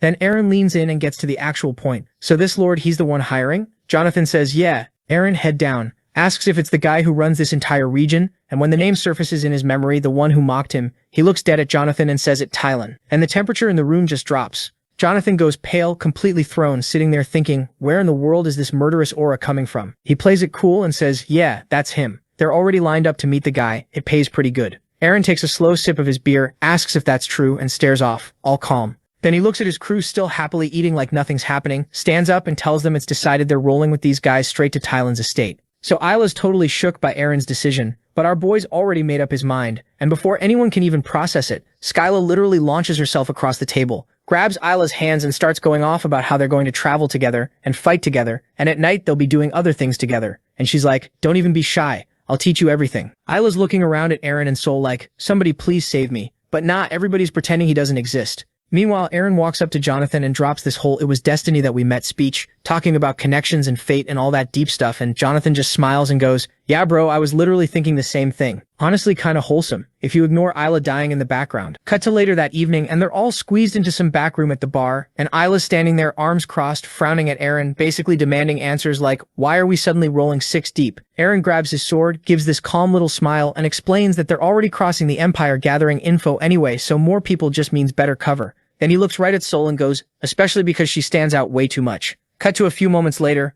Isla has left the room, so Sol finally got the chance to ask our boy the question that she wanted to ask. This man is Ruv Tylan. Is he the one who framed Raven and destroyed the entire Vault family? At this point, our boy is all depressed and sad. This brought back some old scars. Flashback time. Little Eren is standing in front of Tylan, all bright-eyed and excited, yelling about how he's going to become a knight in the Brescia family. Tylan's there nodding along with his son Jeff, who's holding a letter and telling Eren his skills are crazy good and that's why he got recommended. Eren takes the letter, grateful as hell, and Tylan tells him, since he's the one who put Eren's name forward, he just needs Eren to deliver this letter to some guest staying in the country. Simple errand, right? Eren rushes home, bursts through the door screaming at his dad and brother that Lord Tylan recommended him for knighthood, and he just needs to do this one last thing, and he's in. His dad smiles and says that's huge because Tylan is the Count's most trusted man, so his word basically means everything. Life was perfect for about 5 minutes, then it all went straight to hell. Knights with yellow horse crests rolled up to their house, swords out, screaming traitors and pointing blades at Eren's whole family. Eren's watching in horror, thinking this has got to be a mistake. There's no way. Turns out that letter Tylan gave him to deliver was addressed to Prince Zion, and when the prince opened it, the ink was laced with poison. Dude dropped dead on the spot and the letter burned itself up with some kind of magic built into it.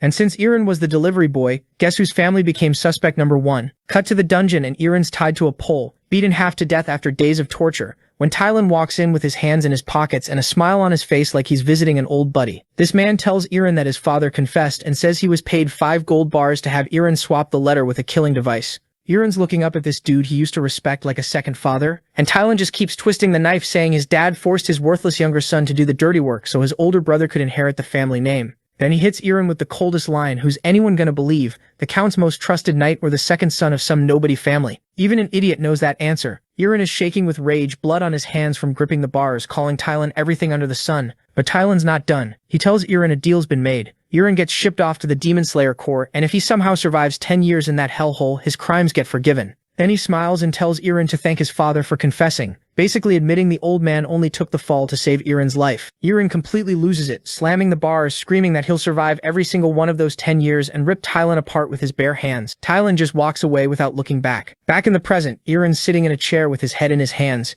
He tells Sol his father lied to protect him, that the whole family got branded traitors and everyone except him was hanged. His hands are shaking as he says this time they're not just putting on disguises to get close to Tylan, they're going to find the right moment, capture him, and force him to confess everything. Then this dark energy starts radiating off our boy. He clenches his teeth and in the most terrifying voice goes, "I will kill all of these bastards." So the scene cuts back to the 3-bar dudes our boy decided to drag along, and Gus is already second-guessing everything. He's looking at Judy like, "Bro, are you sure about rolling with these people?" And before Judy can respond, Skyla just hits him with, "If you don't like it, leave," which shuts him up even though he's still salty. Then Gus starts thinking about Sol, and he's like, "Nah, there's no way that girl is actually a mercenary. Something doesn't add up." Judy gives him this confused look, going, "She's literally the strongest person in our group," and Gus crosses his arms doing the classic anime denial pose. But then Gus actually uses his brain for once and pieces things together, remembering Eren's murderous aura from earlier, and it clicks that these guys are not your average travelers. Judy just chugs his beer, throws a thumbs up, and goes, "Relax, my intuition never misses." "Sure, buddy." The squad comes downstairs and tells everyone they're heading to Rove Tylan's estate. They hit the streets, and Judy says from Elma it's about half a day on foot. But right then this fancy carriage rolls through the main gate and the driver's screaming at everyone to bow because the young lady of the Brescia family has arrived, the so-called first beauty of SHOCKS. Sitting inside is Sophia Brescia, fan in hand, looking at everyone like they're NPCs in her personal world. She bangs on the window going, "Excuse me, I'm not just the beauty of SHOCKS. I'm the beauty of the entire empire, and someday I'm going to dethrone the prince and become queen." The ego on this girl could fill a continent. Everyone drops to their knees and Gus just goes, "Those rumors about the Count's daughter being a terrible person aren't even rumors, they're just facts." Skyla asks if Sophia's prettier than her, and Gus immediately goes, "Nope," which is the only correct answer if you enjoy breathing. Judy tells everyone to walk past and not get involved, but the second Eren saw that Brescia banner bro snapped, he was ready to commit murder. The bar trio's losing it, trying to pull him away, but he's staring at the Brescia family crest and everything hits him at once, flashing back to swords pointed at his family, his dad shielding them while soldiers screamed, "Traitors."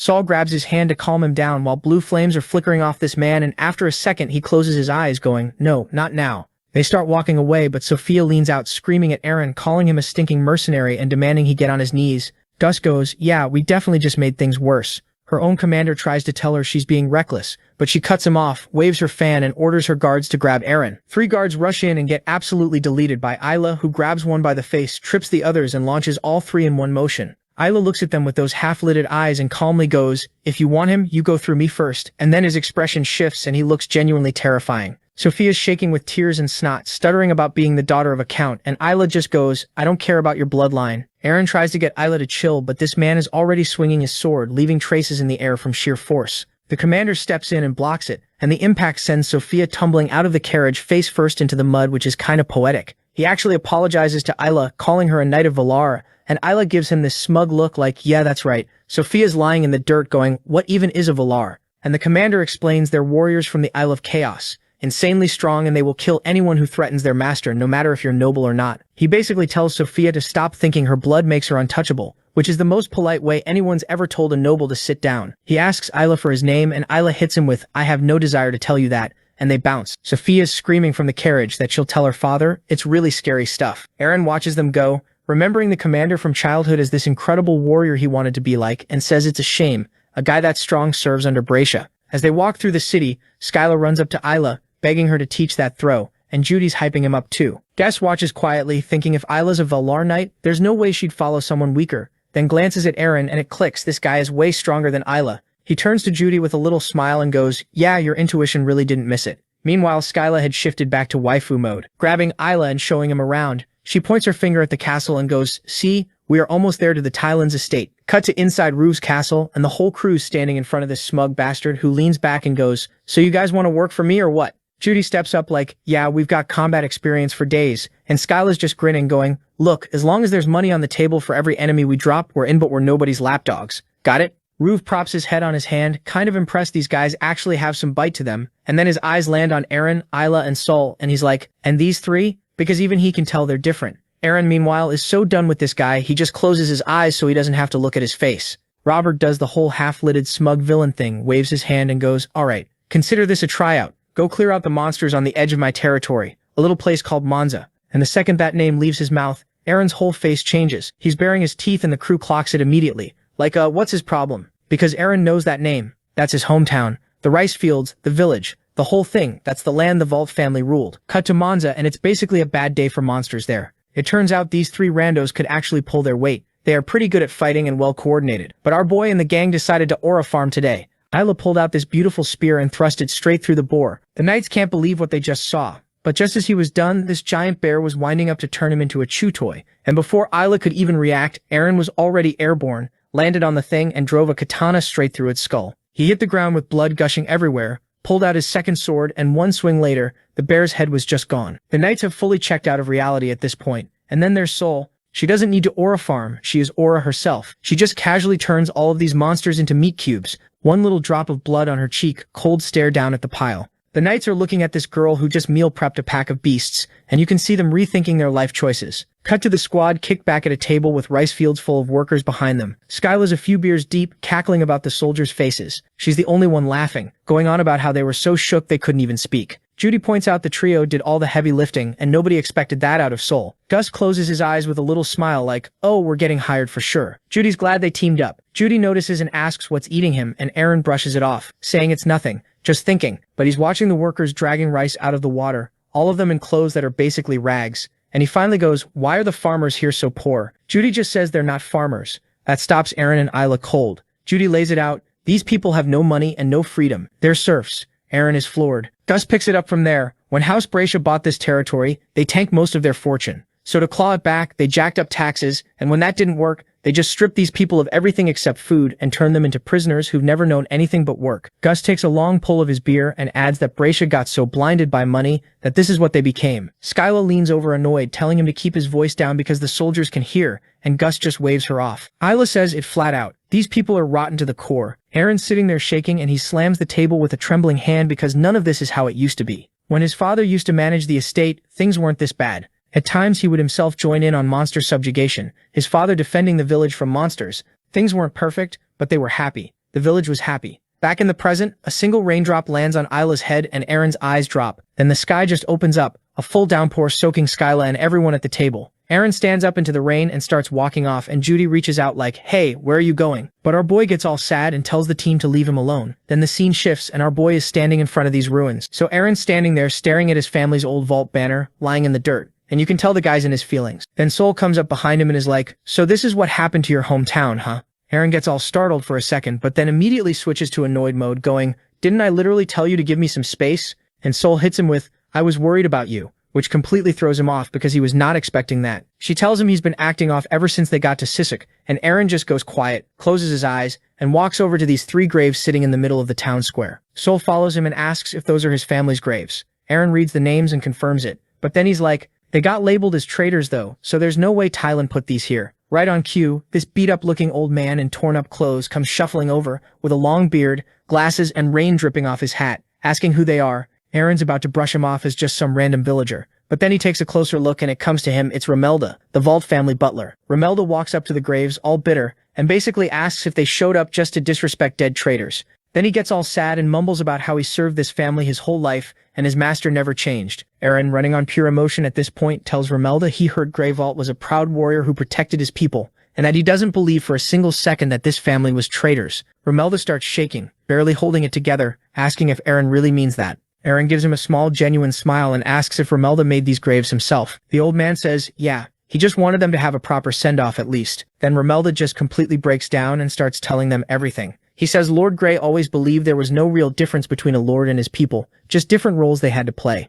His son Reed was the same way, a brave dude who put his life on the line fighting off wild animals to keep the village safe. Aaron's just soaking all of this up with this warm, nostalgic look on his face. Romelda keeps going, saying Grey's wife Shino used to share her own food during famines and even went out to the fields herself to help with crops. A genuinely good family through and through. But then Romelda's whole mood shifts and he says something changed when Reed went to the state of Brescia to deliver a letter, and that's when everything went to hell. Aaron freezes, like completely freezes. He goes real quiet and asks, wait, the one who delivered that letter wasn't Raven Vault? And Romelda just stares at him confused, going, Who? Who is that? And Aaron snaps. He grabs the old man by the collar, screaming, they had a second son named Raven. How do you not know your own family's kid? Romelda's yelling right back saying there was no second son. It was only Grey, Reed, and Shino, 3 people, and that's it. And this is where everything crashes down on Aaron because it hits him like a freight train that Raven Vault straight up does not exist in this world. His entire life starts flashing through his head. All the battles he fought, learning the sword, killing monsters, all of it done to revive the Vault family name. And now he's realizing none of it mattered because there's nothing left to revive. The person he thought he was basically got erased. He grabs his head and just starts screaming. Sol panics and rushes over to him as he collapses in the mud, clutching his skull, completely falling apart. She's hovering over him trying to comfort him, but you can tell she has no idea what to do because this dude is genuinely broken right now. Romelda's just standing there watching this random kid have a full meltdown in the rain. And what nobody notices is that behind a wall, Isla has been spying on the whole thing, and he's absolutely shook by what he just witnessed. Aaron ends up sobbing into Sol's shoulder while the rain keeps pouring down. Both of them just sitting in the dirt as he screams about why all of this is happening to him. Then we cut away from that whole emotional wreck to the princess riding in a carriage, absolutely losing her mind. She's biting her own fingers. She's so mad, screaming about how she'll never forgive these mercenaries, that she'll rip their eyes out, make them crawl, and sell them off. Her attendant Fillmore is basically like, ma'am, please calm down, you're being insane right now. But she keeps going off about how she's royal blood, daughter of the count, and nobody disrespects her like that. Meanwhile, up on a cliff, this dude Ballet is watching her whole tantrum play out, and you can just tell he's already scheming because he's figured out exactly how to use these fools for whatever he's got planned. Cut to Brescia Castle, and it's a complete mess right now. Getting attacked by monsters, and Fillmore is out front handling business. He chops a wolf demon's head clean off, but the thing keeps moving, and he's standing there like, bro, what? I literally just killed you. He figures out there's some glowing seal on its forehead, keeping it alive, so he just stomps the hell out of it, and that does the trick. The servants are all hyping him up, bowing and calling him captain. And he's feeling himself. He walks up to the castle doors, swings them open all confident, ready to announce that the monsters are dealt with and everyone can chill. And then his whole mood just dies, because inside there's this psycho named Baltai sitting there with the biggest, creepiest smile on his face, holding the princess on his knee with a massive axe right next to her head. She's gagged, crying, and shaking the whole nightmare scenario. And scattered around the room are 3 dead guards, and not just random ones either. These were the best of the best, and this dude killed all 3 of them without anyone hearing a thing. Fillmore pulls out his sword and demands to know who this guy is and what he wants. Baltai just hits him with some vague, it's all part of the great plan nonsense and refuses to explain anything else. Then he looks at the princess, looks back at Fillmore and goes, Actually, having both of you here works out perfectly. Fillmore tells him he doesn't care what happens to him, just leave the princess alone. And Baltai grins like that's exactly what he wanted to hear. This maniac points at Fillmore's face and tells him to rip his own eyes out. Just like that, Fillmore freezes, obviously, because what kind of demand is that? So Baltai starts squeezing the princess's face,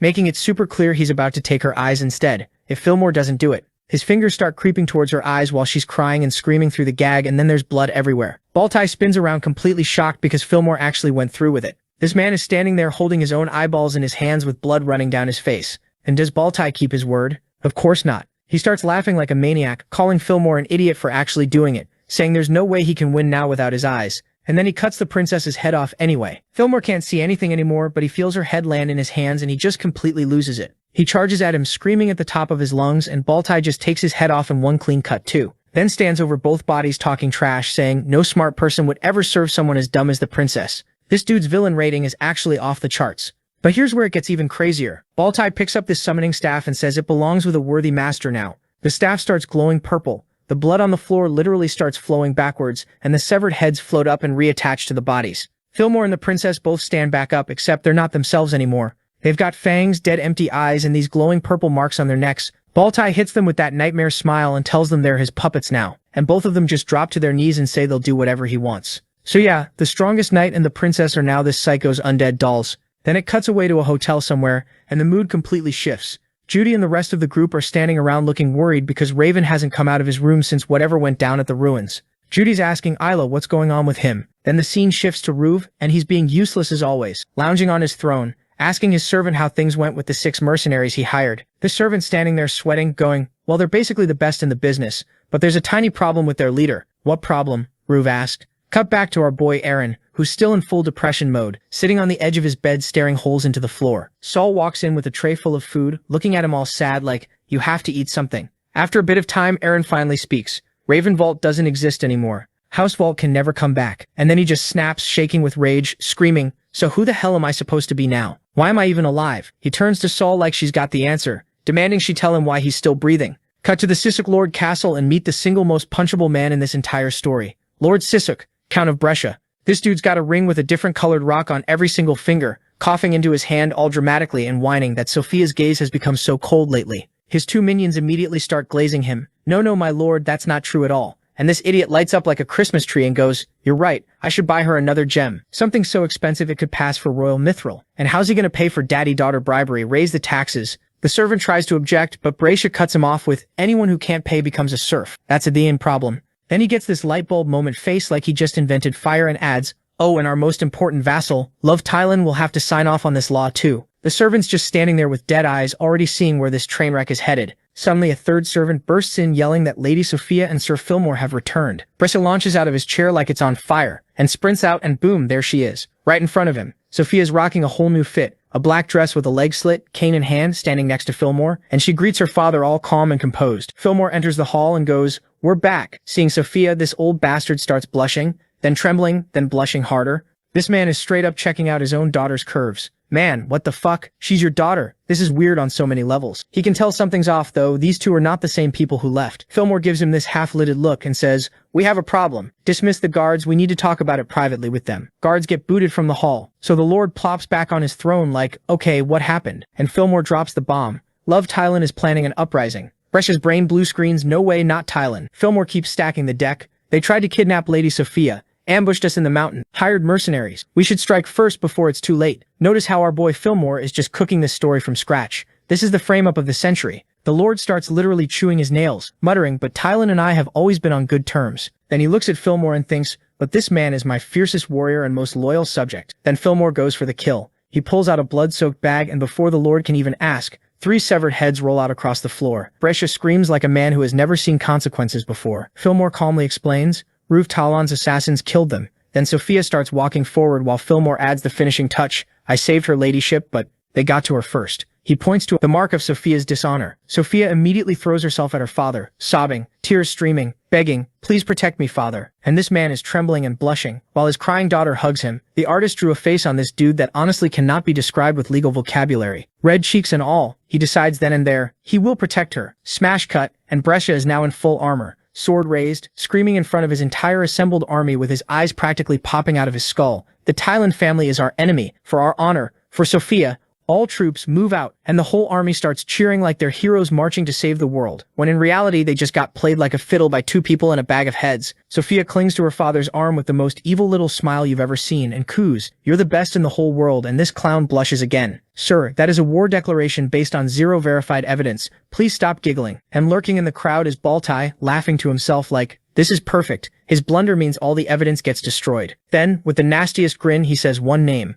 Love Thailand. So we cut back to Iran's squad and things are going absolutely horrible. This giant serpent monster has its tongue all over Skyla, literally squeezing the life out of her while she's screaming, "What is this thing?" And then because apparently one tongue wasn't enough, this freak opens its mouth wider and out come more tongues. Bro, you are in the wrong genre. Anyway, these extra tongues snatch the weapons right out of Gus's and Jody's hands, so now the entire squad is disarmed, getting dragged toward this thing's mouth. Skyla's staring straight at death, screaming that it's over, when out of nowhere, Isla comes flying in at stupid speed, slicing through the tongues, seeing Gus is losing his absolute mind and yelling, "It's him!" The monster tries one more time, opening wide for a last-ditch attempt, and Isla just leaps forward and chops every single tongue off at the root, and just like that, the fight is over. So after that whole mess, the squad ends up in some small village, chilling around a table, and everyone's just staring at Isla with those "you're actually insane" eyes. Jody's gassing him up, saying, "You saved our asses, man. That's a Valor Knight right there. A whole different breed." Skyla's laughing and talking about how she wants to visit Valor with him someday. And right when she says that, Isla gets hit with this flashback of how his home used to be all happy and peaceful, and then what it turned into. He snaps out of it, picks up a spoonful of rice, and just mumbles. It's the same everywhere. The conversation keeps going though.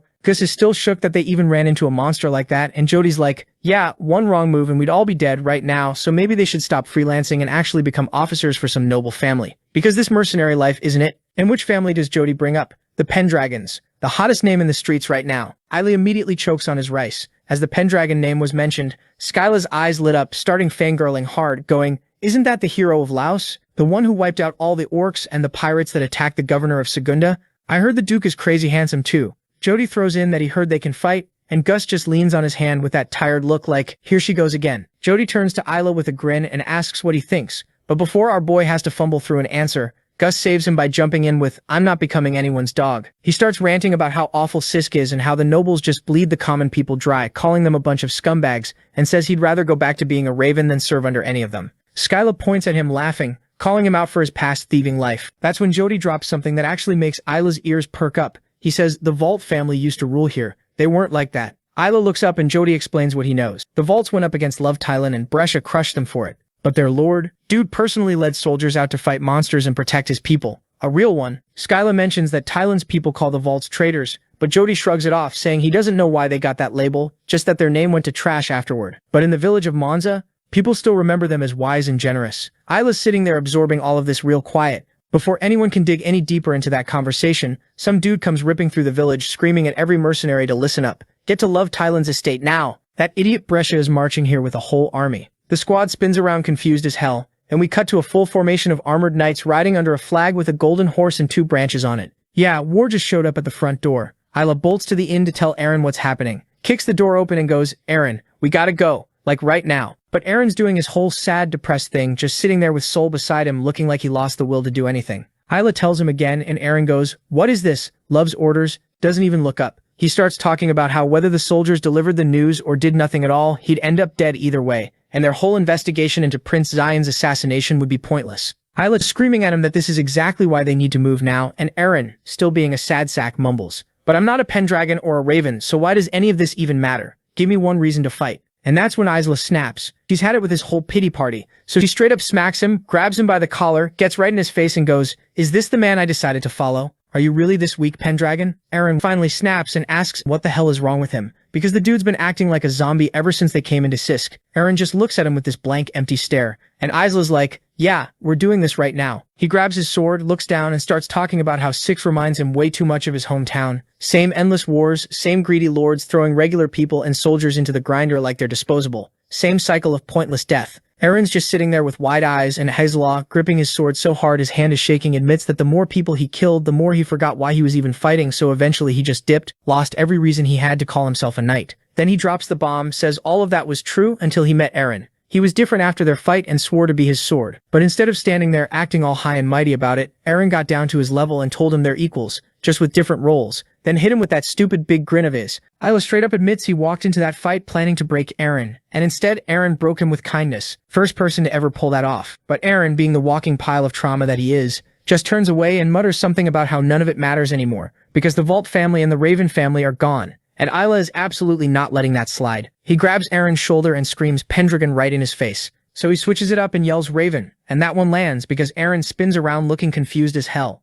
Isla stares at him with this dead calm expression and says, look, he doesn't know what happened that rainy day or what connects Eren to the Vault family, but what he does know is that family was the only one in this entire garbage place that actually gave a damn about its people, and everyone knew them as proud warriors. Then he gets this flashback of watching Eren charge out against that centaur completely alone. Before Eren can even process that, Isla grabs him by the collar, gets right up in his face, and tells him he's got the power to change the world, even this rotten Siscus. Just then, Eren remembers what matters the most. All of the good that he did, like him saving a goblin from getting skewered by a centaur, fighting the Pirate King, saving that little village. Regular people thank him with tears streaming down their faces, and then he thinks to himself, what happened? If the Vault household is gone, their will is still alive within him. Then Isla cocks his fist back and asks how long Eren's going to let his sword rust. Says he won't forgive him for this and swings. Dust and debris go flying, souls watching in pure terror, but Eren caught the punch. Our boy rises up off his knees holding Isla's fist and starts laughing. He goes, you know, you talk completely differently than you usually do today. And Isla just raises an eyebrow and smirks, saying,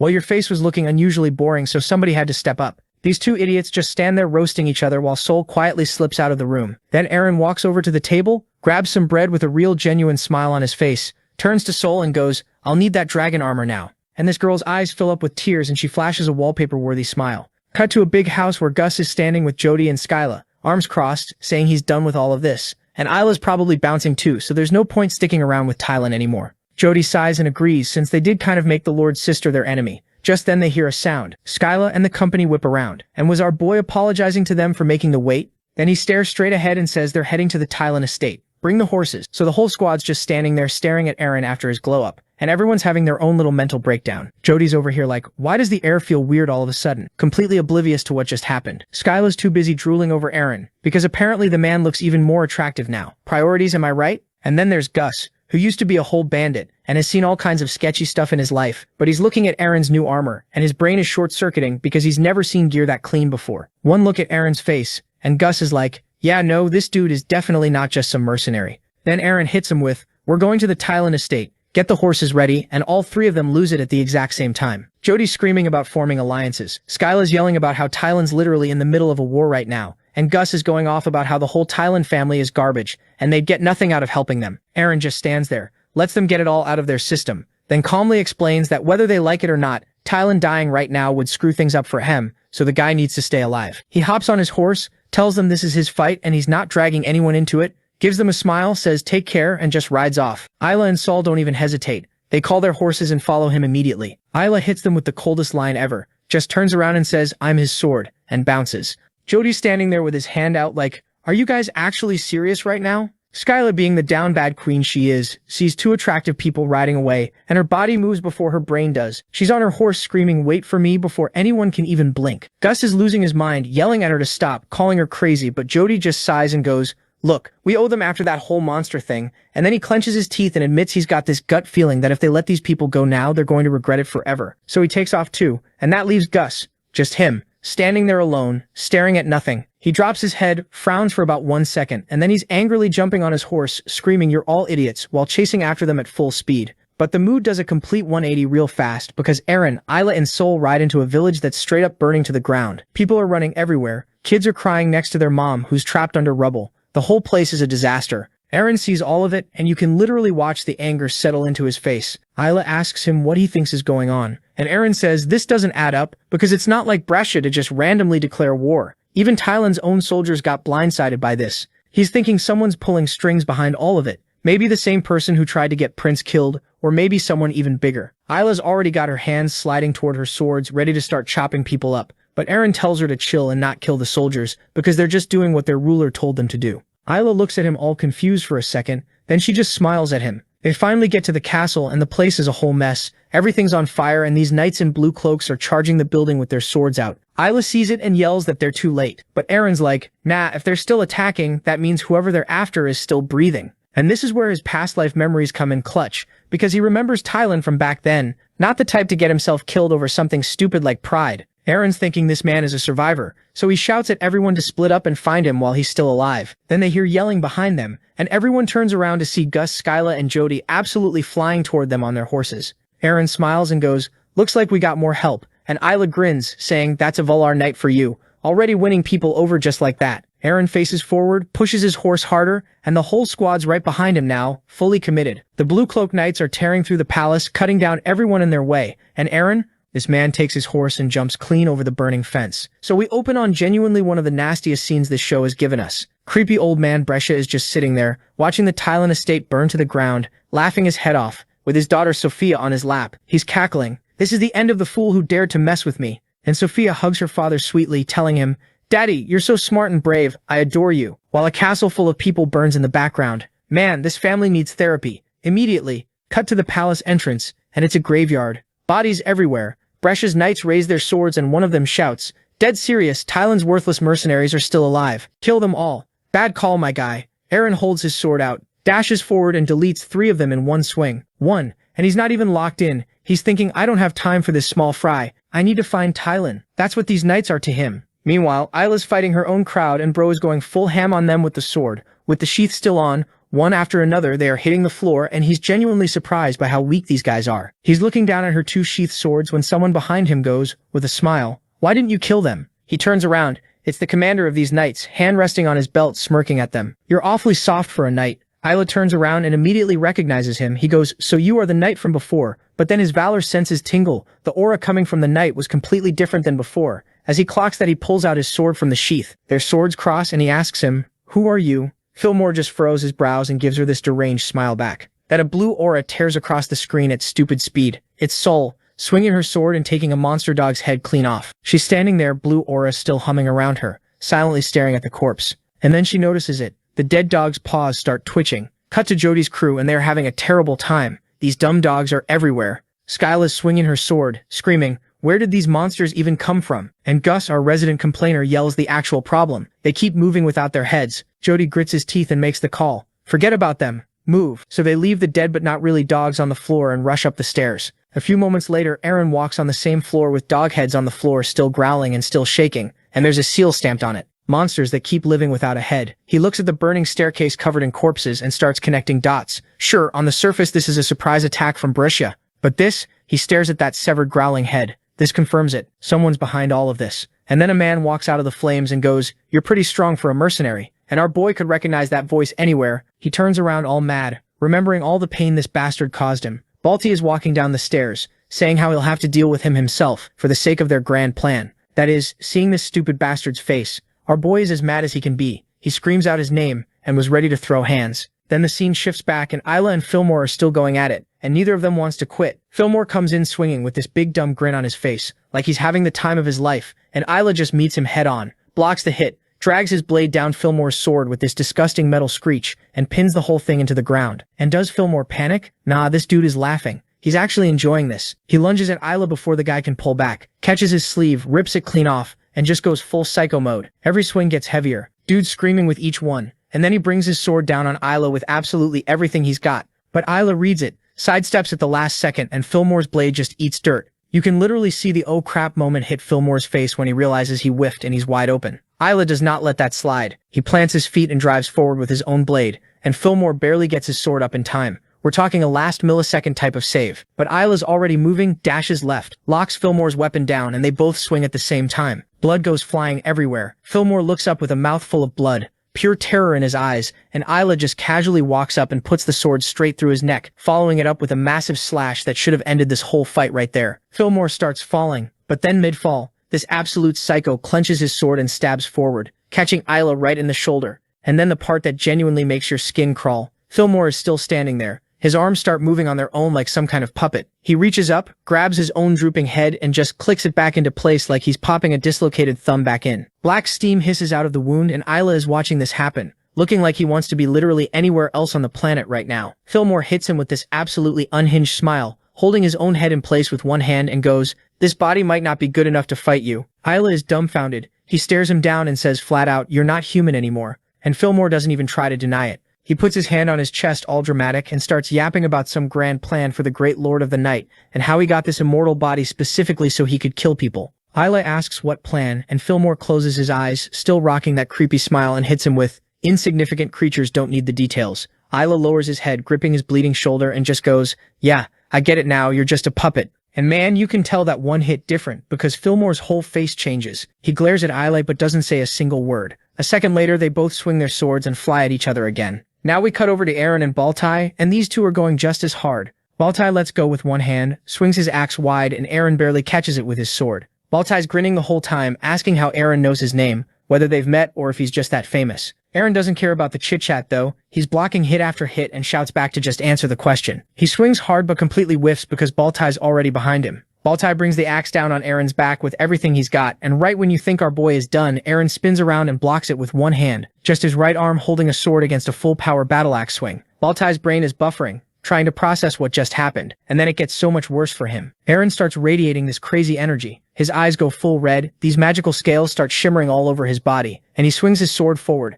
not even at Baltai, just into the air, and the sheer force sends Baltai flying sideways like he got hit by a truck. Baltai catches himself, looks back, and his face says everything because he has zero clue what he's looking at. Then this massive red dragon just materializes behind Eren out of nowhere, towering over everything, and Eren's just standing there in front of it calm as anything with this wild grin. The dragon opens its jaws and roars so hard it shakes the whole scene. Baltai stares, thinking of dragon aura, and instead of panicking, Baltai smiles. He looks at Eren and goes, "Well, things just got interesting. Now this is something worth hunting." Meanwhile, Eren's fully locked in. His dragon aura is going absolutely nuts, and Baltai, this bastard, is going to feel the heat of it. But right now, dude is way too chill. He's grinning and mocking our boy, treating this fight as fun time, but our boy is anything but chill right now. He's already at Baltai's throat. And what does Baltai do against a whole dragon-powered psycho rushing him? He puts two fingers in his mouth and whistles. Next thing you know, a whole pack of wolves drop, surrounding Eren from every direction. Our boy is pissed. He came here for one guy and one guy only. And now he's stuck dealing with a dog park from hell, and he has no time for these small fries, so he cranks his aura to the max and lets the flames take care of them. When the smoke clears, Eren looks up and sees Baltai riding away on a wolf. Eren's not letting that slide though. He swings his sword and launches this massive fire attack, and his red energy actually catches up fire blooms right in Baltai's face.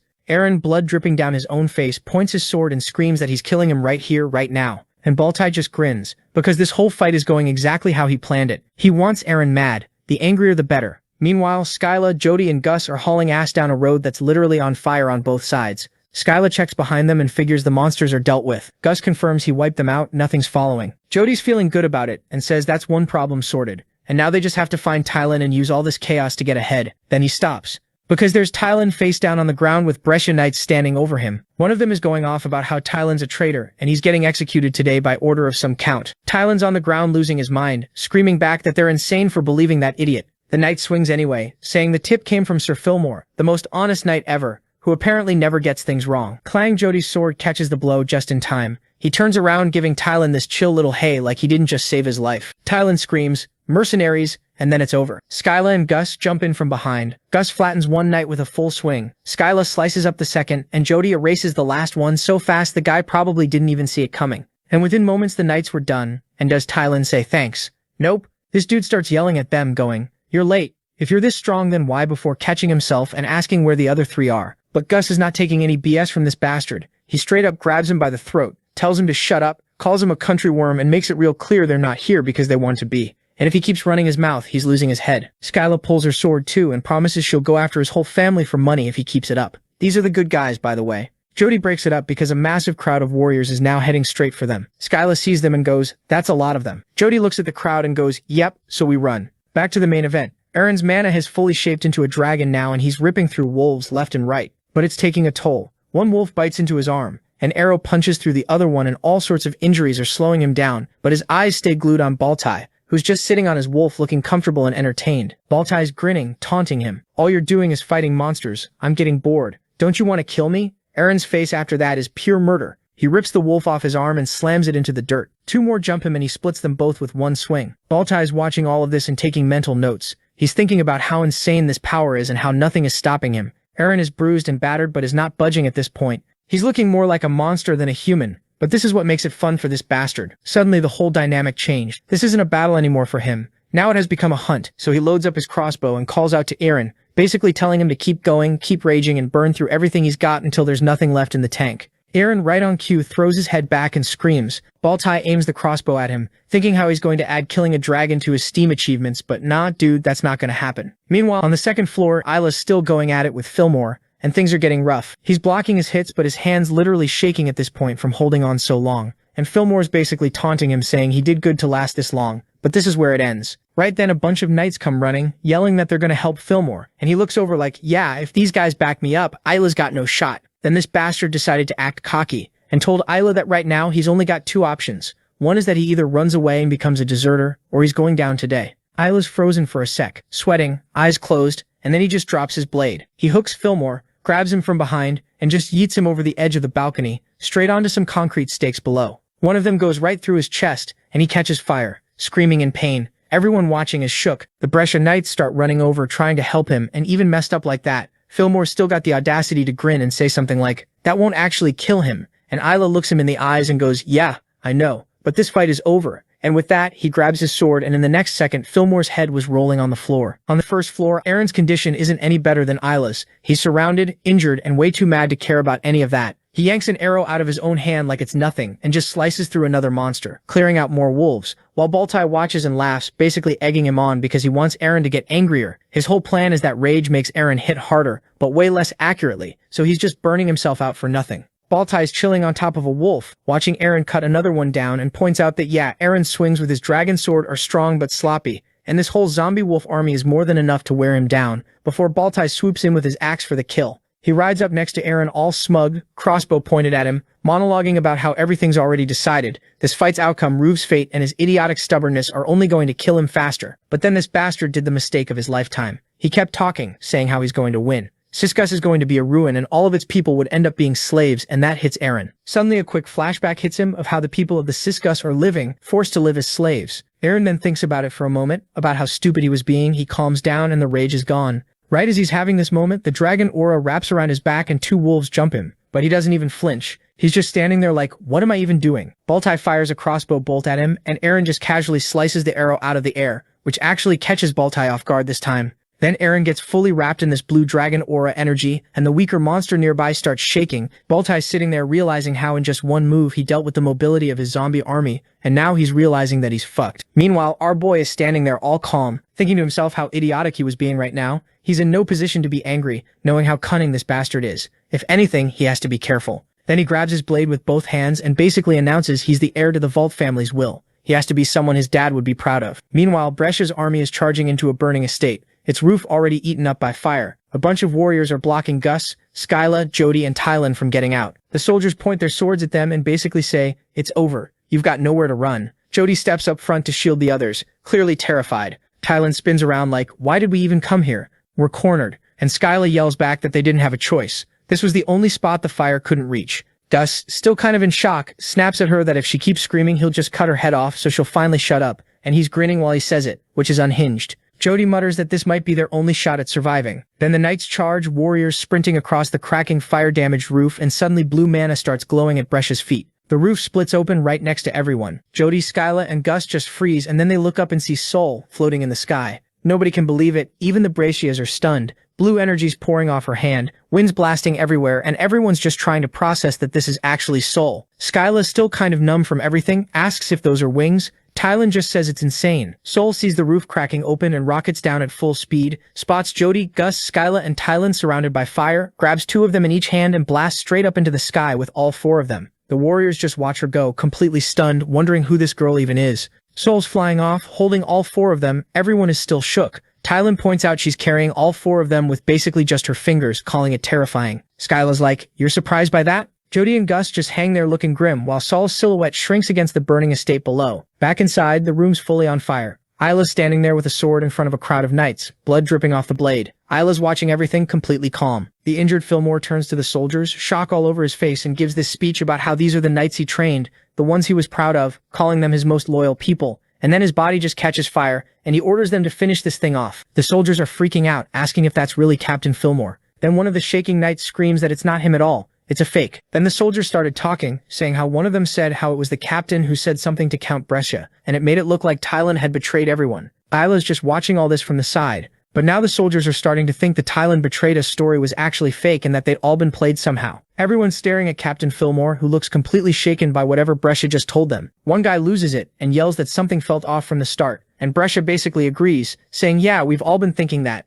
The whole group are losing their minds at this point, demanding to know how Fillmore tricked them and where the real captain actually is. Then they just draw swords and charge at him. Fillmore's panicking, screaming that he is the real one, that he went beyond the limits of a man and that it was all part of some bigger plan. Isa just watches him get torn apart, blood everywhere, face all messed up. Then Isa looks at the sword dripping with blood and kind of sarcastically wonders if this guy was just a puppet that surpassed human limits. He catches his own masked reflection in the blade, narrows his eyes, closes them, sheathes his sword with a click, and just walks off while everyone's still hacking away at Fillmore's body. The entire estate's already on fire at this point. Meanwhile, Saul's flying over the square where a bunch of shocked warriors are gathered. Jody tells Gus to look down because something is telling him that it seems like they have stopped attacking. Meanwhile, back inside, the soldiers were still arguing. They were like, the captain was a fake, what the hell are we still fighting for? Meanwhile, Aaron's standing in the corridor facing off with Baltai, just frowning at him. Baltai glances at Fillmore and calls him a useless puppet. Aaron says no more backup is coming, so they might as well finish this now. Baltai's studying Aaron's wounds, noticing they're already healing, and starts wondering if this dude's body is basically unkillable, like a zombie's. Then he corrects himself, nah, it's more like those monsters.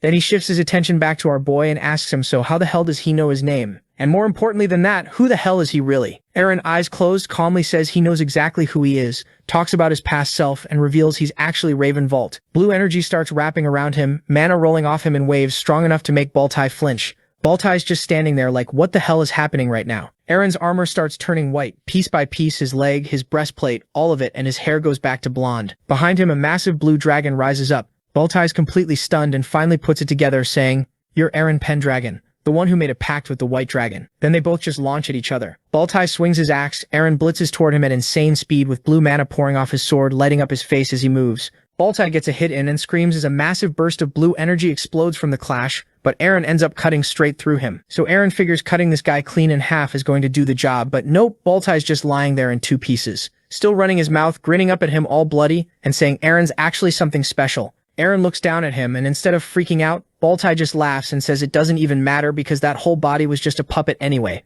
Then he asks Aaron how he pulled off that regen ability and how he even knows his name. Baltai stares him down and starts roasting him, bringing up how Aaron used to be that pathetic little Pendragon kid everyone made fun of and called a coward. Aaron just stands there clenching his fists while Baltai keeps talking, saying he's been watching him this whole time and clocked early on that Aaron was going to be trouble. Then, with this smug grin, Baltai swears on his name that he's coming for Aaron no matter what. Right after that threat, his face literally starts melting. This creepy purple light shoots out of his eyes and his whole body just dissolves. Aaron watches it happen, stays completely calm, tells himself nothing's really changed, and walks off. Cut to somewhere else, three girls are huddled under blankets in front of the actual real Baltai, and this guy's pissed because it turns out all the damage his puppet took just transferred straight back to his real body. He's bleeding, wounded, and dead serious, saying he needs to report this immediately since the city's under siege. So yeah, that puppet stunt wasn't free and Aaron just made himself a way more dangerous enemy. Meanwhile, back at Tylan's estate, the whole place is on fire. Sol, Gus, and the rest of the squad are standing behind Tylan, who's on his knees sweating like crazy. Aaron's looking down on him, thinking to himself how this situation is the same, just the roles are reversed. Aaron presses his sword right against Tylan's throat and asks him straight up, did he send a poison letter to Vault's house 3 years ago to kill Prince Zion? Tylan goes pale. Aaron lays it out, saying he knows Tylan sent that poison specifically to frame the Vault family as traitors. While this is happening, this insane aura starts pouring off Aaron, so intense his own crew is shocked by it. Jody's watching from the side, completely stunned, thinking an aura like that only belongs to warriors who've survived thousands of battles, saying out loud that he's never felt anything this powerful in his life. Tylan's shaking so hard he can barely speak, Aaron's blade just resting on his shoulder, his face totally blank, which somehow makes it scarier. He orders Tylan to talk. Tylan finally caves and admits the Vault family was against his policies and had become a real problem for him, so he couldn't just leave them alone. Then he tries to soften it by saying he didn't know the poison would actually end up with the Crown Prince. Aaron's not having it, and demands to know who gave the order. Tylan drops down, sweating even more, and says it was an orc, which catches Aaron completely off guard. Tylan keeps talking, saying it wasn't a regular orc, but a half-orc, half-human hybrid who happens to be the boss of the pirates. This guy named Arangus is the one who handed him the poison letter and told him to use it on the guests. Tylan admits he had second thoughts but couldn't say no because Arangus promised nothing bad would happen even if he got caught. Isala, listening the whole time, looks just as shocked as everyone else. Tylan describes the meeting, saying Arangus was wrapped in red energy, making it clear this guy wasn't just some random pirate, but something way more dangerous. The second Tylan says the name Arangus, Aaron completely loses it internally, everything clicking into place. Arranges isn't just a pirate. He's the ruler of the southern territories, the Duchy of Arranges, and the king of the sea dragons. Just as he said that half-orc bastard's face came to Aaron's mind. While all this is happening, Gus and his crew are standing in the back completely lost. No clue what Aaron and Tylan are even talking about, so Isla just turns to Aaron and asks what the hell's going on. Aaron slides his sword back into its sheath and says they finally found the people pulling the strings behind all of this.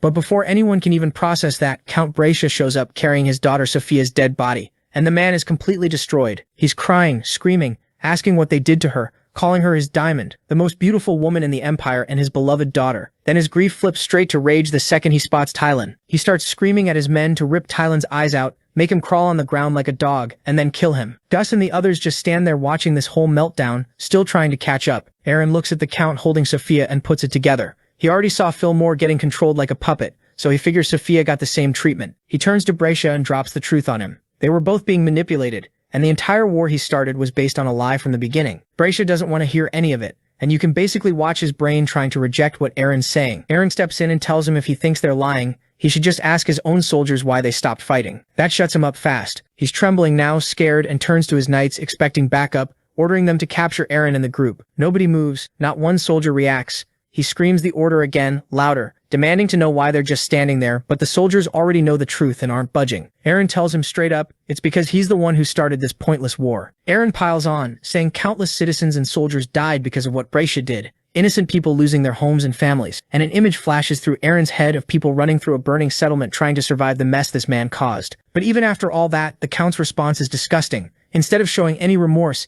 he screams at Aaron to shut up, asking why he should even care about the townspeople and soldiers, then flat out calls them his property. The moment that comes out of his mouth, Isla snaps, draws his blade, presses it against the Count's throat, and tells him to shut his mouth because he doesn't get to talk anymore. Then Aaron turns to Sol, and everything shifts. Sol floats up behind him, grabs his shoulders, and massive streams of mana start pouring off her. The next second, there's this huge blast of blue energy that kicks up a wall of dust and wind so strong it knocks the Count clean off his feet. Gus, Jody, and the rest are shielding their faces from the gusts, and as the dust clears, a massive shape starts forming in the fog. A dragon. Sol's face emerges through the haze, and Jody's just standing there, jaw on the floor, asking if Sol actually turned into a dragon. Tylan, still shaking on the ground, confirms it in pure terror, saying she's a white dragon, the strongest living creature that exists, capable of burning an entire country to the ground on her own. Bracy is shaking so bad he can barely stand, and then he watches Isla drop to one knee and bow his head. His brain's completely short-circuiting because none of this is making sense anymore. Then Aaron steps forward in his true form and gently strokes Sol's face. The Count actually looks at him this time, really looks, and it hits him like a truck. Immediately he started denying the reality. He's like, no way. There is no way that it's happening. What is Aaron Pendragon doing here? Sol's not about to let this trash keep talking in front of her. So she flaps her wings and the gust alone sends Bracia flying across the ground like a rag doll. He screams and eats dirt face first. And when he looks up, his face is a bloody mess. But that's not even the worst part, because standing right there is a crowd of armed peasants, and every single one of them looks ready to kill. Bracia's confused, asking if these are just peasants, and that ends up being his last dumb question because one of them drives a spear straight through his back. The rest swarm him, screaming about how his stupid war burned their homes and they're done taking it, beating him within an inch of his life and then past it. He's screaming for his knights and soldiers to help, but they just stand there watching. Nobody moves. Isla steps up next to Aaron and says it's finally over. Aaron watches it all happen and agrees, adding that at least they managed to help the people of Sisik a little. Cut to a bar somewhere and Jody's slamming his mug on the table, still trying to process that Aaron is the Duke of Pendragon, saying he always knew Aaron was different but this is next level. Skyla cuts in, gushing about how strong, handsome, and young Aaron is and straight up offers to work for him on the spot. Gus shuts that down immediately, calling it stupid and saying if she wants to ditch the group over some guy she can go ahead, but reminds everyone they're mercenaries who don't work for anyone. Then he kills the mood further, looking out the window and saying they'll never see Aaron again. Jody and Skyla both look crushed, but right on cue the bar door swings open and Aaron walks in with his crew, spots the three of them and goes, "Oh, you guys are here, just like I thought." Jody asks if he wasn't supposed to be at some fancy noble reception. Aaron sits down and says all that fake flattery killed his appetite, so he came for a real drink instead, and on top of that he's got a request for them. Later that night, Aaron steps out onto a balcony and Isla follows, asking if everything got sorted. Aaron looks out at the night, serious, and tells Isla that the only reason he kept fighting was because of him. Isla's caught off guard. Aaron opens up saying when he woke up from his coma, he had zero reason to live and didn't even know who he was anymore until Isla punched some sense into him. Looking up at the sky, he vows that as ruler of the Pendragon Duchy, he'll achieve everything he set out to do. Isla grins, leans on the railing, and tells him if he ever falls that low again, he'll just beat him up, because that's what a sword does for its master. Aaron laughs, and before either can say more, they notice Sol flying off into the distance. Eren glances back, notices the drinks, and smiles. Then the two sit down and drink until dawn. Morning hits and the streets are alive, peasants talking about how Duke Pendragon showed up and got rid of that disgusting Count Brescia. A crowd gathers to watch Eren and his crew ride out. Skyla's going way overboard, rearing her horse up and screaming. She's the one and only girl of the Pendragon cavalry, a battlefield Valkyrie. Jody leans over and says she's massively overacting. Eren just smiles and tells him not to stop her. He basically travels with two mutes, so it's kind of fun to have a loudmouth around. Then he turns to Jody and thanks him for agreeing to work with him. Jody says there's nothing to thank him for. This is literally his dream. Behind them, Tylan's being dragged along looking miserable. Eren tells the group they're strong and, more importantly, a team that's been through life and death together, pointing out even Isla seems to like them, and Isla's total lack of reaction is basically his version of agreeing. Jody looks at Gus, surprised the guy who hates nobles actually tagged along. Gus just blames it on them. He can't just leave behind these idiots.